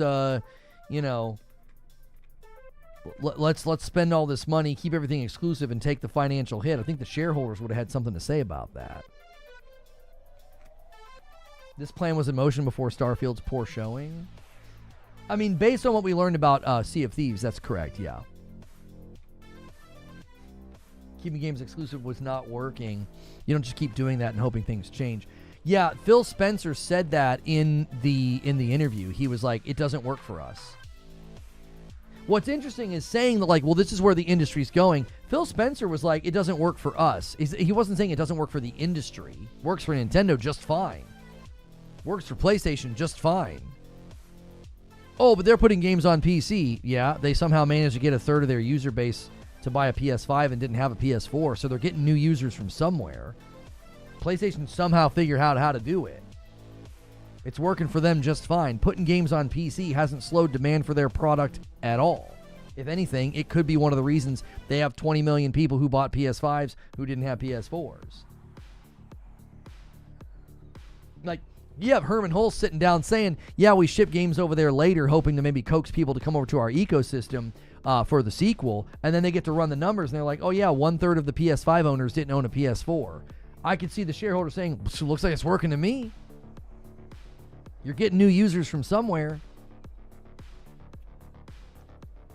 Before Starfield even came out, Phil said we can't out-console Sony. The path was years in the making.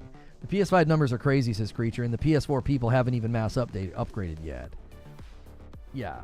GTA 6 gonna be a big push.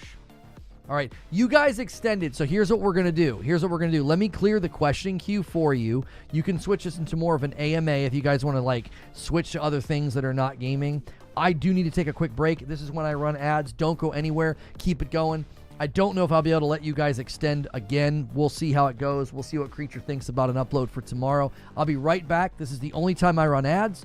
Make sure and hit like. If you decide to become a member while I'm gone, make sure you pick Member Plus. You don't want the $5 member tier. You want the $6 member tier. I'll be right back.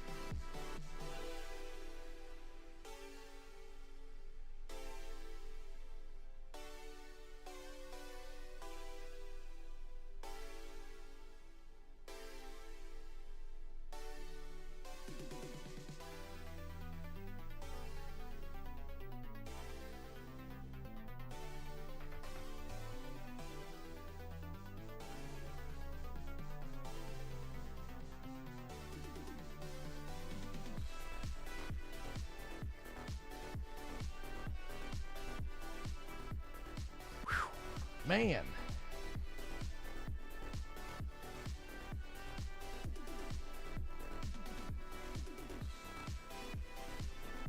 It is cold in the house.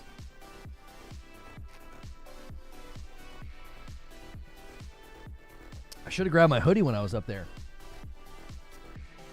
Whew.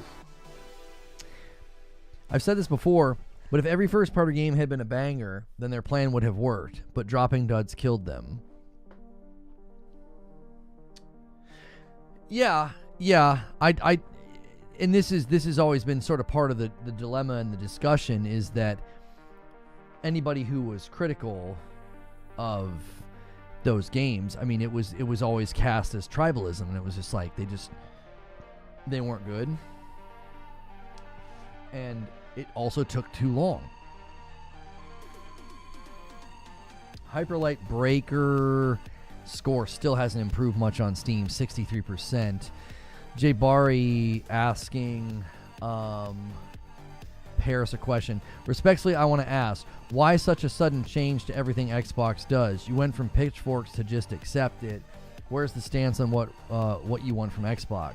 Paris says, I didn't change, only weirdos, not you. On this app, try to say I did, because so badly they need a gotcha moment with me, and the clip was before we knew anything, so Halo or Gears going to PS5 sounded crazy at the time. Let me be clear. I do not like Halo or Gears going to PS5, and people have a right to be upset, but I'm an adult and smart enough to understand why it's happening. I respectfully ask the CEO, why get an Xbox if I can play your games on other platforms? How much clearer do I need to be?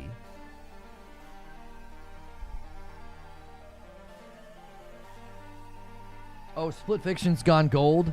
Nice.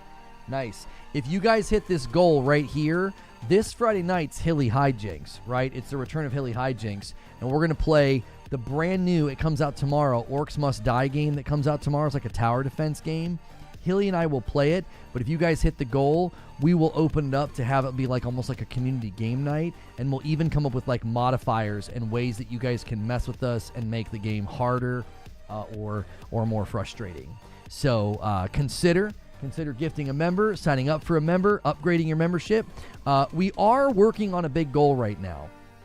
And if you currently have a gifted membership or one that you're paying for yourself, you can upgrade to Member Plus for $1. 565 people are paying for Member Plus and above. So consider doing that, or just sign up brand new. All Member Plus and VIPs, when they're new or upgrades, count as 2 in the total. Yeah, we watched the Split Fiction gameplay trailer. It looked awesome. It's not happening. It's rumored to be happening. There's too many people that have said they've heard it's happening for it to not happen, though, Joel. I think that's the problem with your position. Like, I get what you're saying. It's not been confirmed. It's as confirmed as something can get before the announcement. You know what I'm saying? Like, I'll give you an example. When we started hearing about the PS5 Pro, and then we started seeing stats, and we started hearing about PSSR, it was about as confirmed as it could get before they came out and said anything. Does that make sense? Like, you get to a point where it's like, oh yeah, this is so obviously happening.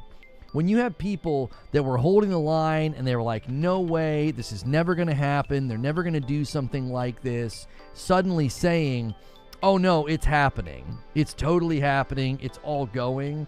That shift and that pivot, somebody internally said something to these guys. And Phil himself is like, yeah, he gets asked, is Starfield staying put? And he's like, no. Like, and he's almost irritated. I think they're just tired of the questions, because it's like, listen, we've made it pretty clear what's going on. He, like, when he answered Destin, he even referred back to his no red line thing. It's like, I've made this clear. Now, to be fair, he should have expected to get these questions, because just last year you were saying, you know, the 4 games going are not Indiana Jones and Starfield. So it's like, of course people are going to keep asking you about this. Of course they are. Because it's a big change from what you said last year.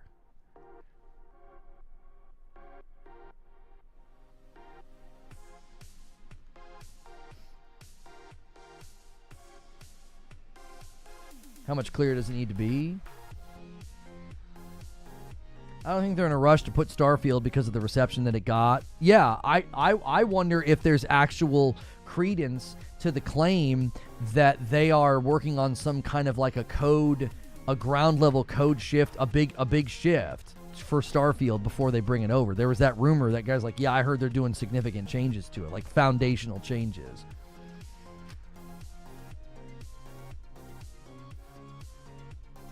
Think about it like this. We were pretty much assuming that there was some kind of a PlayStation version of Starfield in production because Bethesda was in talks with them to do exclusivity, like a timed exclusivity. So to me, it stands to reason that if they suddenly decided, oh, we need to bring this over to, you know, PlayStation, they may have a version that's in like a different foundational state, if that makes sense. They might have been able to say, well, wait, we might be able to do foundationally different things with the PlayStation 5 because we didn't have to make it for the Series S. I think in the code shift and waiting for the next DLC launch with a definitive edition, it might be like Sea of Thieves, like a long time. Maybe there, like, again, there was a quote. I wish I had the quote. I saved the quote somewhere and now I don't know where it is. There was a quote somewhere that was basically like, Phil said something to the effect of like, let me see if I can find it. Phil Spencer, kinda funny. We did a better job with Starfield.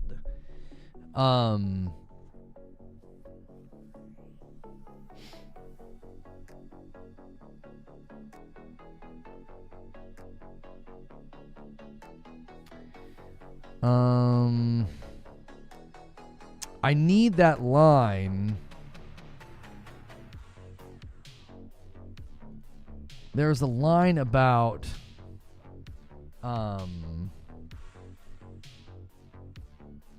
here it is.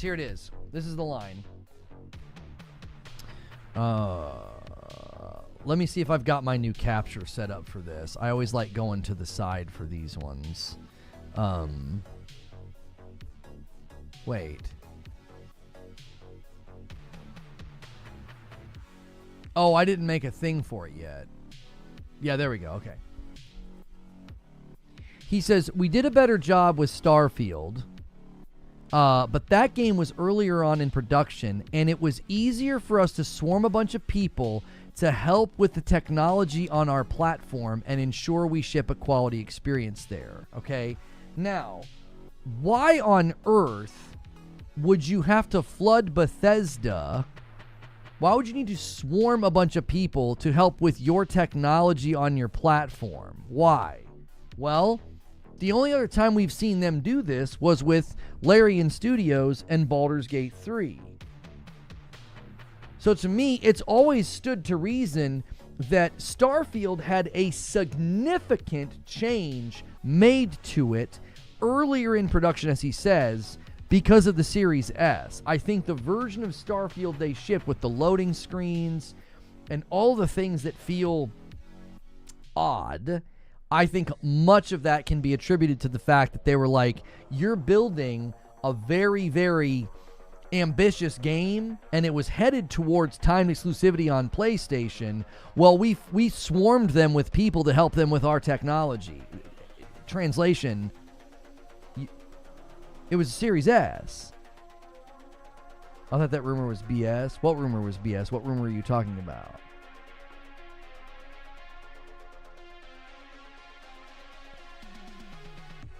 I saw a leak of a Gears remastered and a Gears themed DualSense for PS5. Are you sure it's not AI or Photoshop or something? It could be a fake.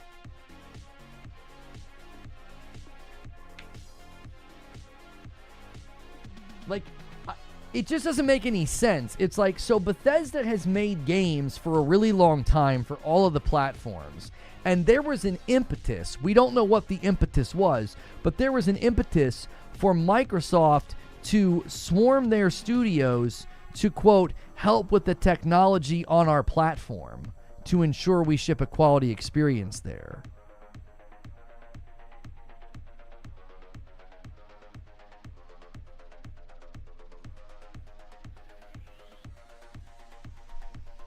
So I've always felt that was a huge element of why Starfield ended up the way that it ended up.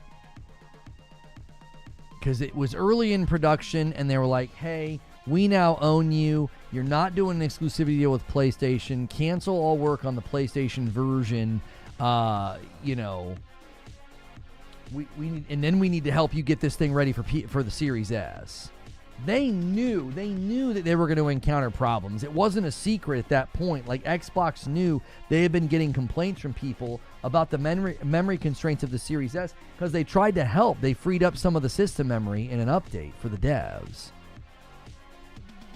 Oh, yeah, the rumor that it was a massive rework, Lone Wolf. Yeah, we don't know the viability or reliability of that rumor.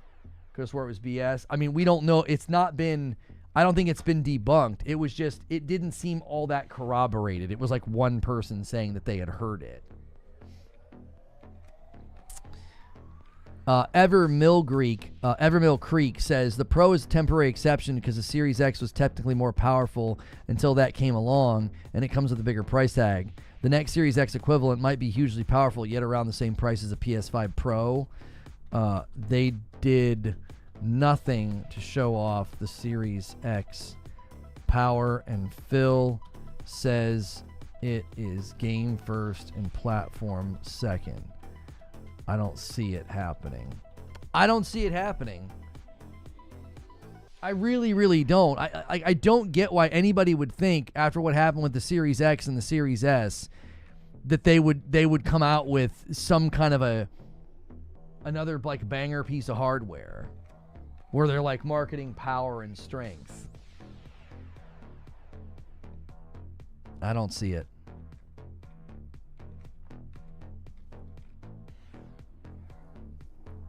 With the statement that Lono just read, plus all the issues that have been exposed about the S, and the devs speaking about taking stuff out because of the S, and how big Starfield was supposed to be.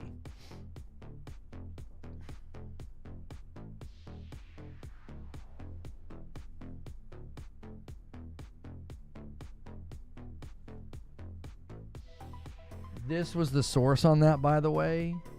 Yeah, this tweet. He said, this is coming straight up from the gossip alley, but there has been talks that Starfield's getting an update next year, which no one expected. Something code altering.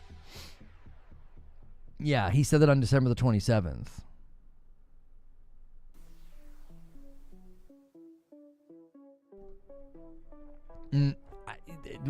This is not somebody...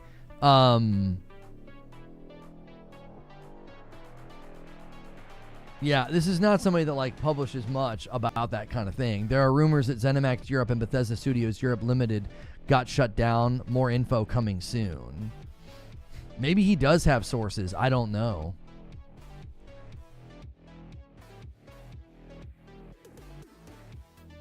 Excuse me. So the actual full version of Starfield might be coming. I don't know, Brett. The Series X and PS5 are so close in compatibility, they might as well be twins. Yeah. I really, truly don't know. I don't know what the plan is.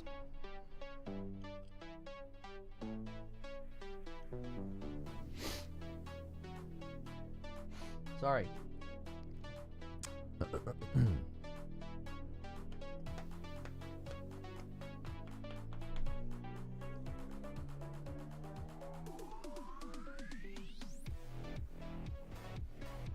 As far as stories for tomorrow, Final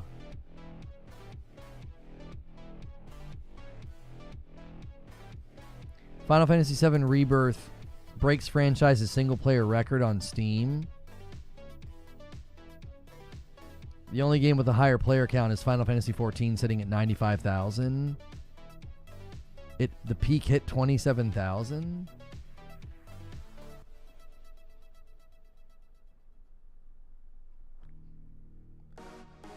Golly, that doesn't seem that impressive. It really doesn't.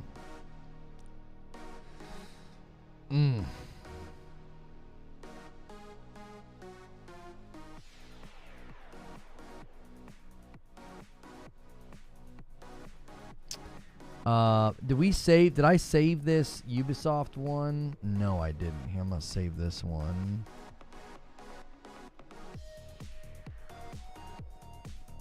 We got the Ori 3 thing. Rise of the Ronin. Coming to PC.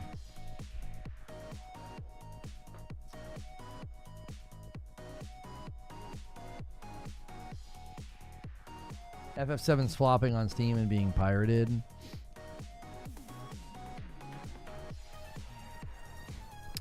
People Can Fly joins Gears of War E-Day. Now, are people actually confirming that Gears of War E-Day is coming to PS5 with this thing? I've seen some screenshots and now I can't find them. Has this inadvertently confirmed that Gears is coming to PlayStation? I thought I saw some screenshots that were hinting at that, maybe, or maybe people are just doing weird extrapolation.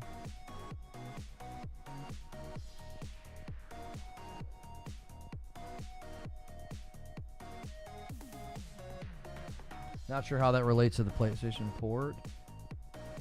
Yeah, like, literally just read my mind, Jerry. That's what I'm saying. Like, I thought I saw screenshots of people saying that, like, oh no, this is for the PS5. Oh, here we go. Hang on. What's this screenshot here? I mean, Zubitech's got the screenshot of a job listing. They need to have experience with Xbox Live, PSN, Steam, or other online gaming platforms. Or other online gaming platforms. I don't think there's a lot of credence here to trying to... Now, they could be helping with the port, but that's not confirmation that that's what they're doing. Not confirmation at all. Yeah. They just want you to have experience with online stores. That's not even remotely concrete.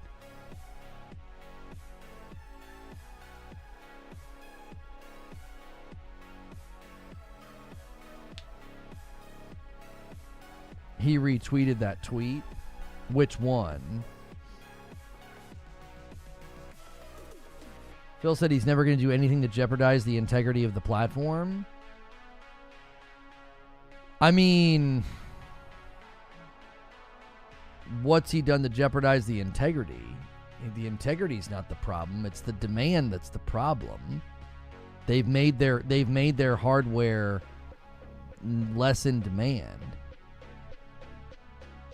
This guy responded to my video. I'm tired of this narrative. If you want Sony games and Xbox games on console, buy a PlayStation and pay for the games like it's always been. If you want a box that offers cloud saves across PC and Xbox, if you want access to Game Pass, if you want quick resume in cloud games and play anywhere, get the Xbox. If you want Super Mario and Zelda, get the Nintendo. None of those are compelling given what the Series X was supposed to deliver. Like, none of that's compelling. This guy says death to exclusives. All games everywhere is a meta. I want access to all games. All games everywhere will never be a thing. Too many different hardware configurations and strength. If you think every studio is making games for the Switch 2, Xbox, PS5, and PC, and mobile, you're nuts. I just think you're nuts. Like, there's just no way.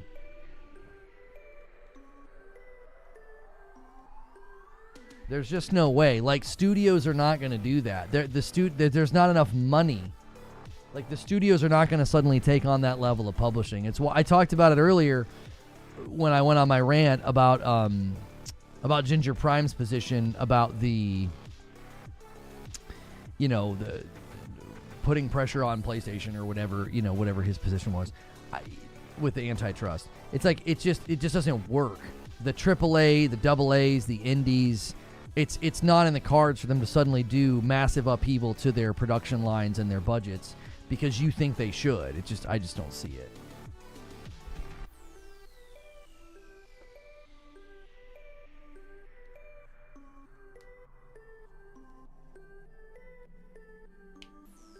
I want to watch Silo when it's not on Netflix. Right. Well, no, why can't I buy a Shake Shack burger at McDonald's? Why can't I buy an Amazon Echo from the Google store? This is anti-exclusive argument. Kills me. Right. It's so bass-ackwards. It's like you're basically asking businesses to abandon their business interest because you don't want to spend money. It was like my rant earlier where I was like, I don't know if that's a highlight for the other channel creature. It was like you're the consumer. You've got it backwards, mate. Like, you can't be like, well, I don't want to spend money. The company should spend lots of money. You know? You should spend money so I don't have to. Astronomics. Asteroid mining automation. No. First newsletter. There's an experiment in the works where non-channel members will see impressions for members-only videos on certain traffic sources, including the channel page. The goal is to increase the awareness of content to potential new members.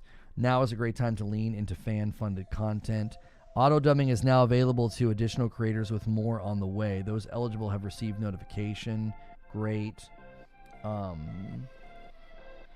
Updated channel management on mobile. Super chat goals. Okay. Upcoming events.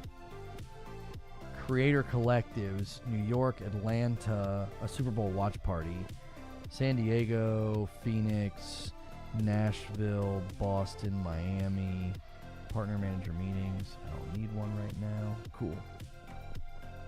All right, in 5 minutes, we're going to go to the green room, which if you want to come to the green room, you need to be at Member Plus or VIP.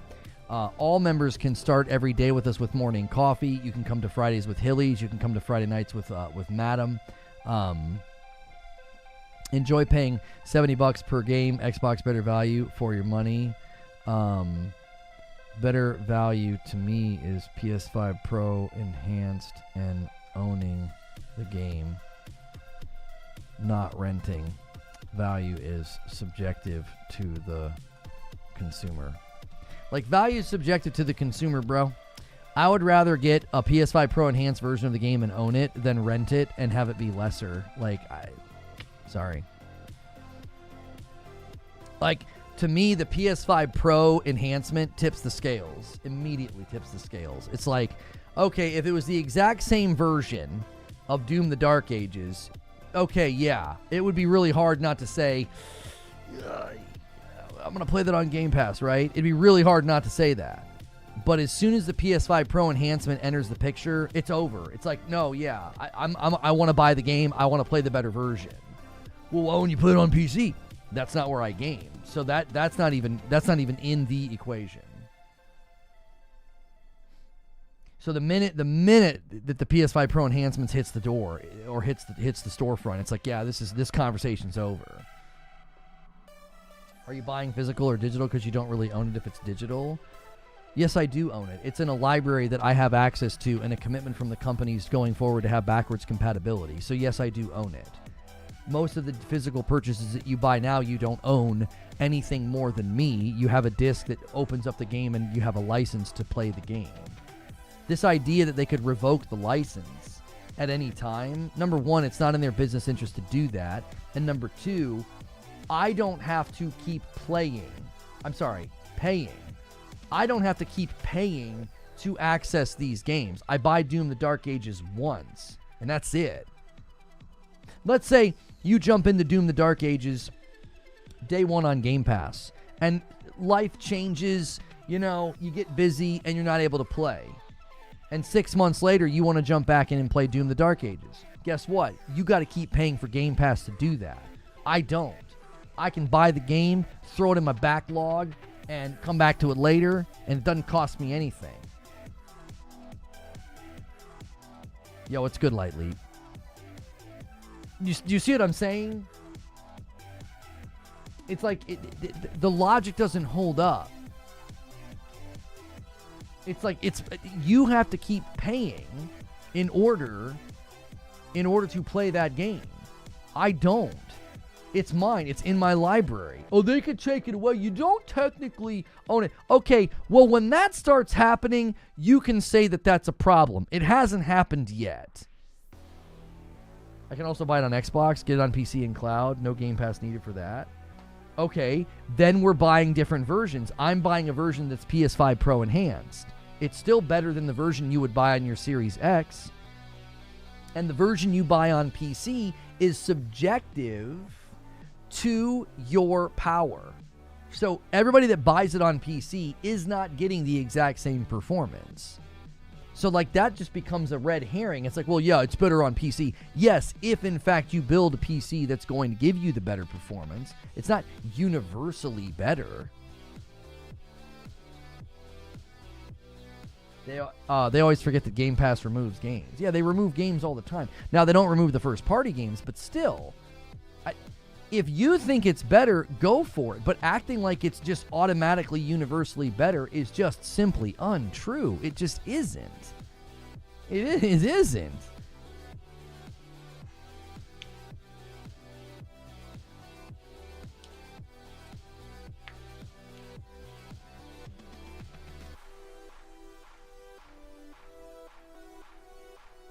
All right, let me set up redirect, and we're going to go to the green room. It's 3 o'clock. We plan the next day, the shows, the uploads, all of it. And this is a way for you to see behind the curtain. If you're like, oh, man, I wish I could come with you, upgrade your membership. It's $6 instead of $5. It's $1 more. You can help us hit a great, great goal. If you have not watched the video from this morning, circle back and give it a watch. The Why Buy an Xbox video. Phil Spencer was asked that question rather pointedly. I made a video about his responses. It's a good video. It covers his comments, Matt Booty's comments, even a question about Starfield. All right? There's the link in chat. Let me make sure and set the green room to low latency, because we're now a low latency streamer.